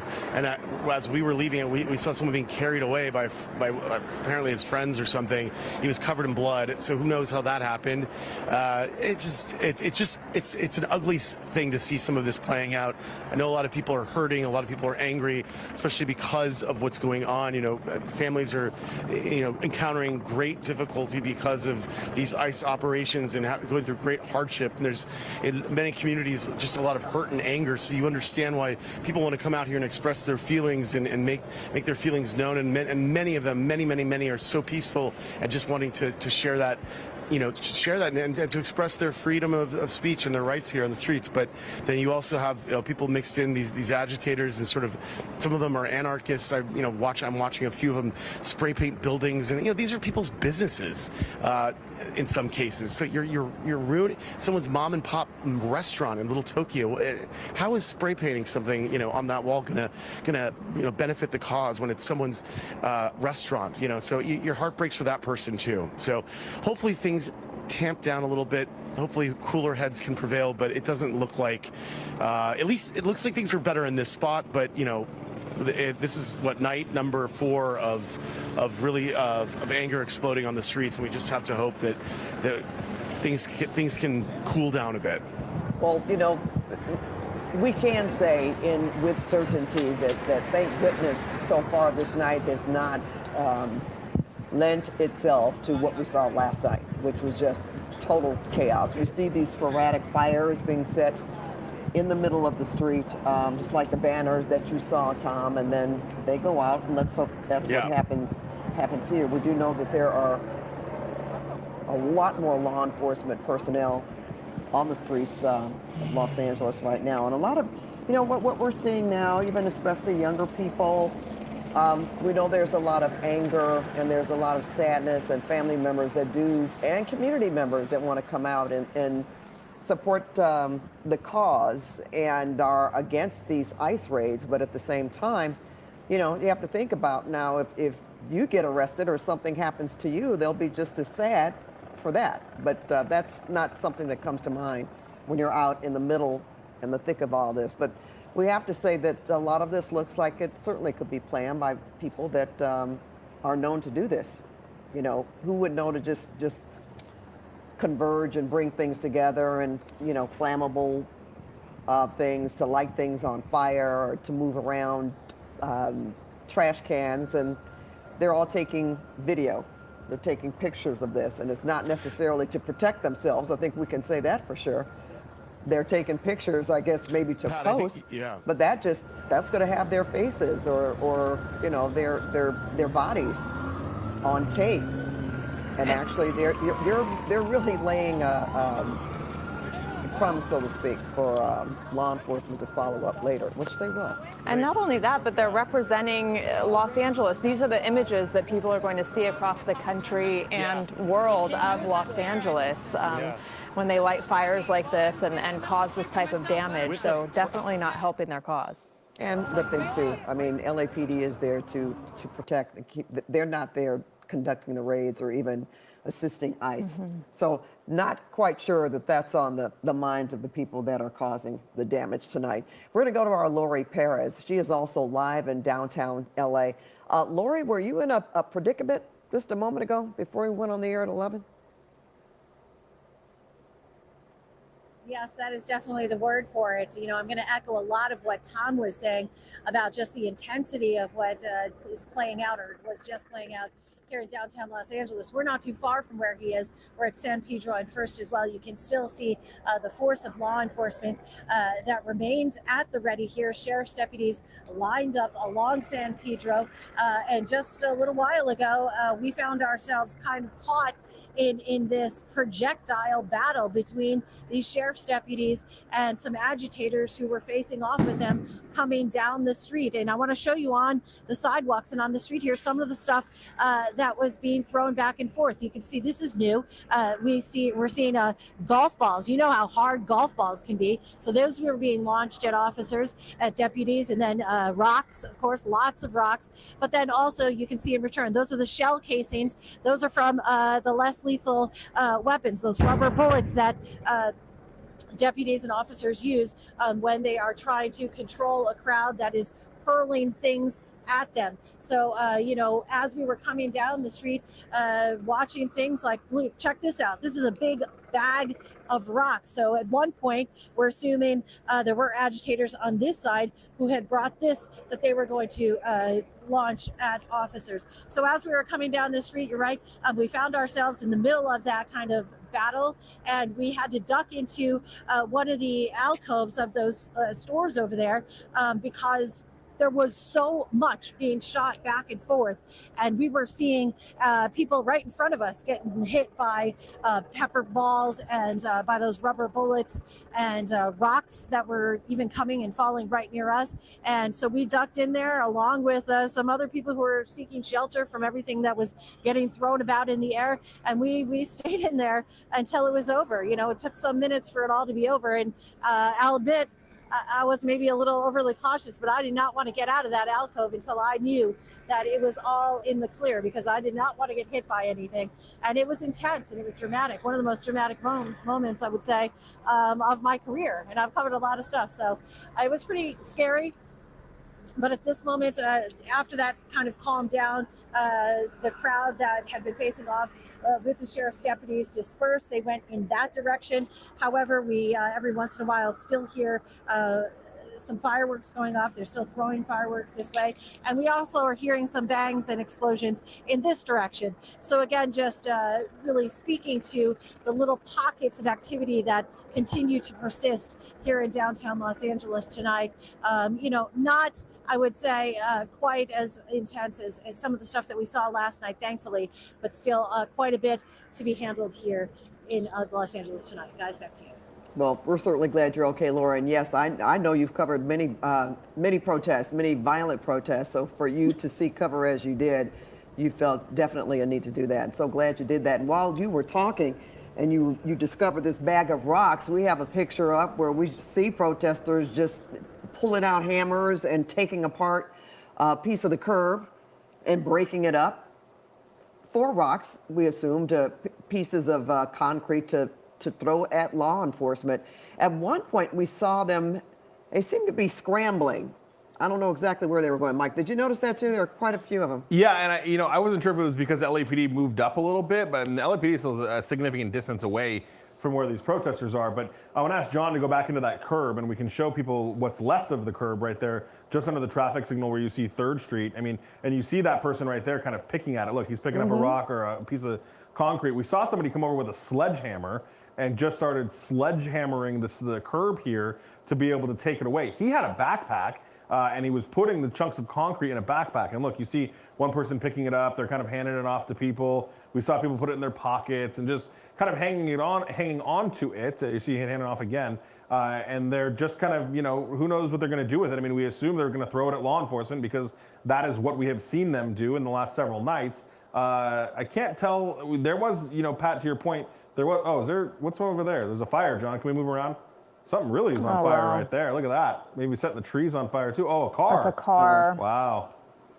Yeah. They graffitied the car first, I guess, and then set it on fire.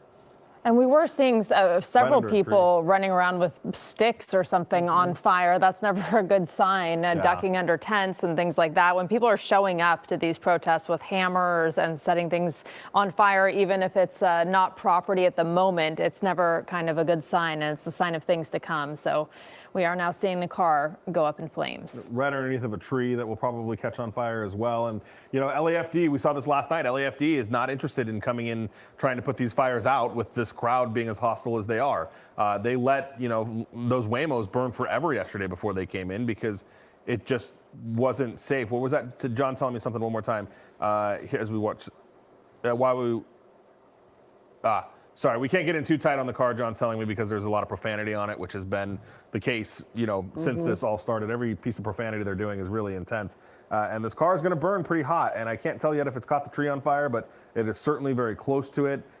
This just happened. Obviously, we didn't see, when it happened. And I can't tell, John, is that an electric car? I mean, that was part of the problem yesterday is the Waymos are obviously electric, which makes them burn. It's a Hyundai, John tells me. But those, lithium-ion batteries, we know how those burn, and that's what happened yesterday with the Waymos. This obviously on fire right now as well, and a situation that is not what we wanted to see tonight. And it looks like there's another car right behind it, which is kind of a volatile situation as well.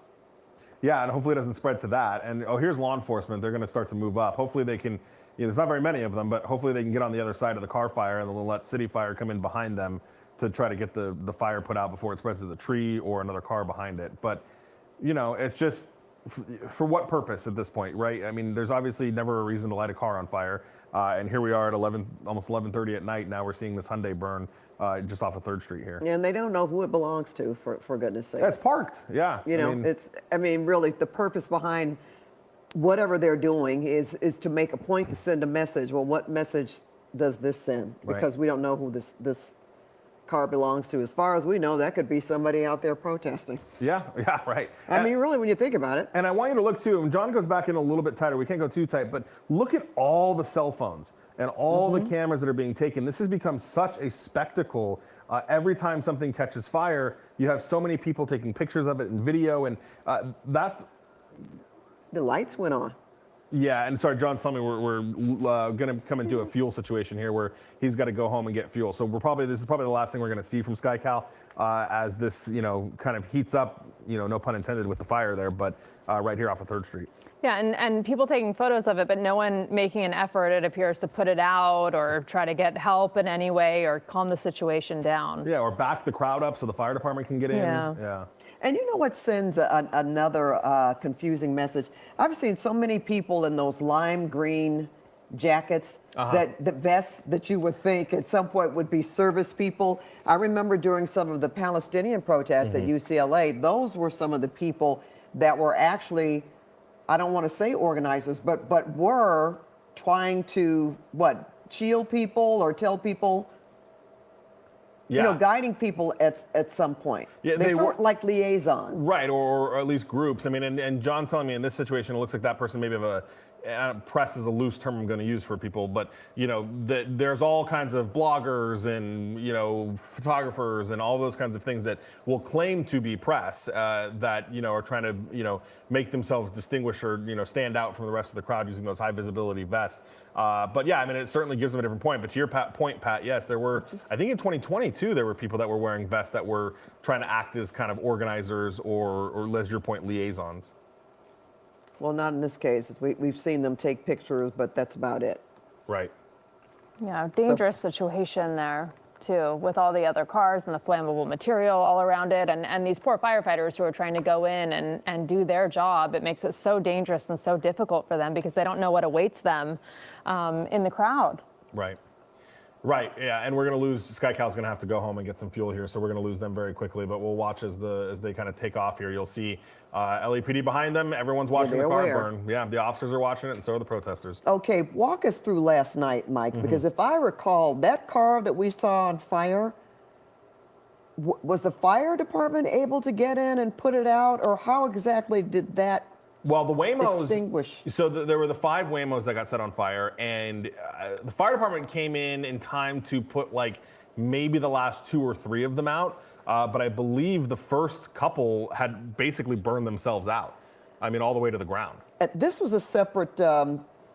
It didn't look like it belonged to anything having to do like a Waymo, right, or a law enforcement vehicle. No, not at all. And last night with the Waymos, it looked like somebody obviously intentionally called them there because all 5 or 6 of them ended up together on one street, and then they were very quickly vandalized. This looks like it's a car that's just kind of, parked on the side of the road there, unfortunately, where they're, who knows if they're a protester, if they're just somebody that lives in the area, works in the area. But unfortunately, now their car is gone, and they'll have to deal with that as well. But hopefully for insurance purposes, they'll be able to get a hold of some of that video because obviously there were so many people down there that were recording this and making this such just a huge spectacle.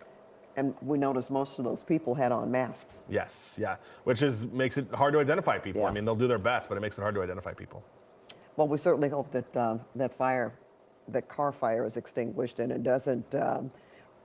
While we're on the shot, we didn't see the tree catch on fire, so knock on wood that won't happen. All right, well, hundreds more military troops are being deployed to Los Angeles tonight at the direction of the president. The state is filing a lawsuit to get them out. So KCAL's Leslie Marin joins us now with details about that. Les? Yeah, Pat Rudabay, we know both the governor and the Pentagon confirming tonight that an additional 2,000 National Guard troops will be deployed to Los Angeles on top of the 2,000 deployed over the weekend. Now, shortly before that announcement, the White House confirming that 700 Marines will land in Los Angeles in the next 24 hours. Well, the governor claims many of the troops already here are sitting unused in federal buildings and called the move reckless and pointless. City Attorney Rob Bonta confirmed the troops are activated for the next 60 days, and right now state officials don't know when they will stand down. The National Guard and the Marines' mission to help protect federal personnel and federal property. But the last time National Guard and Marines were federalized and sent to LA, well, back in 1992 during the LA riots. Political experts I spoke to told me tonight that was a very different situation at the time. The governor and mayor had both requested it. In the meantime, the governor is now suing the Trump administration for deploying the National Guard without his consent. The state asking a judge to declare it unconstitutional for the court to halt any future deployments. An order that abused the federal government's authority and violated the 10th Amendment and federal law. An order that skipped over multiple rational, common sense, strategic steps that should have been deployed to quell unrest and prevent escalation. As a result, I, in partnership with Governor Gavin Newsom, are suing President Trump. He's an incompetent governor. Look at the job he's doing in California. He's destroying one of our great states. And if I didn't get involved, if we didn't bring the Guard in, and we would bring more in if we needed it, because we have to make sure there's going to be law and order. Well, President Trump went on to say that had he not sent him in the Guard, well, LA would have been, quote, completely obliterated. Again, the National Guard, well, we have not seen really leave federal property. We actually saw them down the streets in Santa Ana for the first time. Many of the clashes happening on city streets are with local law enforcement and protesters to help out those local law enforcement. Well, the governor announcing today that he is adding an additional 800 state and local law enforcement to help out Los Angeles, which is why we're seeing Ventura County sheriffs there on scene in downtown LA. Sending it back to you guys in the studio. All right, thank you so much, Leslie. All right, let's take another shot of that car fire that is continuing to burn in downtown Los Angeles. Yeah, on Third Street near San Pedro. San Pedro's the cross there to the top of the screen. It's hard to tell from this angle because the smoke is blocking that intersection to see, but you can see some of the protesters are up there still in the corner, and don't see any fire department activity. Obviously, the LAPD. We had seen the skirmish line that was kind of below them there, but they haven't moved any further forward. It doesn't seem like any of the protesters are right up against the car, but still the LA Fire Department not moving in, and understandably so. I mean, it's a very tense situation. The police don't have the exact scene secured here, but that car is definitely fully involved now. And Mike, I see another fire up on the top of this. It's off screen now, but up at the top of our screen to the right, it looked like there was another small fire burning on the other street. Yeah, that was, I think, that small pallet fire that we originally came over here for. That's on San Pedro, and then this is Third. And I'm trying to see if the tree went up too, as the chopper gets in a little bit closer here. I mean, that thing is really cooking now. Yeah, so much black smoke filling downtown LA and the skies right now. All kinds of smoke from and chemicals and fireworks and fire and smoke bombs, just chaos. Tear gas. And we do know LAPD knows about this because we could see them. They're watching it, Mike, right? They're just not able to get the fire department in there, I guess, to. Yeah, and I would say that just looking at the number of officers, and the shot keeps, goes in and out a little bit, but looking at the number of officers, I don't know that they're in a position where there are really enough of them to advance past the fire and start encountering some of the protesters, because it does look like with the number of protesters that are in the street right there and the number of officers that are in that skirmish line, it does look like the police officers would be outnumbered. So my guess is they're not going to want to do that and put themselves in a situation there where they would be quickly outnumbered by the number of protesters. The car fire, though, it looks like it's getting kind of close to that second car. Hopefully that doesn't, well, it looks like maybe it's starting to fizzle out a little bit, but it's burning obviously very close to that other car and the tree that is above it. But yeah, fire department's not going to touch this until LAPD secures the scene, which they have not done yet, likely because there are more protesters at this point than there are officers that are in that skirmish line. All right, but the thing is that with communications, they know what's happening there. Mm-hmm. That's for sure. For sure. And the only reason that they have not advanced, they can't just put it out themselves. Right. And, visibility, I guess, also, and trying to get past protesters, which we don't see right now, where that car fire is. Right. They're up in the intersection here, and again, this is at 3rd and San Pedro. And they're up in that area. I would assume LAPD is hoping to get some more units in here and be able to push this crowd out. They have not done that yet, obviously. The intersection is still full of cars, which obviously gets really tricky. As you can see, some motorists are, some of them look like they're involved. Some of them look like they're trying to get through, and I don't know what that person's doing under the car. I hope they're not setting that car on fire, too. Did you see that? He went there. Somebody ran up to the front of that SUV on the left side of your screen. That's what we're looking at. And crouched underneath of it and then quickly turned around and ran. So. It makes me nervous when they do that. Yeah, and it just looks like a very different crowd, this late night crowd, after 11:30 at night. A very different crowd from the one we saw earlier today. And the reporters on the ground saying most of them were peaceful. And then you see these agitators come out and, it's a dwindling crowd, but you have to wonder what they're doing, so late at night out there with the fires going on now. Yeah, and whatever the message was earlier, the protesters were. I mean, we're not seeing. Hardly any flags. There's no signs. There's no any of that right now. Is that the tree going up in flames? I think so. Okay, we are going to be joining Stephen Colbert on the Late Show on CBS Channel 2. However, we are going to continue our programming and following the disturbances and the raids that are going on in downtown Los Angeles on KCAL Channel 9. Okay, and I mentioned the raids, but also certainly the protests and what's left of them in downtown Los Angeles. We still have seen quite a few people carrying signs, but a lot more, I would say, are just milling around, and some are out for destruction. We've seen them set fires on street surfaces. We saw a car being set on fire.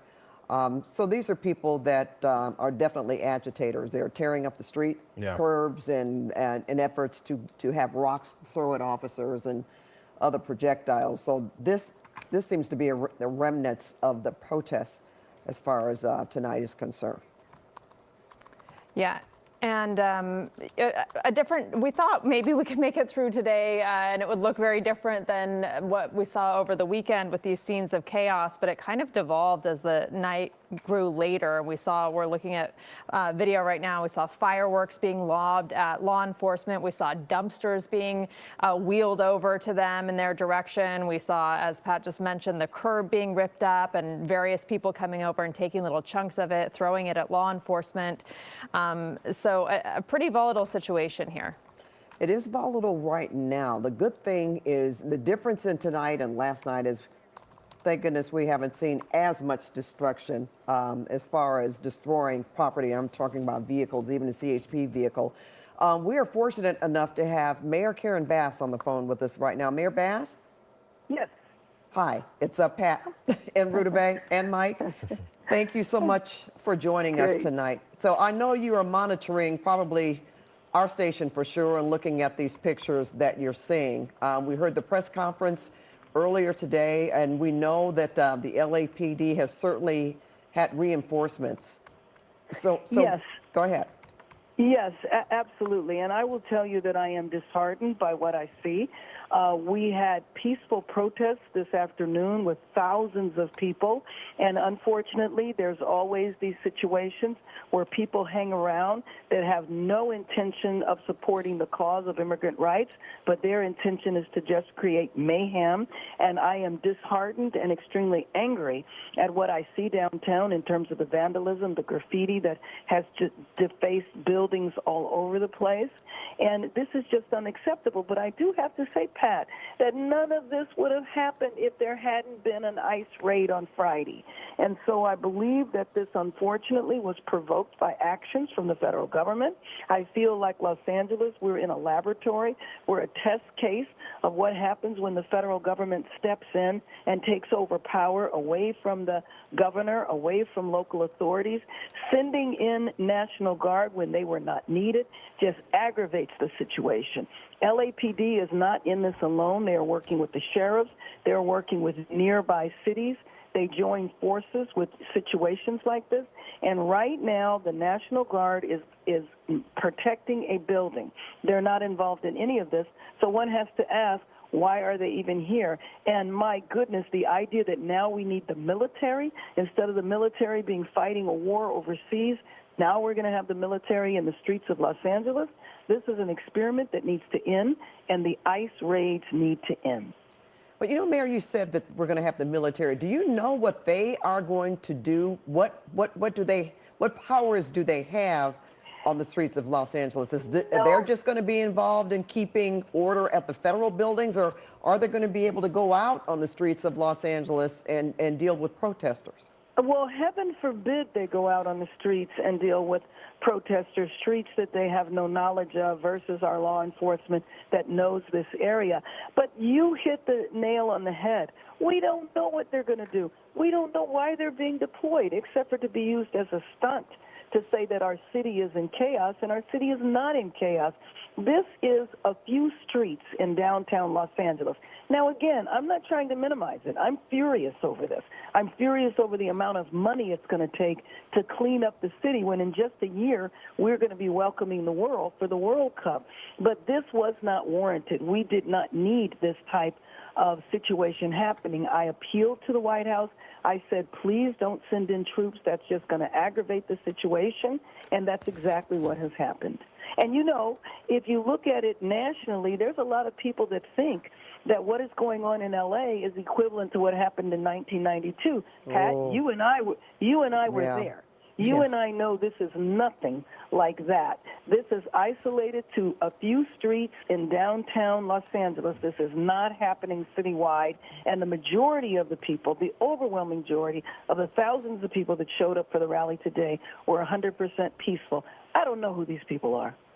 Well, Mayor Bass, we've heard from reporters on the ground. They've described it almost as a tinderbox. People are angry. People are out there. They're facing off now with the military in some instances, with the prospect that the military is on the way, the National Guard. And these ICE raids are not going to stop anytime soon, as far as we know. What do you project for the city in the coming days and weeks? Well, actually, part of that depends on what is going to happen on the federal government level. So we don't know how long these raids are going to go on. We've heard 30 days. It could be 60. It could be 10. We don't know. We don't know when they're going to happen, where they're going to happen, or why. But what we do know is that what we've seen so far does not warrant the level of aggression that we are seeing. So, for example, when the administration came in, they said they were going to go after gang members. They said they were going to go after violent actors, violent felons. Well, I don't know how many violent felons were at Home Depot. I don't know how you go from a drug dealer to chasing people in a Home Depot parking lot that are day laborers who are just trying to make it from day to day. Do you have any information, Mayor Bass, on the many people that were at the Metropolitan Detention Center? We heard from some families earlier today who were very distraught because they don't know, they haven't received any information about their loved ones or where they could possibly be if they're even still at the detention center. Do you have any updated information? No, and can you imagine the terror that a family would feel? I mean, are my relatives here? Have they been sent off to the prison in El Salvador? Have they been sent to Venezuela? I mean, this is just a horrible way to basically create a sense of terror in a population that is so unnecessary. Let me give you a story that's even more egregious than that. We are hearing reports of people who are in the country legally. They have their green cards or whatever documentation. Once a year, they have to go to the immigration offices to report in. They're getting appointments, they're going in, and they're being detained and up for deportation. And so what that's going to do is that means that people are going to now go undercover, they're going to miss their appointments, and then they will fall out of legal status, they will become undocumented, and then they'll get arrested. Why would we do this to the nation's second largest city now? How is this supposed to help anything? It would be one thing if there was some massive problem that we were having regarding public safety on Thursday that warranted enforcement actions on Friday. None of that was happening. Mayor Bass, I want to ask you another question. You said earlier today that people that vandalized downtown Los Angeles and committed crimes, that they can't hide. They may not have been arrested right away, but they will be arrested. I want to know, does that still hold, and how difficult is it for people that are out there even tonight with masks on? It is difficult. It is difficult. But I know that investigations will take place, and there's enough people out there without masks on. There's other identifying ways to look at people, and in talking to some of the law enforcement officers, they gave me a variety of examples, not necessarily appropriate to discuss here, but they are able to identify people in a variety of ways, even if they are masked. Okay, what can you tell us about, I know, again, you're disheartened watching these pictures tonight, but obviously business as usual in downtown Los Angeles as far as businesses are concerned? Yeah, well, yes, to the extent they can, but you know that a lot of people are working remotely right now. You know that people are worried about coming to downtown. So, business might be usual in one way, but if this goes on for 30 days, then it has a serious impact. Mayor, what kind of plans are you making for the next 30 days, assuming that these ICE raids continue, assuming that people continue to pour out onto the streets, and assuming that the federal government continues to send in troops and other resources? Well, first of all, I don't want to assume any of that. I want to continue talking to the administration and trying to convince them that this is not helping our city. This is contributing to chaos. And it looks very intentional, and that's no way to bring our city together to prepare for the World Cup. So I intend to continue appealing. I also intend to continue working with the organizations that have spent decades working with new people that come into our city to see how I can be helpful, how we can educate Angelenos to understand, what their rights are. I think that's very important. But I also think it's important for all Angelenos to understand the impact that this could have on our economy. So you can have a man, for example, a father arrested at a factory downtown LA, and maybe his wife works in a home providing child care or other services on the west side of LA. This impacts all of our city. It doesn't just impact the people that are being detained, but you know we have a number of industries in our city where the majority of the workers are immigrants. Now, they can be documented, they can be legal citizens, but in their household, they can have people that are not. And so, again, that creates a sense of fear and terror throughout our city, and it was just unnecessary. Well, Mayor Bass, we're going to wish you the best because, frankly, we're all in this together. So yes, we understand certainly how you feel, how other members of the administration feel, how law enforcement feels at this particular time, and of course, the families that are impacted. So we want to thank you for joining us tonight, and know you have a busy schedule ahead of tomorrow. Probably some of it not necessarily on plan because things are happening so fluidly. Oh, this is what I will be focused on 100%. Thank you very much, Pat. Always great to talk to you. All right, you as well. And we want to thank our viewers for joining us tonight. We're going to join, I believe that's Family Feud in progress on KCAL 9, but we will be back for KCAL News Morning starting at 5 a.m. tomorrow. Good night. Call 833-SPA-SALE. Welcome back to the feud, everybody. Wilson girls got 190. Fairly fellas and ladies got 45. Give me Tanisha, give me Michael.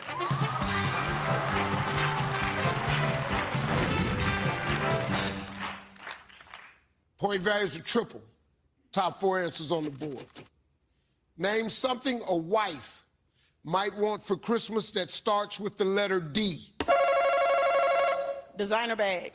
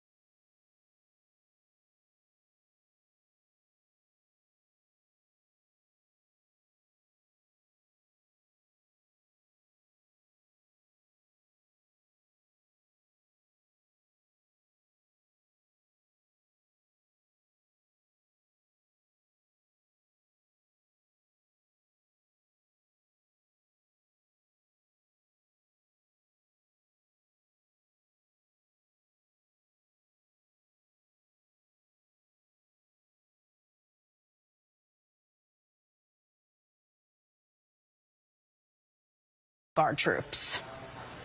Until we went in, if we didn't do the job, that place would be burning down just like the houses burned down. These are not the people that we were told were going to be detained. And it makes me feel like our city is actually a test case for what happens when the federal government moves in and takes the authority away from the state or away from local government.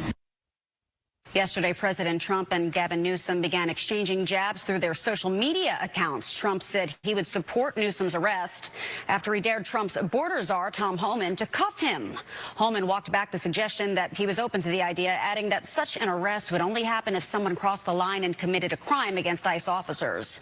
Newsom, in the meantime, plans to sue the Trump administration over its deployment of National Guard troops that California didn't ask for.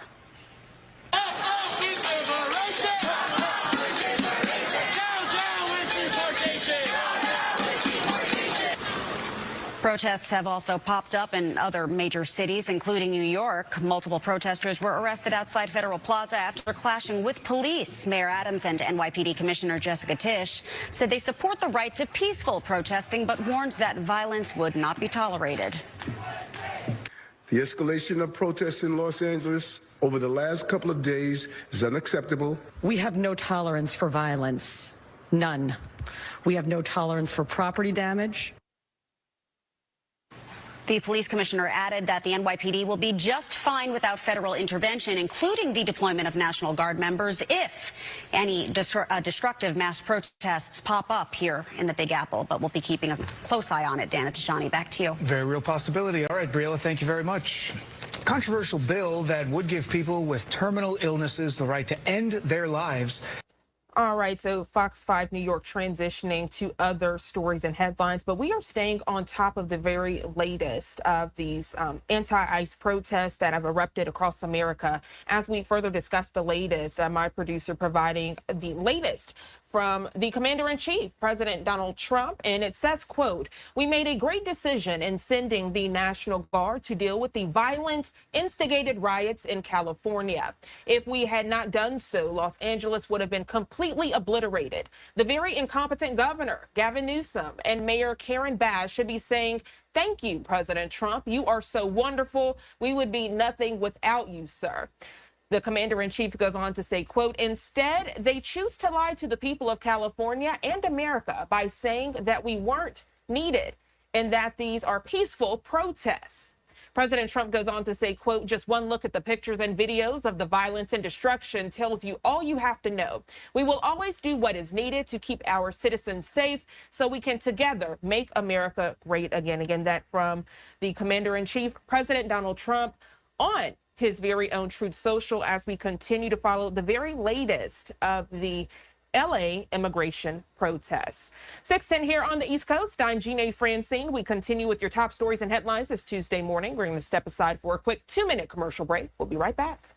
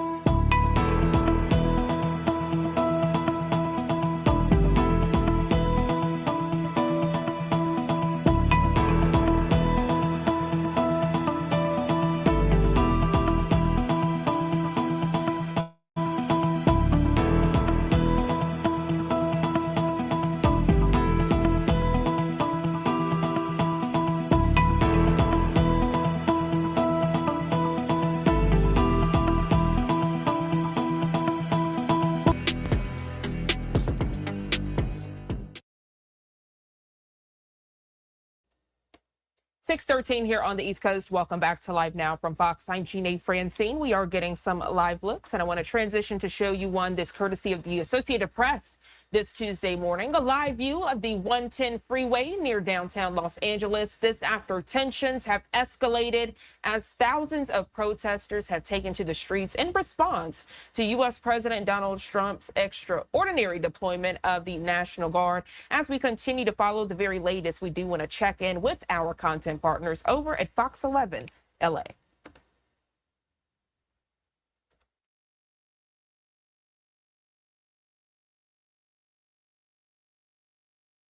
Fox 11 News at 10. We need to stop the raids. This should not be happening in our city. It is not warranted, and the only thing it does is contribute to chaos. This was chaos that was started in Washington, D.C.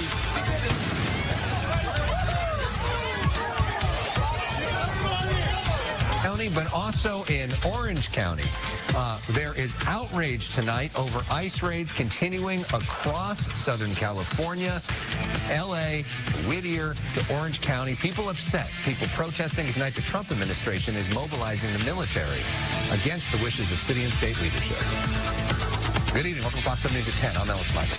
And I'm Christine Devine. We thank you for joining us. President Trump is not backing down. Today he announced he's deploying another 2,000 members of the National Guard and hundreds of Marines to control the anti-ICE demonstrations. We've got live team coverage at Lascos. Laura Diaz in downtown. Gina Silva is in Santa Ana. Let's start, though, with Ed covering the military members heading our way. Yeah, that's part of it, but a dramatic scene unfolding here right downtown L.A. Let's get you into it, Joe. Give you a look. LAPD headquarters, their main headquarters, First and Main. They have brought in convoys of LAPD black and white units coming in, lights and sirens, pulling off on Main, and now the officers rushing in there. Their tactical line, they're forming a skirmish line to protect their very headquarters. One of the concerns was that this would be targeted because off to the left is the Little Tokyo area, and that is this grid here, First and Second, and then you have Maine and Los Angeles on the other end. That's the grid where they've had the protesters, and they're trying to seal them in that area, get them to move through. And the concern is, as they do that, a lot of those protesters may make a run here on police headquarters, and that's why you have the line of the skirmish line being set up here, the tactical lines being set up. That's part of those convoys I've been talking about. You see them moving through downtown LA, this very area here, in the last 15 minutes or so. Officers redeploying, getting ready. You're looking down Main. That's part of the grid down there at Second, where they're trying to seal off that crowd of protesters in the Little Tokyo area. Earlier in the last 15, 20 minutes, lots of loud bangs echoing through the buildings here as we go up top. Guy Fox, you get a look at that hotbed of activity down there in the Little Tokyo area, talking about the bangs. There's police no doubt using LAPD down in that area, their non-lethal munitions like the flash bangs to get the crowd moving, to try to get them to disperse right through there. We haven't seen, though, which is a good part of all of this, if you will, that outright violence that we saw certainly play out on the streets here the last night, especially over here by City Hall, LAPD headquarters. Haven't seen that, and that is the concern, where they're trying to tamp this down at this point. But look at that crowd through there. The protesters still strong.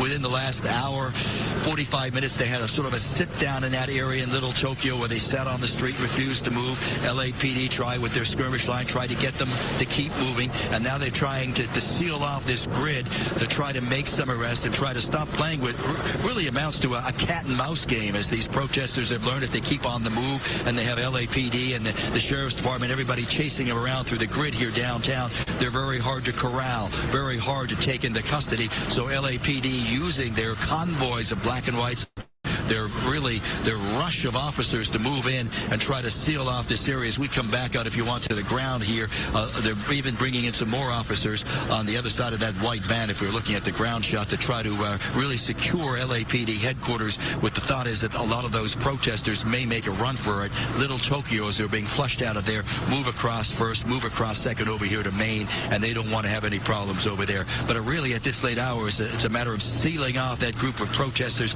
as you've been watching from Sky Fox. Keep them moving, and as the chief was saying, and we've heard from LAPD, they will make arrests, as the tolerance for this, as we're into the fourth night, certainly is wearing very, very thin out here on the front lines. We'll check back in with you in a moment. There are protests going on in other areas, including Santa Ana. We've been talking so much about downtown L.A. in the last few days. Fox 11's Gina Silva live in Orange County for us tonight, and things have gotten tense there, Gina. It is wild out here right now. Let me just move out of the way so you can see people have started running in this direction, obviously because there have been the deputies are deploying smoke canisters and firing pepper balls to disperse the crowd. Dispersal orders have been issued. They were issued quite a while ago, but as you can see, no one is leaving. Everyone is sort of staying here and at times, of course, taunting law enforcement. It didn't start this way. It started peacefully. Around 200 protesters rallied against ICE.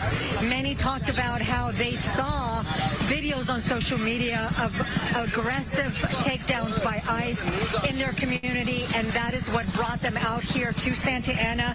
The demonstration included families, local activists. You hear that? I mean, it is just so loud. And that's what we've been hearing tonight. As soon as we got here, we were nowhere near the deputies, and the smoke was in the air. The pepper spray was in the air. It hit us so strong. I couldn't breathe all of a sudden. My eyes were burning. So if you're really close to it, you can just imagine how powerful that is. Again, I'm sorry? We have to go. Okay. Security's telling us we have to leave. All of this escalated. I'll just briefly tell you, all of this escalated when the demonstrators attempted to block a federal van from leaving the building, and that is when things got out of control. I mean, obviously, they started to try to get people to let them leave the area, you know. Where are we going? Gina, as you are there trying to get to a safe place as you bring us this very important coverage, we should note that there is a presence of the Santa Ana Police Department as well as the Orange County Sheriff's Department there on the scene. And you are right, it has escalated tonight. When we first took this live shot around 8, give or take, they had then shortly after that issued that order to disperse. This is quite a scene of much more chaos here tonight. Let's let them go. All right, Gina, you get to a safe location, and we will check back in with you later. Fireworks, smoke grenades, and a crowd that is clearly looking for trouble in downtown L.A. Still going late there in downtown, where our Laura Diaz has been all night. Laura. Yes, Christine, we are at San Pedro in First. Earlier, we were at San Pedro in Second, but that's where about an hour ago, everything was very peaceful, and then all of a sudden it turned. People were actually sitting. They were staging a protest in the form of a sit-down. And then at some point, somebody started letting fireworks go towards the officers, and that seemed to aggravate everything. At that point, authorities were telling the crowd that they had to push back, and it just got more and more contentious. And then at some point, we know that the concussion grenades were released. So there was a lot of running and screaming and people pushing back, and we were in that crowd too, running, trying not to get swallowed up into that mob of people as they ran, because that's very dangerous in itself, right? If you're in the wrong position. So now things have calmed down. Just moments ago, we saw sort of a convoy of CHP coming in, and they came in with lights and sirens, trying to show that they were going to clear the streets. They have asked people to go home, but what you generally find is that people move from one area to the next, and that's what we're seeing now. I would say that the level of excitement and anxiety and anger has toned down quite a bit from about 20 minutes ago. But people are still here. They're still standing on the street. We're in the heart of Little Tokyo, an area that many people come to enjoy a nice dinner out. But tonight, it's not about that at all. It's about people expressing themselves. Some are doing it peacefully, some are not. And law enforcement here trying to keep a lid on it so that things do not happen and property and people get hurt. But a lot of emotion here on the streets of downtown LA. Laura Diaz reporting live from Little Tokyo, sending it back to the studio. As we're looking at your shot there, Laura, I can't help but notice all the things that have been tagged there behind you and all the graffiti there. I'm sure it's tied to this protest scene here in the downtown LA area. For those who are watching from an international space or around the country, Little Tokyo is just south of the City Hall of downtown LA, where we had Gina Silva. She's in Orange County. Goes to show you how widespread the pockets are of these protests. And there you have LAPD as well. The LA County Sheriff's Department has also been in the downtown LA area as well. Yeah. It all started down there with a big rally at Grand Park, and that was an organized rally with announcements going out, and it spilled over to more of this organic kind of get-together here of people who are just staying late into the night despite police asking them to move. And Laura, it felt like sort of the sort of fever in all of this had broken, meaning it felt like maybe we were finally starting to calm down out of this, and then within the last hour things seemed to change. How do you compare and contrast tonight versus some of the other times that you've been out in the last few days? I was out on Saturday, and we were there when the pepper spray was sent out, and people, responded in a strong way to that. The same thing happened tonight, but it started with the fireworks. That they let a few of them go off, and the law enforcement tried to keep, a steady head about it. But then it was like the entire sky was lighted up with fireworks, and it was dangerous. So at that point, they had to push the crowd back. We were part of that crowd, and as people started to run, it was a stampede. And of course, because we work in the business, we are hooked up with cables. It's not that easy to run. We're trying as well as we can to move swiftly, but to be mindful of the equipment and not tripping over it or not tripping somebody else. And by then, of course, they had released those smoke bombs, so we're coughing, your eyes are stinging, it's hard to breathe. So all of that is happening at once. So I would say tonight was probably the most stress I saw. I didn't work yesterday, but today it turned like in 5 minutes. All of a sudden it went from being somewhat tranquil to a situation you needed to remove yourself from. Well, not only is it stressful, it's been several days of stress for law enforcement, for our cities, for those who are concerned about their families and friends, given the ICE activity and the ICE raids, and even for really anybody involved in all of this. It's a high stress level right now. It is a Monday.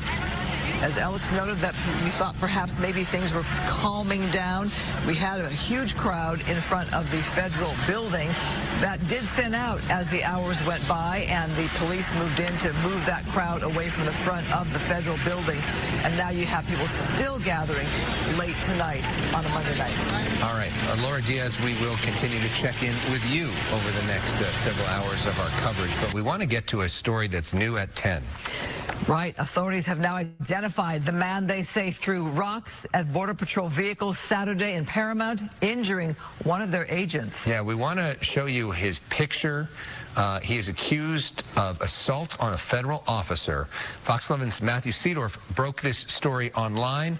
It's a story you'll see only here on Fox 11.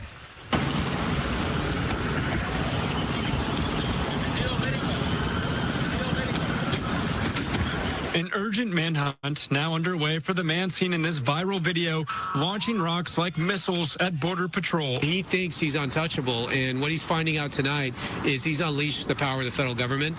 We will find him. On Saturday, Border Patrol had a staging area in Paramount when they were confronted by protesters. Agitators then started throwing glass bottles and concrete chunks towards authorities, while Border Patrol agents fired back with pepper spray and rubber bullets. As our agents were leaving the area, rocks were thrown, severely injuring one of our agents on his hand.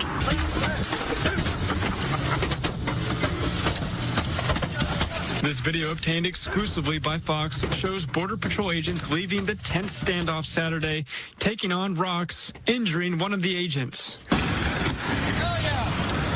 The FBI using social media videos and our Fox 11 report to identify the rock thrower as 40-year-old Elpidio Reyna. I think you interviewed him yourself, where he was trying to get trucks to block the Border Patrol officers from doing their job. You think this is getting out of hand? I'll patrol everybody right now. Anybody who assaulted our officers, we've got the FBI working around the clock.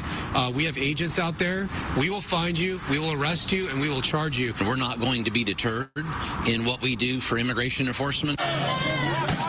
4 days of chaos across the LA area. Officials now combing through video for more arrests while saying the violence won't slow them down. We have a mission here in Los Angeles. We won't be deterred from that mission, whether it's arresting illegal aliens or protecting federal facilities. We're going to do that. If anyone thinks that this guy or any other thug out there is going to stop us from doing our job, they got to think again. We're doubling our resources. There's going to be even more enforcement in the city of Los Angeles now because of the activities you're seeing on TV.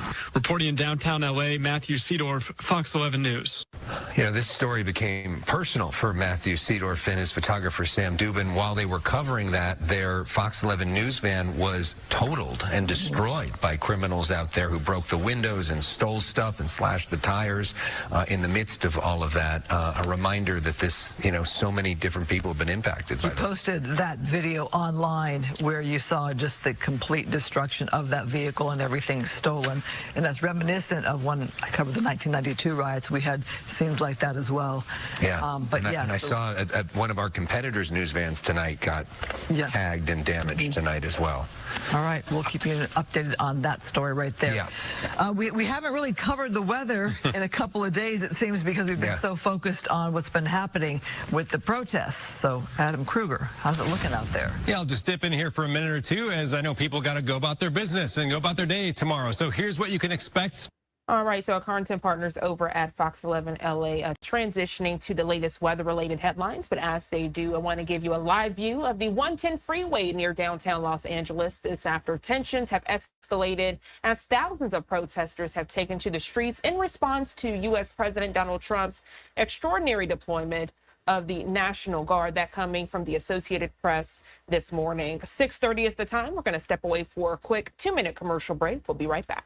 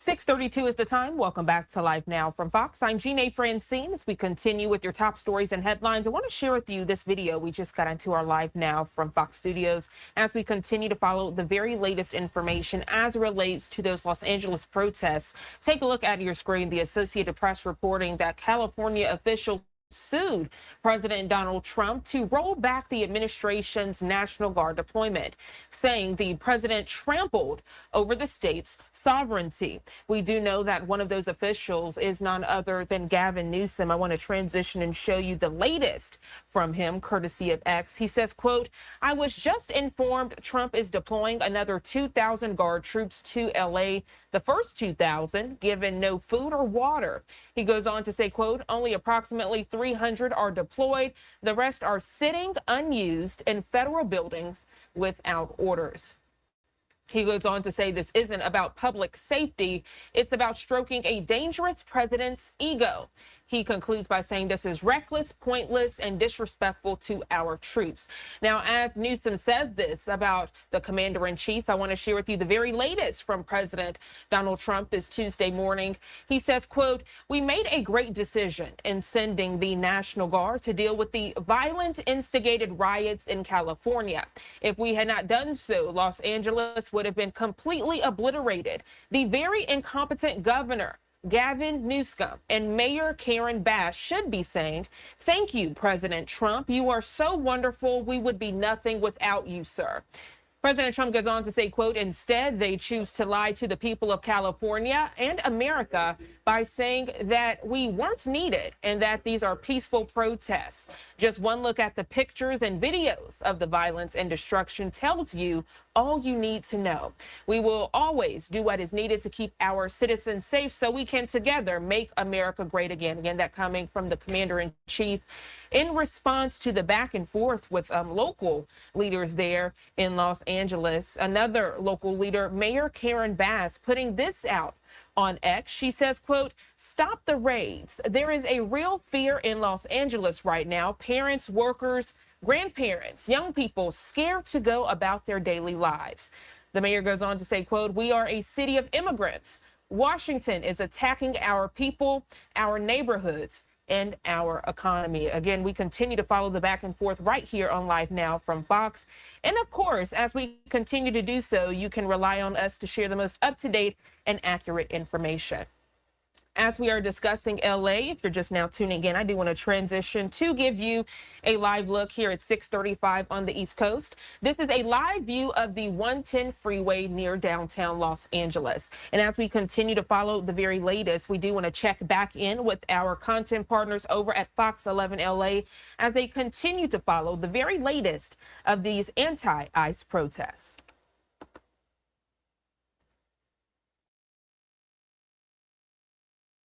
We've got protests going right now in downtown LA and also here in Santa Ana.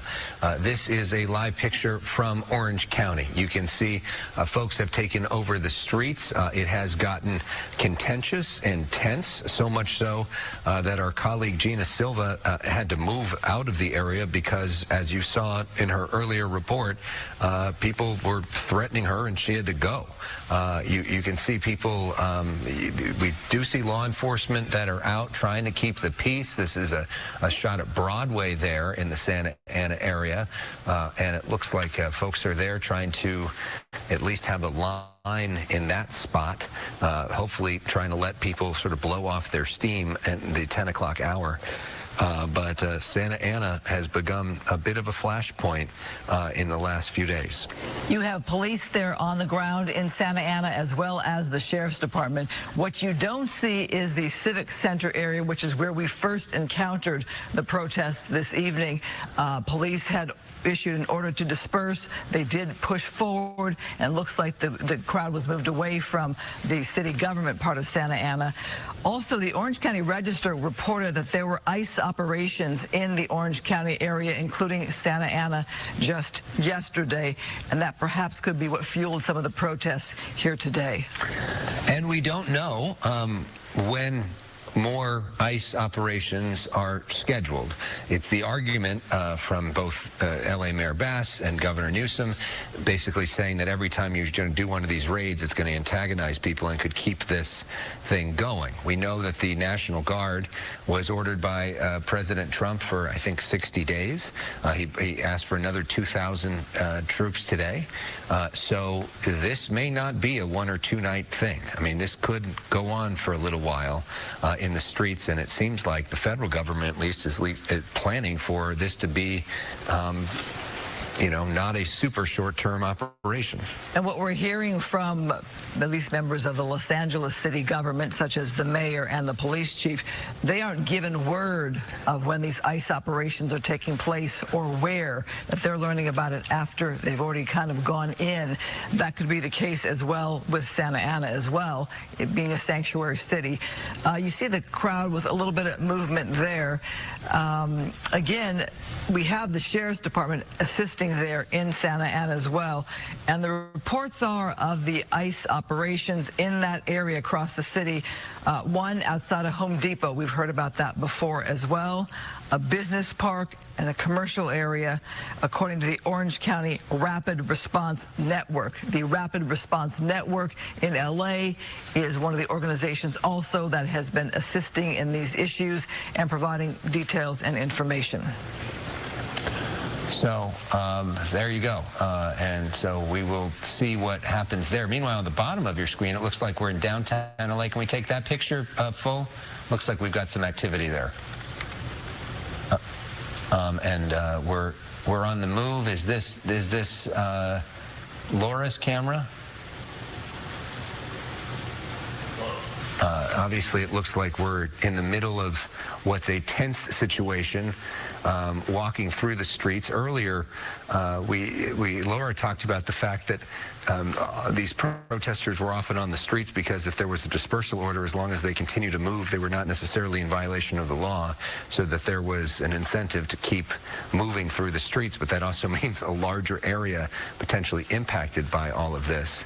And you see, there are folks that are peaceful and just kind of going about their business, and people that are there to document it and people to check out what's happening, and then some people who are potentially up to no good, all in one pretty small space. Yeah, this is the Little Tokyo area that we've been following throughout the night here, and we talk about how the protests kind of shift to different streets. This is the first we've seen of protests that have drifted to the Little Tokyo area in our several days of coverage here. And you can see it's a Monday night in Los Angeles, and the crowd is still out there. All right, so we have this story here. Governor Newsom is suing President Trump over the deployment of the National Guard, claiming that that move was illegal and unconstitutional. You see video from earlier there on your screen there. Fox 11 legal analyst Mary David joined us during the 8 o'clock hour to tell us about the legality of that lawsuit. And here's what she had to say. I think that it is going to be an issue for President Trump that, there are two issues here. One is the fact that in order for the statute to really be enacted, it's really only in 3 scenarios. That's in a foreign invasion situation, or if there's an issue with local laws prohibiting federal laws from taking effect. But what Trump is going to argue is that this was allowed because of this being a situation of a rebellion. But for a rebellion, the courts are going to look at what was the level of force that was actually being used, what was the purpose of the protests, and how much force and threats of violence really were meriting the use of this being really a power that the president should be exercising. The other thing that the president could do is declare an insurrection, which gives him actually even more power and is harder to challenge and could allow him to use the military to do some of this enforcement. He has not done that yet, but he's thinking about it. And today we saw the National Guard and Homeland Security really just in front of the federal building in downtown L.A. And at one point, LAPD stop the protest and move the crowd away from the front of that entrance where they were there protecting that federal building. And we now know the Marines are on their way from 29 Palms. We don't know exactly what the Marines are going to do, but we do have reports that they're on their way, according to the Department of Defense. All right, coming up, ICE agents cracking down on undocumented immigrants. We continue team coverage from Los Angeles and from Santa Ana when we come back. All right, we appreciate Fox 11 LA for that detailed coverage as they go to break, giving you a live look there along the 110 freeway in Los Angeles. 6:42 is the time. We're going to step away for a quick 2-minute commercial break as well. We'll be right back.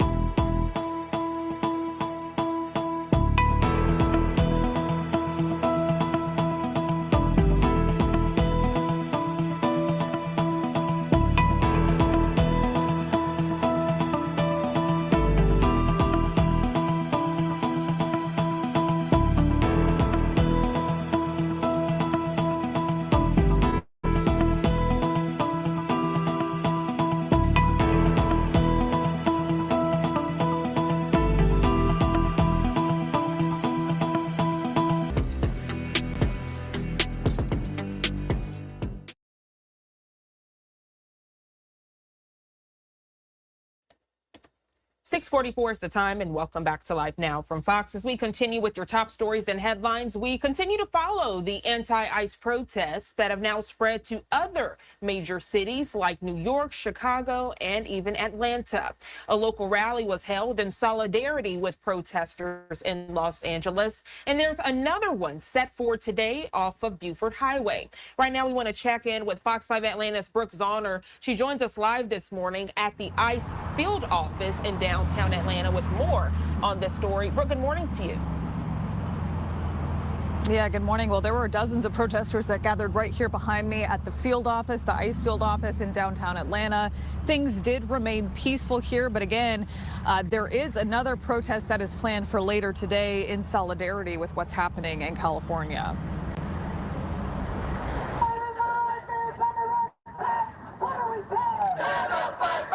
A small group of protesters showed up outside the U.S. Immigration and Customs Enforcement field office in downtown Atlanta Monday. I see a lot of racism and I see a lot of hatred, and I'm tired of that. Protesters are calling for an end to ICE raids and the release of a union leader in California.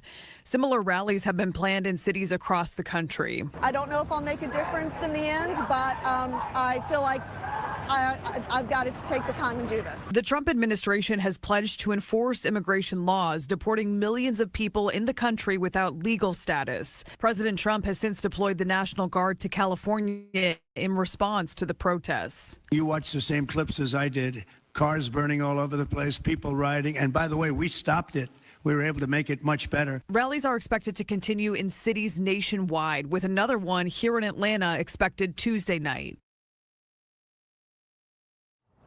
And that rally is scheduled to happen at 6:30 here in Atlanta on Buford Highway. We, of course, will have a crew there and be tracking the latest. But for now, that is the latest here from downtown Atlanta.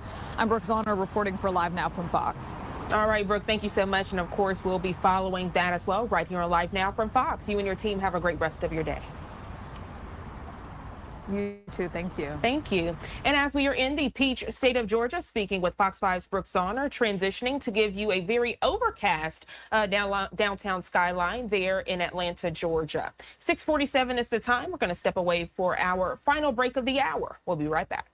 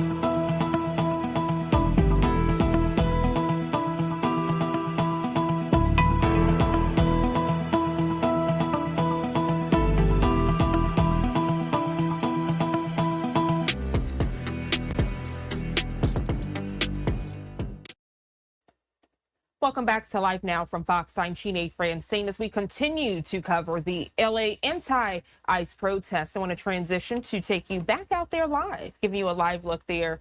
Here at 649 on the East Coast, a live view of the 110 freeway near downtown Los Angeles. And we continue to get the latest information from our content partners over at Fox 11 LA. Let's head there now.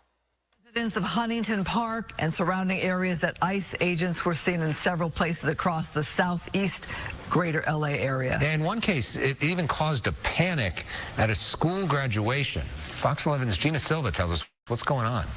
Border Patrol here in Huntington Park. Hey, let them go!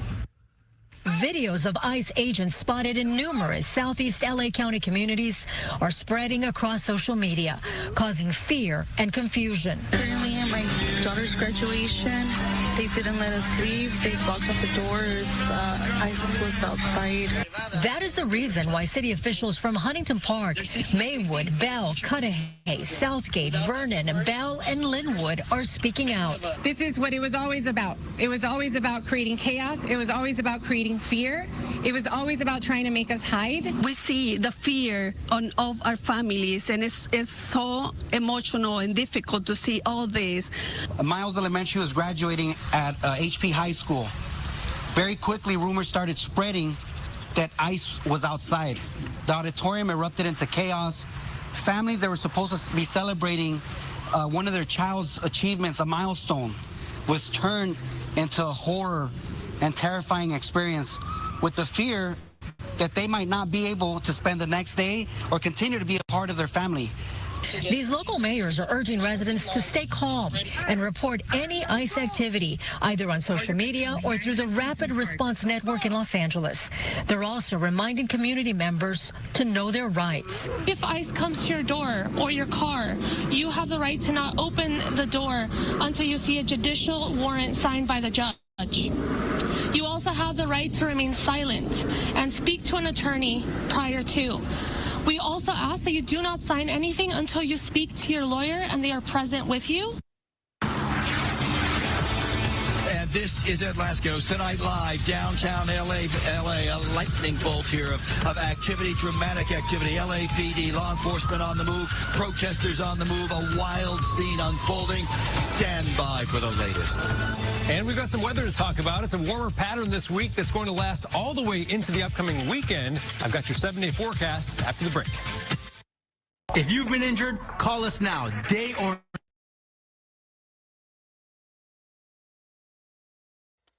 All right, so our content partners over at Fox 11 LA going to a quick break, but we are staying on top of this top story. This is violent protests may be easing up now in Los Angeles after a fourth day of demonstrations over immigration raids. President Donald Trump, though, is sending in Marines as well as more National Guard troops. Let's check in now with Fox News correspondent Doug Luzader as he reports from Washington this morning. He's also ramping up his battle with California Governor Gavin Newsom.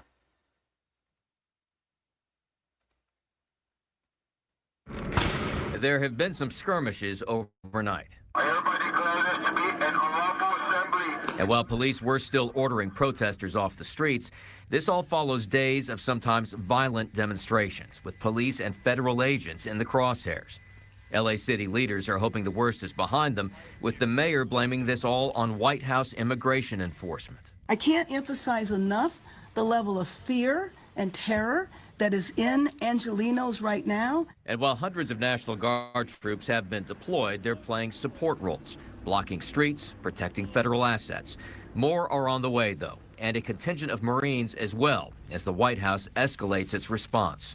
And California, meantime, is now suing the administration over the deployment. So, Tom, arrest me. Let's go. California Governor Gavin Newsom dared border czar Tom Homan to arrest him after threats to go after state officials who block immigration actions. Gavin likes the publicity, but I think it would be a great thing. President Trump said he'd back that, underscoring how the White House views the immigration issue. That's the strongest issue for President Trump. It's the weakest issue for Democrats. Look, President Trump is salivating politically for this fight.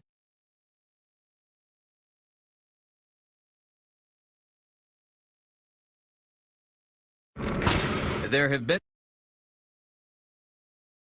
And that was Fox News correspondent Doug Luzader reporting there. We do see our content partners are back from break. Let's check back in now with Fox 11 LA.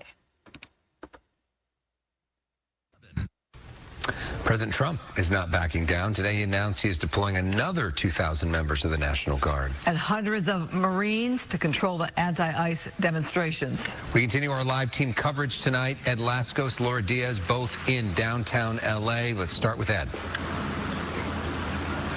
And a dramatic situation here continues to unfold. Little Tokyo's where all the action is happening. We're right by LAPD headquarters. Joe will give you a look. We're looking down First here. We're at First and Main. That's First in the direction of Los Angeles Street. And that crowd that's been really dug into the heart of Little Tokyo the last couple of hours seemingly is on the move. Many of them are moving up in that direction on Los Angeles Street. And many of them are heading actually toward the freeway, something we saw the last couple of nights. So much so in the last 5 minutes, a convoy of CHP officers, about a dozen others of so, lights and sirens, rushing down, heading over to guard some of the ramps there to keep that crowd from heading over to the freeway, the 101. Now you're looking, this is the main headquarters, LAPD, right across from City Hall. That is the line of officers protecting their home base. They moved in here about half hour ago. Again, maybe a convoy of 3 dozen, 4 dozen black and whites roaring through here, roaring through the streets. They set up here, setting up right around the front entrance, the side entrance of LAPD, and a lot of the focus with the ships, the LAPD sky ships and their night sun shining down. It's been in the Little Tokyo area, but now focusing on Los Angeles Street as it heads over to the Hollywood freeway, and the crowd is moving. We've been hearing also a lot of the flashbangs that police have been using, trying to get the crowd of protesters to move along, and also at times some fireworks, presumably fireworks, very loud noises, bangs that roar through. And if it's an interesting point here, there's a group of coyotes in some of the bushes, and when those bangs go off, those coyotes run like crazy down First Street, down Main Street. But in any event, a very tense situation here. LAPD on the move, CHP on the move, moving toward the Hollywood freeway. Very much still a cat and mouse game with the protesters moving through, LAPD trying to follow, trying to stay one step ahead of them as we go back to the west side. Ed Lascos, thank you. We stay now in downtown L.A. Laura Diaz is in another location for us tonight. Laura. Yes, Alex, we are at First in San Pedro. When I first started the evening, we were at Second in San Pedro, but that's where that group that originally did a sit-down, it was all very peaceful. In a matter of 30 minutes, it turned ugly. They started letting off fireworks, and then at that point, you know, the law enforcement responded to that with pepper spray, and then everybody started running. Now, we have that video for you. We're going to play it right now. Let's listen. It was very tense as everybody ran. It was a stampede, and I was running with my camera crew and our security detail, trying to run with this cable in between us and stay out of the way of this crowd that simply was not paying attention. They just wanted to get out of the way. Let's listen. Yeah, it's getting ugly out here. It's getting ugly.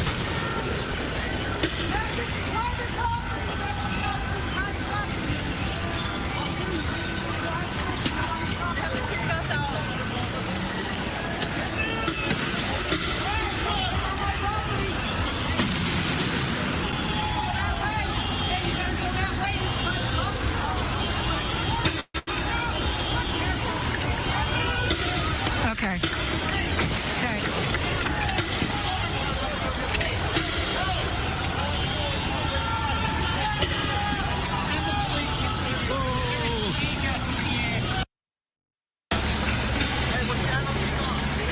So for our own safety, we left the immediate area. Of course, we were all coughing. Our eyes were stinging from that, substance that went up into the air. I can tell you this, that people pushed back and they went further out on San Pedro, which is where we are right now. We've only moved about a block. At one point, we saw two guys that were pushing big, huge dumpsters with graffiti all over them, using it as some kind of a barricade to go toward law enforcement that was pushing down the street. At one point, we saw another guy with an entire satchel full of rocks, and then we saw people pulling pieces of cement, presumably to throw at law enforcement. I didn't actually see them throw it, but they were certainly getting ready for it. And, as somebody who's lived here my whole life, I have to say something on behalf of all the merchants. It breaks my heart to see people who've worked so hard to create their stores and their restaurants, and they're covered in graffiti. So the people who had good intent in their heart to go out and talk about what their concerns were, to be able to express themselves as we're allowed to do in this country, and then it de-escalates into something that is so ugly and awful, and the merchants who have nothing to do with any of this will now have to clean up their businesses. And you can't help but witness it as you're walking through the streets and feel for them, because they have nothing to do with this. But that is the scene here in downtown LA. Every once in a while it's punctuated by some kind of a flashbang or smoke in the air or people running and screaming. But that is the scene here, and we are staying close by in downtown Los Angeles, continuing to report on it. I did hear one report that there was an officer in distress about a block over. I can't confirm that I saw it with my own eyes, but certainly they're trying to push people out of this area. I'm Laura Diaz reporting live, sending it back to the studio. Yeah, and Laura, I think about when I saw the video of that dramatic moment, all the people that were documenting it with cell phones. All right, and we appreciate Fox 11 LA for that overnight coverage. But now we have hit the 7 o'clock hour. We want to transition to their live coverage as their Good Day LA team has just arrived in the studio. As we transition, I want to take you back out to give you a live look along the 110 freeway near downtown Los Angeles.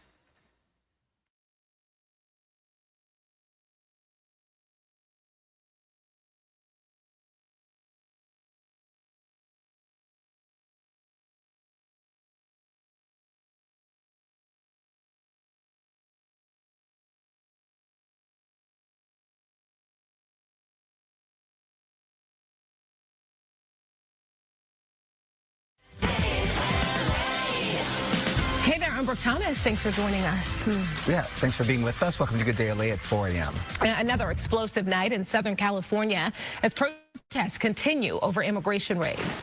Police and crowds are facing off in Los Angeles and Orange County this morning. Law enforcement is gearing up for a 5th day of unrest. Here's a look at the latest developments. President Trump is mobilizing an additional 2,000 National Guard members to help protect federal buildings in L.A.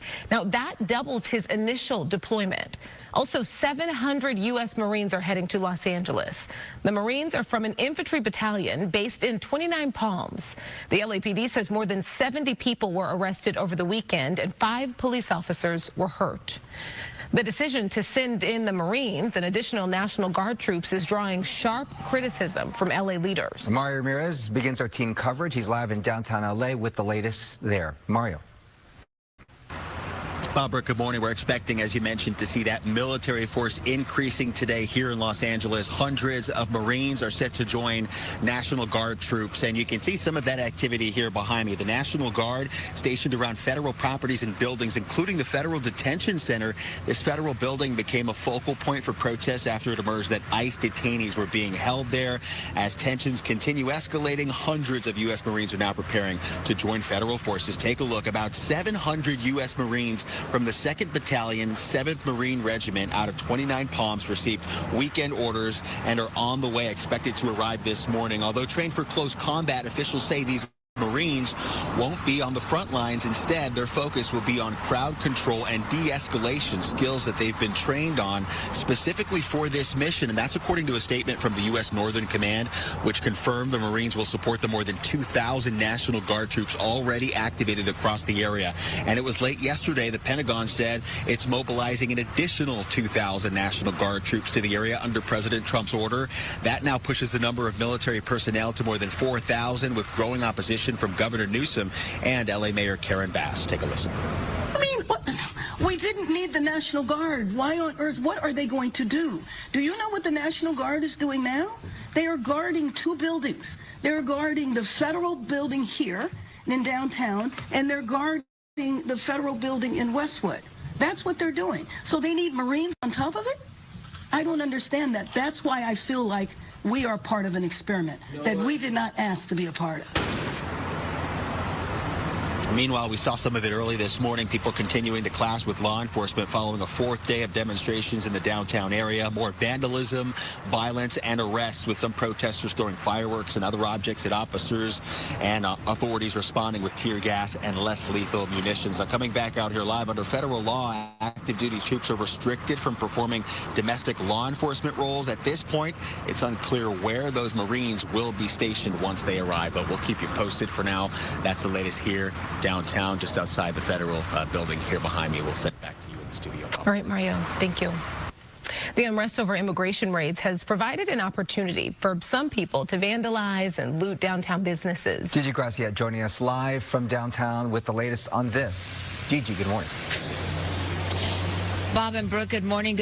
Good morning, everyone. Unfortunately, it is the businesses that are paying the price for the chaos here in downtown Los Angeles. We are on the corner of 8th and Broadway. This is the Apple Store. Take a look. This is just one of the many window panes that have been shattered. And here you can see, actually, whoever shattered it may have cut themselves, because you actually see a blood trail and you see graffiti in Spanish on the other side. So it was painted from the inside. And there you see the lid of an alcohol, the top of an alcohol bottle. And take a look in the background, photographer Carlos Jacinto. Take a look at all the boxes there. This store was one of many that were looted last night and into the early morning hours. Take a look right across the street. The same scene playing out at Adidas. Dozens of looters breaking in and taking anything and everything they could carry. What they got away with, unclear, because management will still have to do an inventory. And then it was on to a jewelry store. Now, at one point, several jewelry stores were hit, and at one of them, they were reporting up to 100 looters, again, on Broadway. We saw the Apple Store. Here's another look at the damage done at the Apple Store right here on the corner of 8th and Broadway. Bored up people kept busy all night long here. downtown LA, especially Broadway, hit hard. And then after the Apple Store, they just continued to move on, hitting Shoe Palace, just one of many shoe stores that were hit overnight. And there is absolutely graffiti. So if the building wasn't looted, or the business rather, then it was vandalized with graffiti everywhere.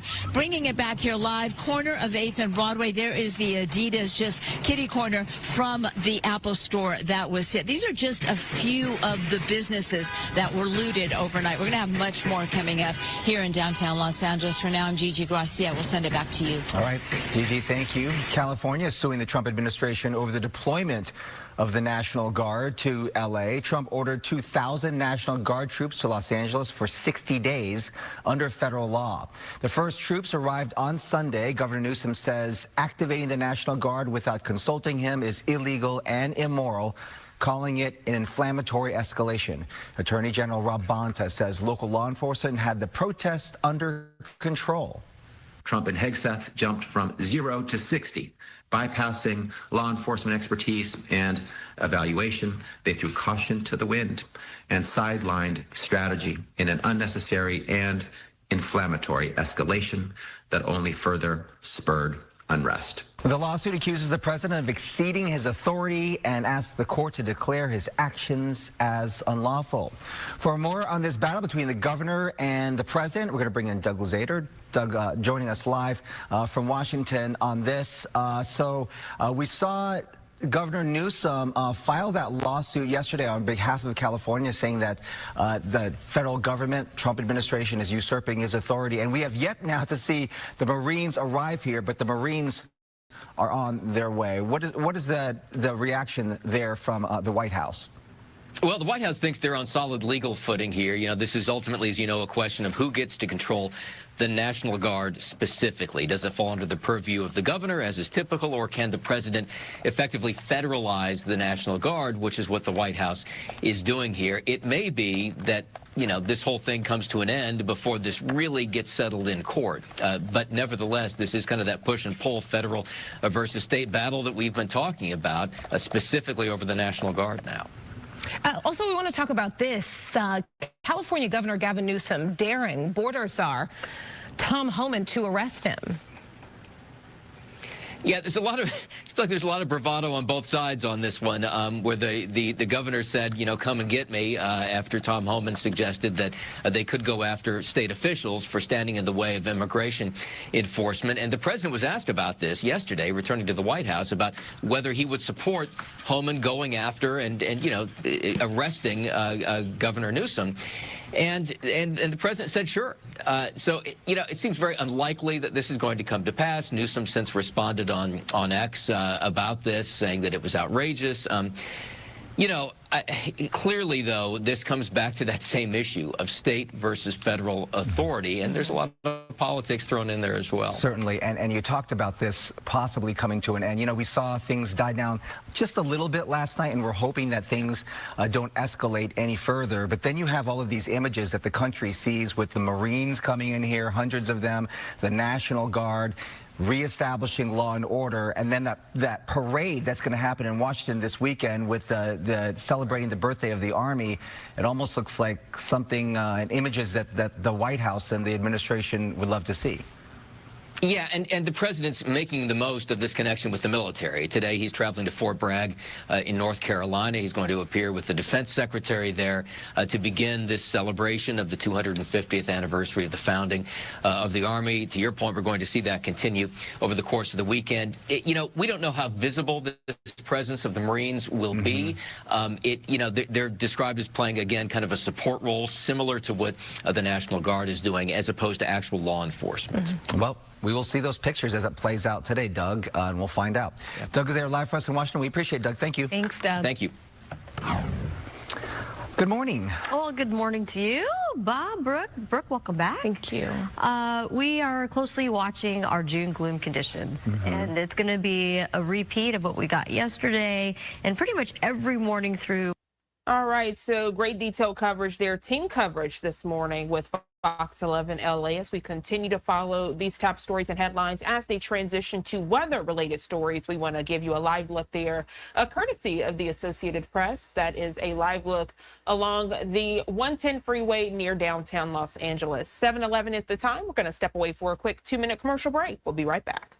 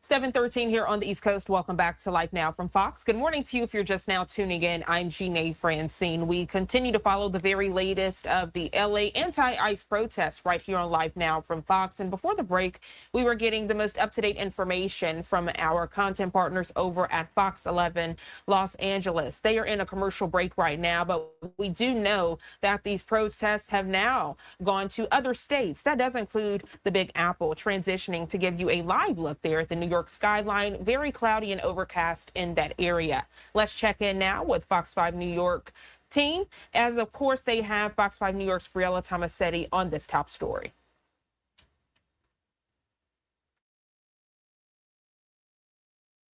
Upper and lower level right now. The Lincoln Tunnel, it's about 15 to 20 minutes inbound. Same goes for the Holland Metro North, Long Island Railroad, New Jersey Transit, and the PATH trains all running on or close to schedule. Rosanna, back to you. Inez, thank you so much. This morning, we're keeping an eye on Los Angeles, where President Trump approved the deployment of 2,000 more members of the National Guard in response to the violence from immigration raid protests. Hundreds of Marines are also expected to arrive later on today. Good day's Briella Tomasetti joins us right now. And Briella, it's 4 in the morning there, so what has happened overnight?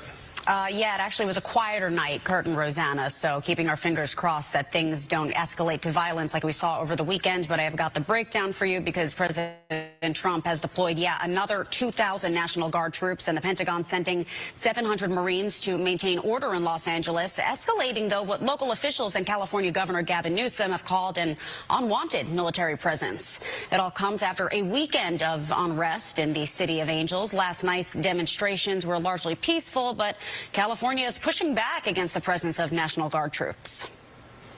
Until we went in, if we didn't do the job, that place would be burning down just like the houses burned down. These are not the people that we were told were going to be detained. And it makes me feel like our city is actually a test case for what happens when the federal government moves in and takes the authority away from the state or away from local government. Yesterday, President Trump and Gavin Newsom began exchanging jabs through their social media accounts. Trump said he would support Newsom's arrest after he dared Trump's border czar, Tom Homan, to cuff him. Homan walked back the suggestion that he was open to the idea, adding that such an arrest would only happen if someone crossed the line and committed a crime against ICE officers. Newsom, in the meantime, plans to sue the Trump administration over its deployment of National Guard troops that California didn't ask for.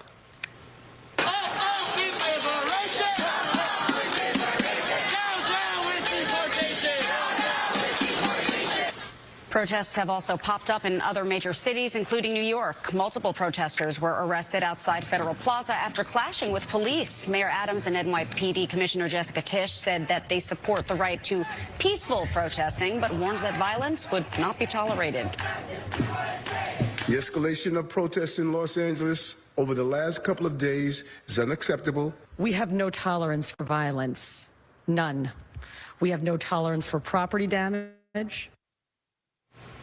The police commissioner added that the NYPD will be just fine without federal intervention, including the deployment of National Guard members if any destructive mass protests pop up in the Big Apple. But so far, Kurt and Rosanna, the situation here seems to be a little less dire than it is on the West Coast. Back to you. All right, we'll keep an eye on it, Briella. Thank you very much. Meanwhile, polls are already open for New Jersey's primary. All right, so that was Fox 5 New York's Briella Tomasetti sharing the very latest information with us for you here on Live Now from Fox. Again, as we are there in the Big Apple, showing how the protests in LA have trickled to other states. I want to give you a live look outside of our Fox television studios there, and you can see a very cloudy and overcast and rainy New York on this Tuesday morning here at 7:17 on the East Coast. Well, let's now transition and head back to where all of this erupted, giving you a live look along the 110 freeway near downtown Los Angeles. Let's check back in with our content partners over at Fox 11 LA.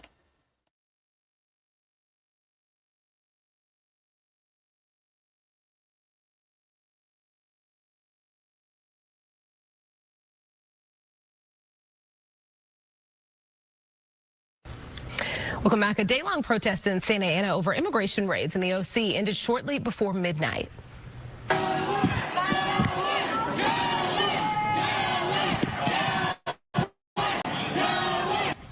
Police say they declared an unlawful assembly around 8:30 last night. They say people were throwing fireworks and other objects at local and federal authorities.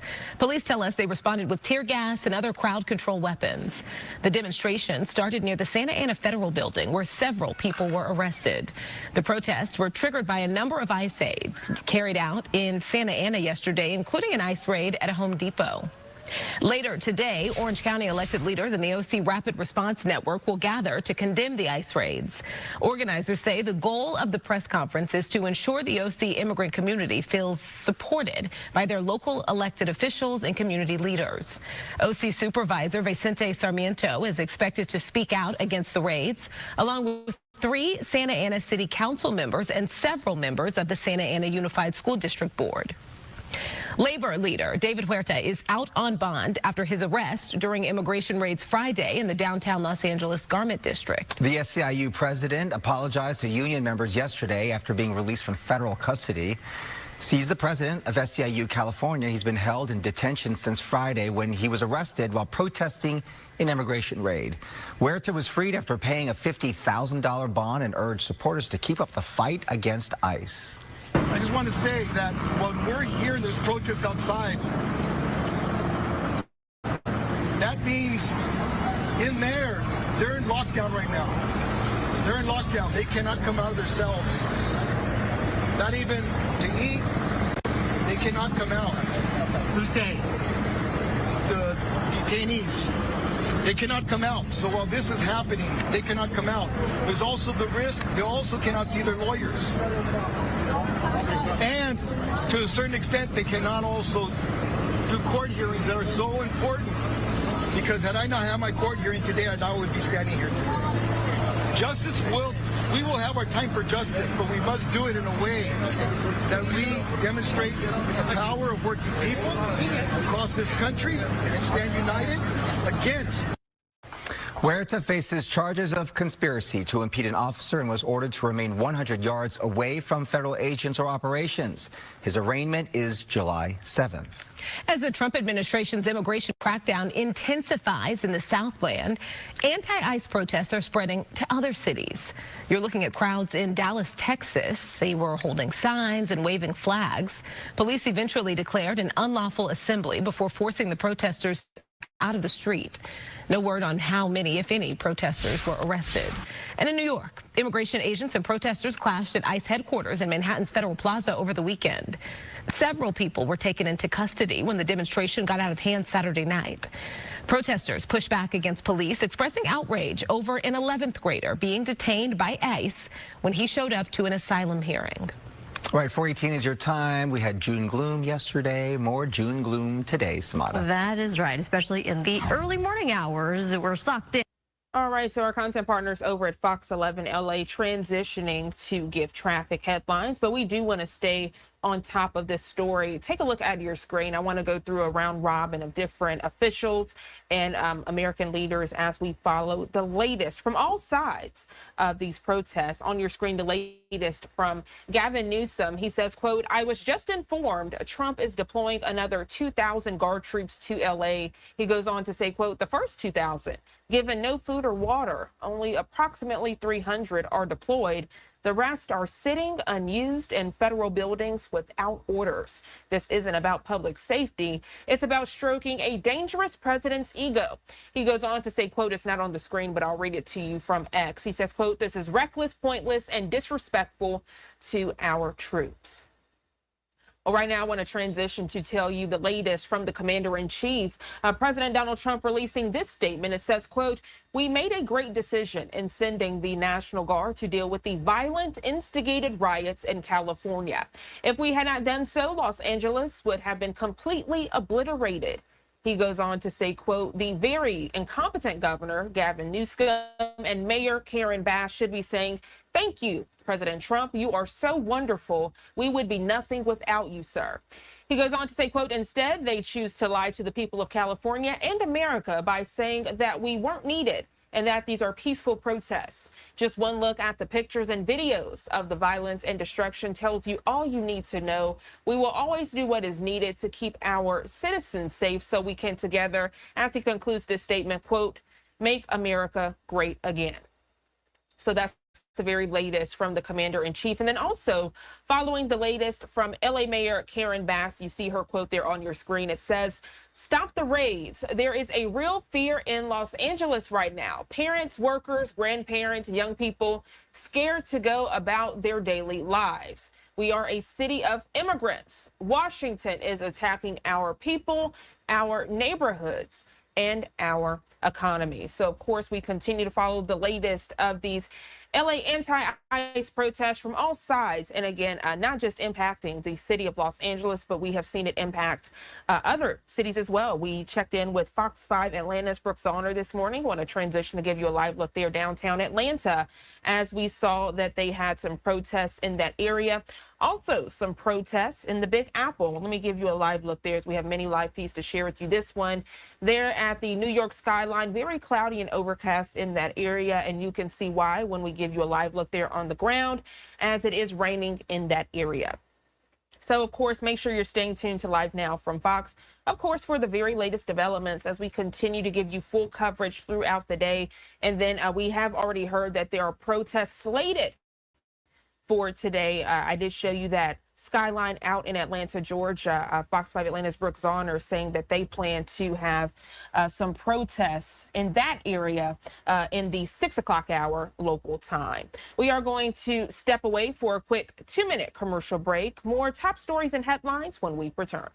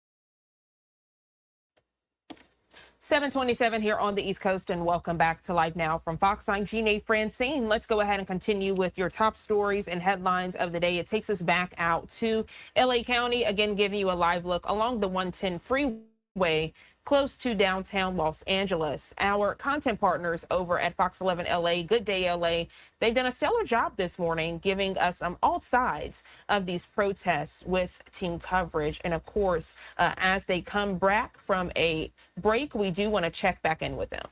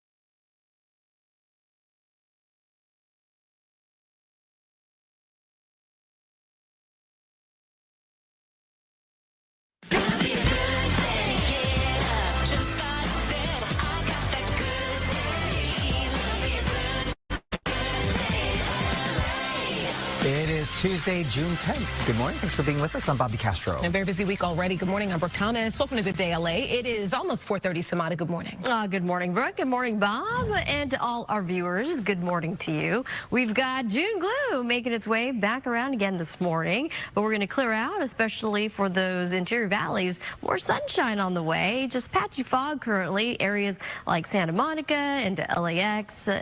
Visibility reduced across Ontario to Burbank. So just keep that in mind all the way into Camarillo as well. We're going to see the clouds retreat, and we're going to bring in 80s and 90s. Today's highs are going to be a little warmer than yesterday. We also have temperatures warming up across our mountain communities, and it was downright hot, triple-digit heat across our high desert communities, and we remain very dry outside of the morning. Low clouds and fog. Temperatures on the coast will be right around 70s. A closer look at your Father's Day weekend forecast coming up. Brooke, Bob.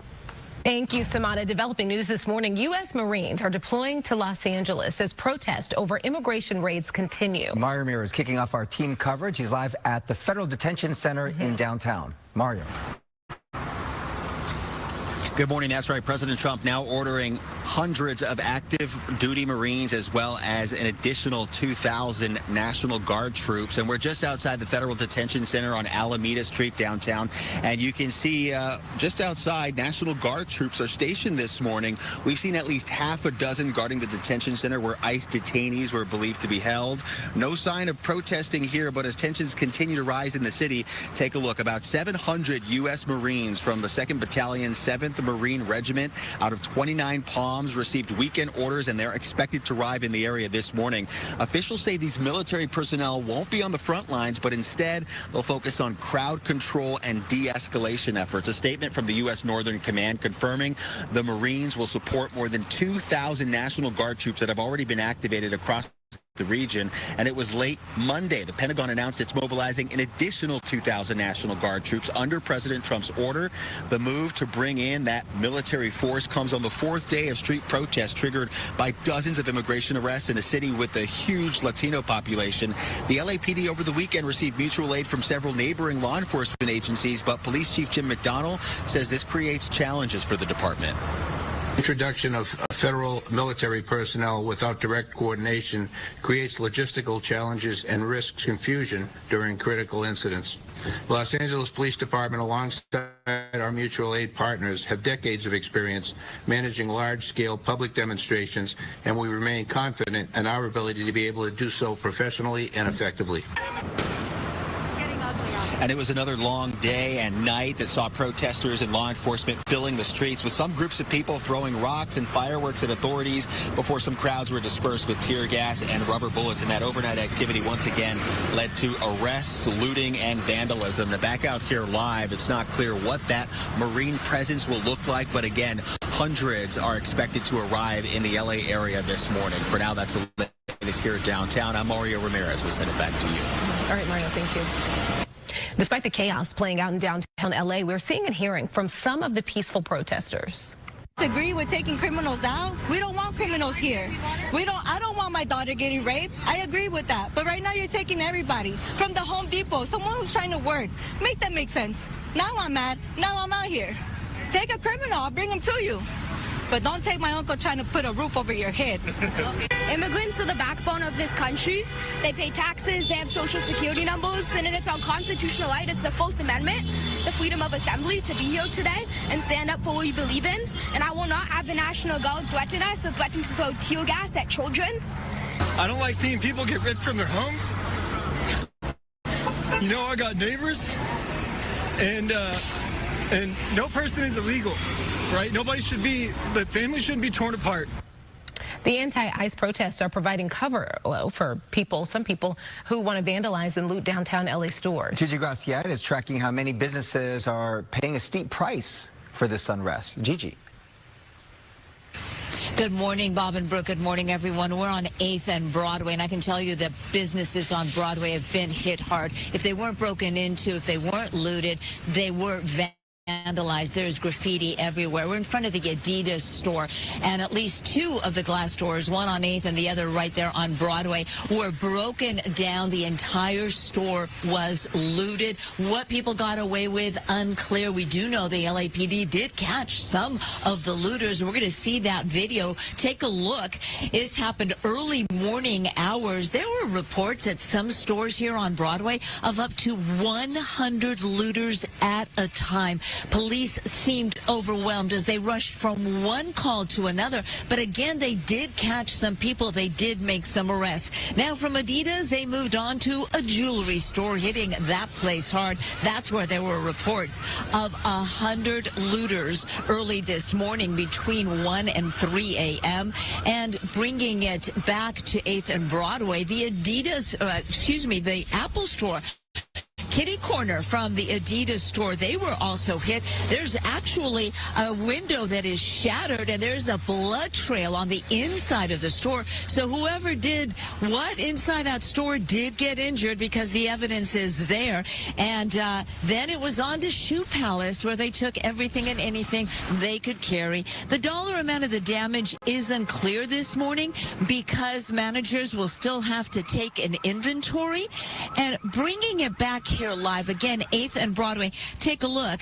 Somebody stole one shoe, left the other shoe there, and behind me, photographer Carlos Jacinto, you can see that other door, and take a peek inside the store. You just see the chaos that they left right there inside Adidas. Now, this is, again, these are just 4 of the many businesses that were looted overnight here. Unclear yet, no numbers from LAPD yet. We'll have those later this morning on how many people they arrested. Reporting live, I'm Gigi Graciette. We'll send it back to you. All right, Gigi, thank you. Authorities have now identified the man they say threw rocks at Border Patrol vehicles Saturday in Paramount, injuring one of their agents. Fox 11's Matthew Seedorf first broke this report online. This is a story you'll see only on Fox 11.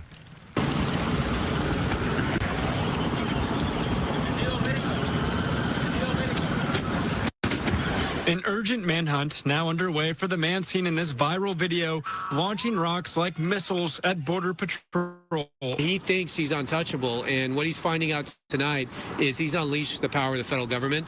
We will find him. On Saturday, Border Patrol had a staging area in Paramount when they were confronted by protesters. Agitators then started throwing glass bottles and concrete chunks towards authorities, while Border Patrol agents fired back with pepper spray and rubber bullets. As our agents were leaving the area, rocks were thrown, severely injuring one of our agents on his hand.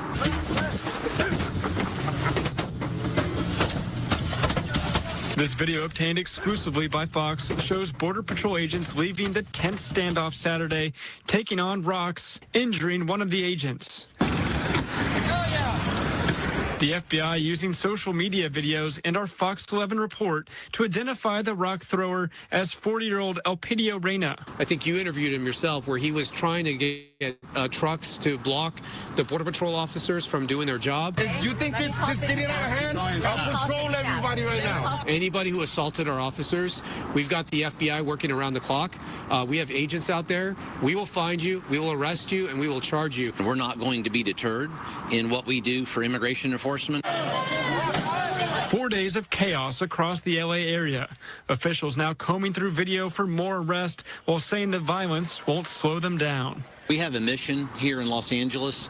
We won't be deterred from that mission, whether it's arresting illegal aliens or protecting federal facilities. We're going to do that. If anyone thinks that this guy or any other thug out there is going to stop us from doing our job, they got to think again. We're doubling our resources. There's going to be even more enforcement in the city of Los Angeles now because of the activities you're seeing on TV. Reporting in downtown LA, Matthew Seedorf, Fox 11 News. All right, 4:30 is your time. Turning to weather. Yeah. And our weather is going to be pretty good later this afternoon, but it's going to be more June gloom in the early half of the morning. But I do have your Father's Day forecast. Okay. And things are going to be heating up by then. And just Now you remember, care about that? I love Dad.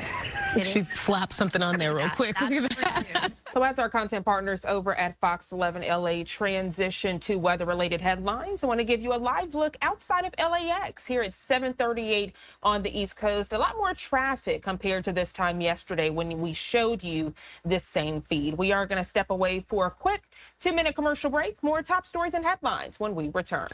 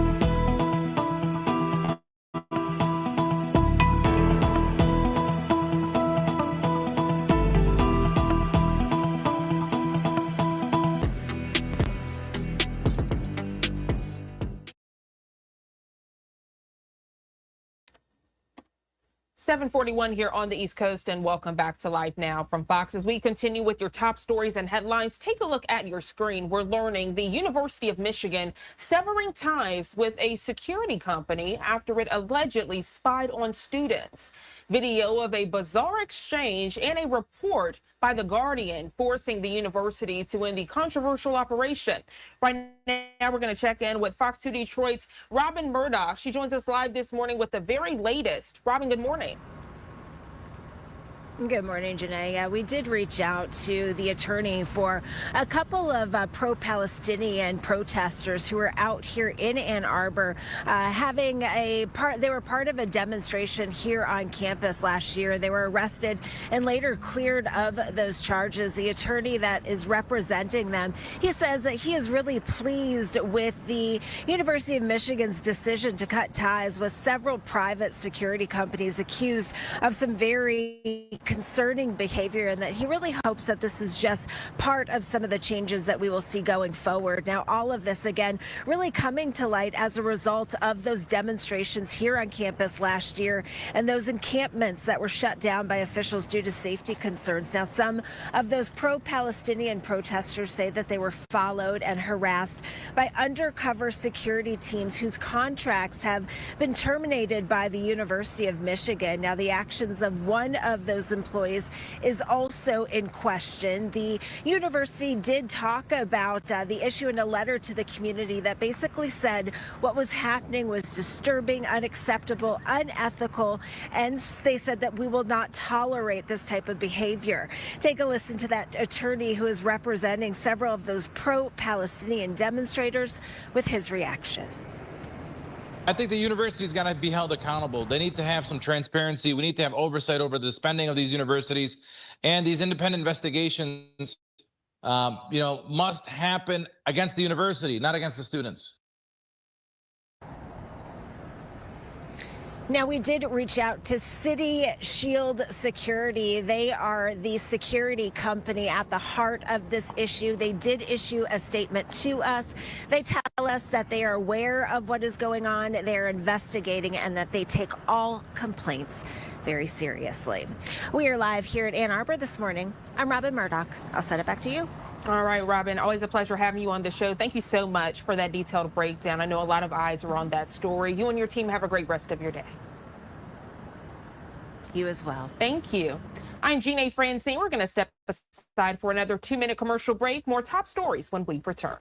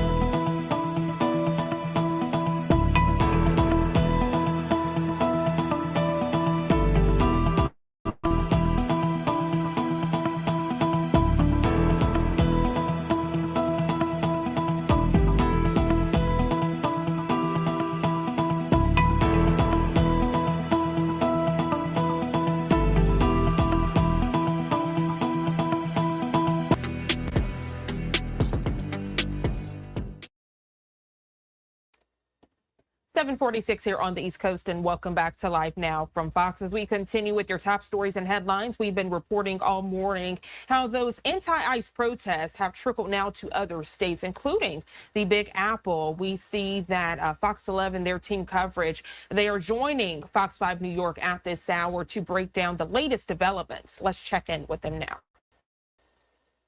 Troops to L.A. following more violent demonstrations over immigration raids. The Pentagon is also sending 700 Marines to restore and maintain order. Speaking of, Gigi Gracietti from our sister station Fox 11 in Los Angeles is live with us right now from downtown L.A. at an Adidas store that was looted overnight. And Gigi, what have you seen? First of all, thank you for joining us, but what have you seen there in that area? Well, Kurt and Rosanna, good morning. Good morning, New York, from downtown Los Angeles, the heart of the city. And as you mentioned, there was a lot of looting, a lot of vandalism parallel to the protests that were happening. And it was a chaotic scene. We're at the Adidas store. If you're familiar with L.A. like you are, Kurt, 8th and Broadway right here. Take a look at the door. This is one of two doors that were smashed in. And then you can take a look inside the store. They got away with anything and everything that they could carry. No dollar amount yet, Kurt and Rosanna, because the managers haven't come in to take inventory. I'm going to ask photographer Carlos Jacinto to come with me. All over the street, there's like one shoe. So they stole one shoe and left the other shoe. So not even taking a pair. And come with me. Broadway and 8th was hit very, very hard. There are police all and down, up and down this street. We're going to go across the street really quickly to the Apple store. It's quiet right now. Not a lot of traffic. Thankfully, the protesters have gone home, and more thankfully, the looters have gone home. But it was such a chaotic scene. This is the Apple store. This is one of multiple businesses that was also looted. And we're going to bring you down the street right here. Again, they got away with anything and everything they could carry. Kurt and Rosanna, at one point, there were reports of up to 100 looters at a time in some of these stores. Come with me, photographer Carlos Jacinto behind the lens. I want to show you this. We're just going to walk over here. Oh, they boarded this up. This is one, well, you can see them. They're still cleaning up inside. This was one of the many windows smashed. And I don't know if you can see it here, but somebody got hurt because there is a trail of blood inside the store. They have graffiti from the inside. And take a look over there. You can see all the boxes, everything they took. Just a chaotic scene. Now, these are just two of the many businesses, Kurt and Rosanna, that were looted overnight. And if a business wasn't looted, it was vandalized. There is graffiti absolutely everywhere. And that's the latest here in downtown Los Angeles. I'm Gigi Gracietti. I'll send it back to you. So, Gigi, before you go, we keep hearing the National Guard was called in and Marines are on the way. Was the National Guard there while all this was happening? You know, we saw the National Guard yesterday. We saw them stationed at a clinic for veterans in downtown Los Angeles near the Metropolitan Detention Center where some of the detainees are being held. But we did not see them on the streets of Los Angeles. What we have seen is a huge show of force from the LAPD. And this is what's called a mutual aid situation. So Los Angeles has brought in police from all over the Southland, from as far north as Santa Barbara and Kern County, as far south as Orange County. All right, Gigi, thank you so much for giving us an idea of what's going on in that area. Good luck to you. We appreciate it. Thank you very much. I know it's early in the morning there, just about 4:45 a.m. Thank you very much.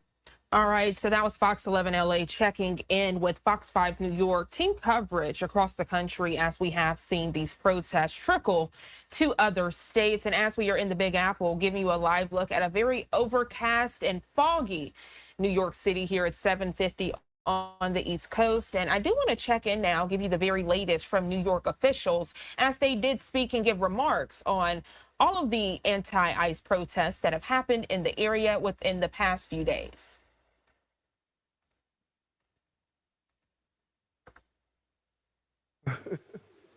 Yeah.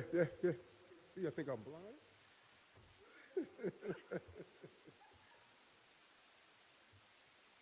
We got.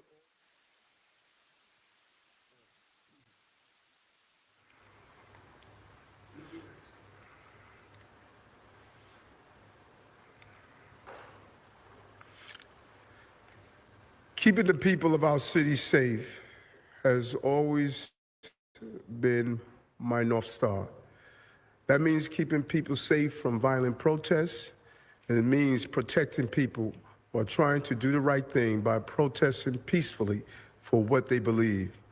When I was a police officer, I met a man from China who was the victim of a crime, but was too scared to file a police report because of his immigration status. I think about that story often, and it's why I believe we must build a system based on trust, not fear. But two wrongs do not make it right.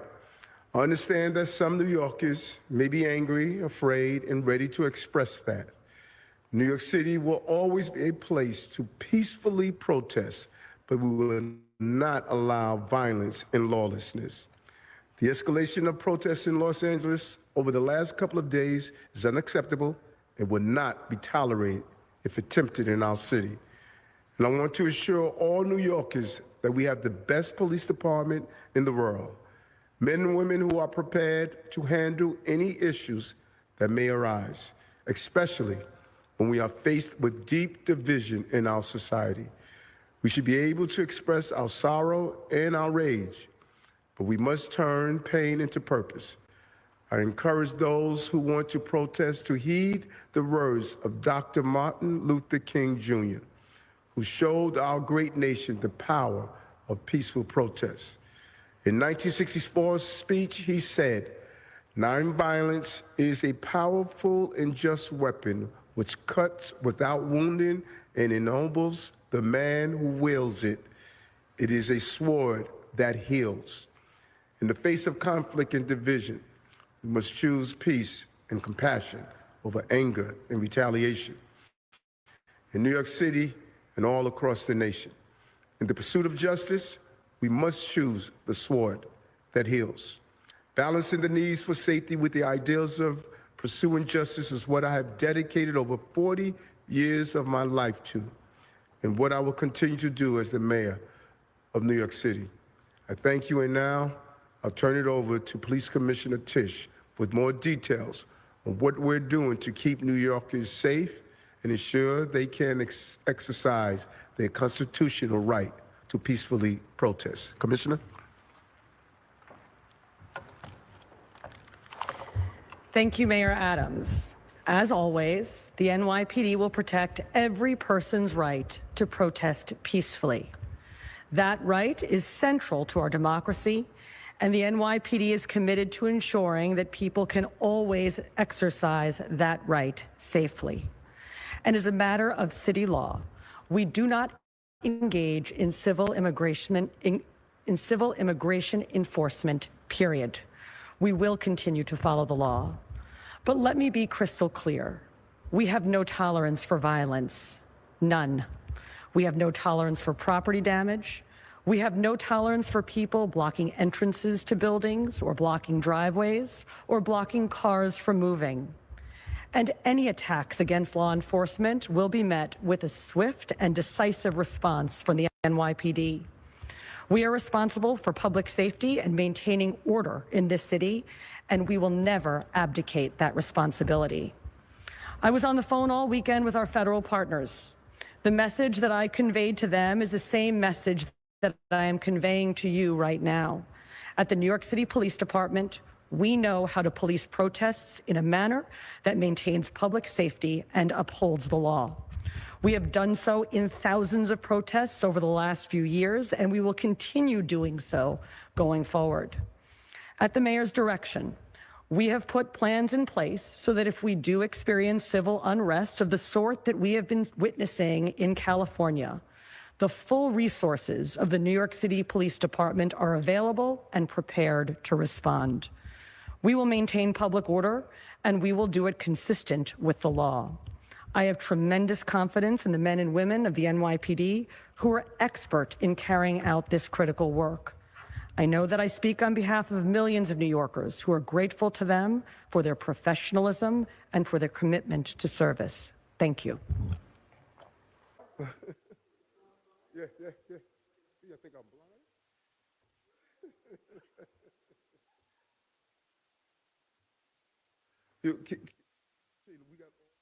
So that was the very latest from New York officials speaking on anti-ICE protests as we have shared all morning and shown you, speaking with our Fox content partners, these protests have trickled to other areas, not only in Los Angeles. As you plan your day with us here on Live Now from Fox, I do want to transition to give you that live look here at 756 on the East Coast, out along the 110 freeway there near downtown Los Angeles. On the left side of your screen, though, take a look as we have several priority events that you can watch right along with us here on Live Now from Fox.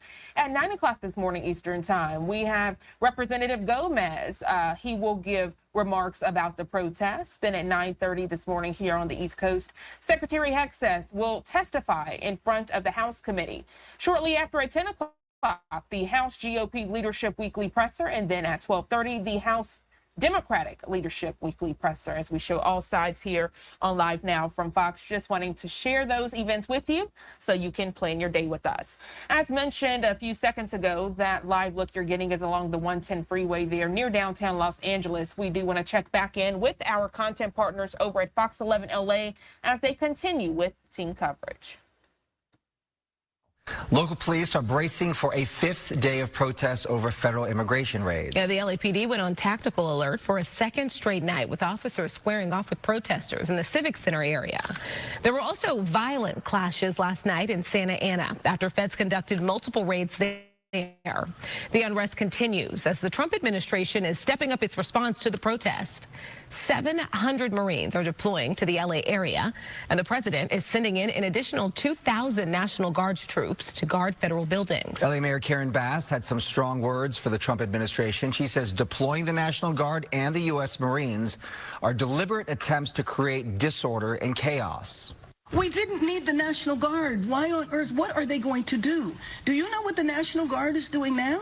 They are guarding 2 buildings. They're guarding the federal building here in downtown, and they're guarding the federal building in Westwood. That's what they're doing. So they need Marines on top of it? I don't understand that. That's why I feel like we are part of an experiment that we did not ask to be a part of. We'll stay with Good Day LA and Fox 11 for continuing coverage of the protests and demonstrations. We'll have another live report coming up in about 15 minutes with the latest on the situation there in downtown. You can also get updates on our website, foxla.com, and of course the Fox local app. In other news, you know, we don't have to like our bosses, right? Or all right, so Fox 11 LA, they are transitioning to other stories more localized in their area. But as they do so, we get many different live looks. Moments ago, I showed you along the 110 freeway, now giving you a live look along LAX, and it's already getting congested out there. You can see traffic piled up there along the right-hand side there, those lanes. Looks like people are having to merge there. Definitely more congested compared to this time yesterday as we were covering those anti-ICE protests. And we did have team coverage. My colleague Josh Breslow coming on a lot earlier than normal, myself as well, as we saw protests erupting in the area. We were showing you video of the Waymos that were being set on fire, things being thrown. And then as you saw with the team coverage with Fox 11's Maria Ramirez and Gigi Graciette, we also saw looting. She was outside of an Apple store showing how there were remnants of blood inside and outside of the store. We saw broken liquor bottles, just a lot going on. So definitely wanting to share that with you. We see that our content partners over at Fox 11, they are coming back from a commercial break. Let's check back in as team coverage does continue in the 8 o'clock hour here on Live Now from Fox.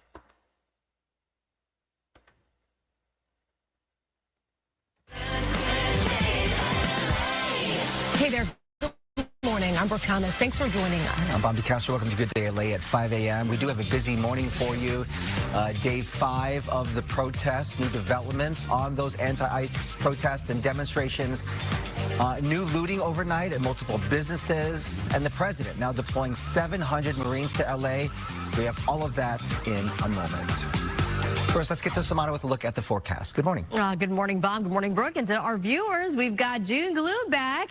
Overcast conditions, a gloomy start to the morning, but we're going to make way for afternoon sunshine, especially if you live out towards our valley communities. But fog, it continues to be an issue there as well, from Ontario to Burbank, reduced visibility. So heads up if you're driving along portions of the 210 or the 10 or the 60. Just, again, be extra cautious. Right now, temperatures, quite a range. It is a cool start to the morning. 63 degrees in the downtown LA area. But away from the marine layer, we've got temperatures already at this hour. Lancaster to Apple Valley, 70s. So if it's already that warm in those locations, temperatures are expected to rise to triple digits for our desert areas. We are dry, we are warm, and the range for inland spots 81 degrees, so a little warmer today than previous days. Got you covered traffic-wise as well, and we do have this issue.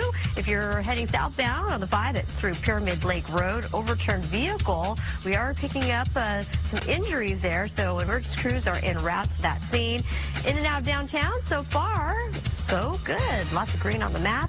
And because of the fog, again, please slow it down out there. Here's a live Caltrans, or should I say, live look at the Ontario International Airport. Pretty socked in at this hour. Then back over to you. Thank you, Samana. Another explosive night in Southern California as protests continue over immigration raids. Police and crowds facing off in Los Angeles and Orange County. This morning, law enforcement is gearing up for a 5th day of unrest. Here's a look at the latest developments. President Trump is mobilizing an additional 2,000 National Guard members to help protect federal buildings in LA. Now that doubles his initial deployment. Also, 700 U.S. Marines are headed to LA. The Marines are from an infantry battalion based in 29 Palms. The LAPD says more than 70 people were arrested over the weekend and 5 police officers were hurt. The Trump administration's decision to put more boots on the ground is being met by strong criticism from LA leaders. Mario Ramirez kicking off our team coverage of the protest, joining us live from the Federal Detention Center in downtown. Mario. Barbara, good morning. As local law enforcement is preparing for another day of demonstrations, we can tell you that the National Guard is stationed here around federal buildings. We're just outside the detention center. You can see them there. This federal building really became a focal point for protesters after it emerged that ICE detainees were being held here. And now hundreds of Marines are expected to join the National Guard under Trump's orders as tensions continue escalating. Take a look. About 700 U.S. Marines from the 2nd Battalion, 7th Marine Regiment out of 29 Palms received weekend orders and are on the way, expected to arrive this morning. And although they're trained for close combat, officials say these Marines won't be on the front lines. Instead, they'll be focused on crowd control and de-escalation. Those are skills that they've been trained in specifically for this mission. That, according to U.S. Northern Command, which confirmed that those Marines will support the more than 2,000 National Guard troops already activated across the area. And late yesterday, the Pentagon said it's mobilizing an additional 2,000 National Guard troops under President Trump's order. And that now pushes the number of military personnel to more than 4,000, with growing opposition from Governor Newsom and Mayor Karen Bass. The governor calling the deployment unnecessary, saying it'll only inflame tensions. Now, if we come back out here to our live shot, we've been seeing these National Guard troops checking IDs for employees entering the building. The president's move to activate these National Guard troops marks the first time the federal government has done so without a governor's consent since the 60s. Again, they won't be on the front lines with local law enforcement like the LAPD taking people into custody like we've seen. We're not exactly sure what the presence will look like, but again, hundreds are expected to arrive here in Los Angeles this morning. For now, live downtown, I'm Mario Ramirez. Back to you. All right, Mario, thank you. California suing the Trump administration over the deployment of the National Guard troops to L.A. Trump ordered 2,000 National Guard troops to Los Angeles for 60 days under federal law. The first troops arrived on Sunday. Governor Newsom says activating the National Guard without consulting him is illegal and immoral, calling it an inflammatory escalation. Attorney General Rob Bonta says local law enforcement had the protests under control. Trump and Hegseth jumped from 0 to 60, bypassing law enforcement expertise and evaluation. They threw caution to the wind and sidelined strategy in an unnecessary and inflammatory escalation that only further spurred unrest. The lawsuit accuses the president of exceeding his authority and asks the court to declare his actions as unlawful. Meantime, numerous downtown L.A. stores have been vandalized and looted. Gigi Graciette is standing by to show us the damage done. Gigi. And that's right. We're live this morning on 8th and Broadway here in downtown Los Angeles, where multiple businesses were hit. Across the street, the Apple Store, and here, the Adidas store. Take a look. They broke out the window, the glass doors, and outside you can see boxes, and you can see single shoes because somebody stole apparently only one shoe. Another shoe is over there, $140 pair of sneakers in that rock, presumably used to break out both glass doors of the Adidas store. Take a look at some video when this happened. The looting started last night at about 11 o'clock in the morning and went on almost till 3 a.m. today as dozens and dozens of people hit stores, especially on Broadway and Hill. Now take a look. Jewelry stores on Hill were also hit. At one point, there were reports of up to 100 looters at a jewelry store. It was one after another after another. At one jewelry store, somebody actually set a fire, LA City Fire responding to that. And then the Apple Store here on 8th and Broadway also hit. There's a blood trail on the inside glass. So apparently someone who shot one of those windows also got injured. The store just vandalized. There's graffiti all over the windows on the inside of the store and boxes absolutely everywhere. Now, we did see some people being taken into custody, and we expect to get some numbers from LAPD after. And then there's the Shoe Palace. And keep in mind, these are not all the businesses that were looted. There were many others. These are just some of them. And if the business wasn't looted or broken into, it was vandalized. There is graffiti absolutely everywhere. Bringing it back here live again, the Adidas store, one of many that were hit. No dollar amount on what was taken because all the managers, employees, they still have to come in now and do an inventory of their losses. Reporting live, I'm Gigi Graciette. Back to you. All right, Gigi, thank you. We'll take you now here to a Dayline.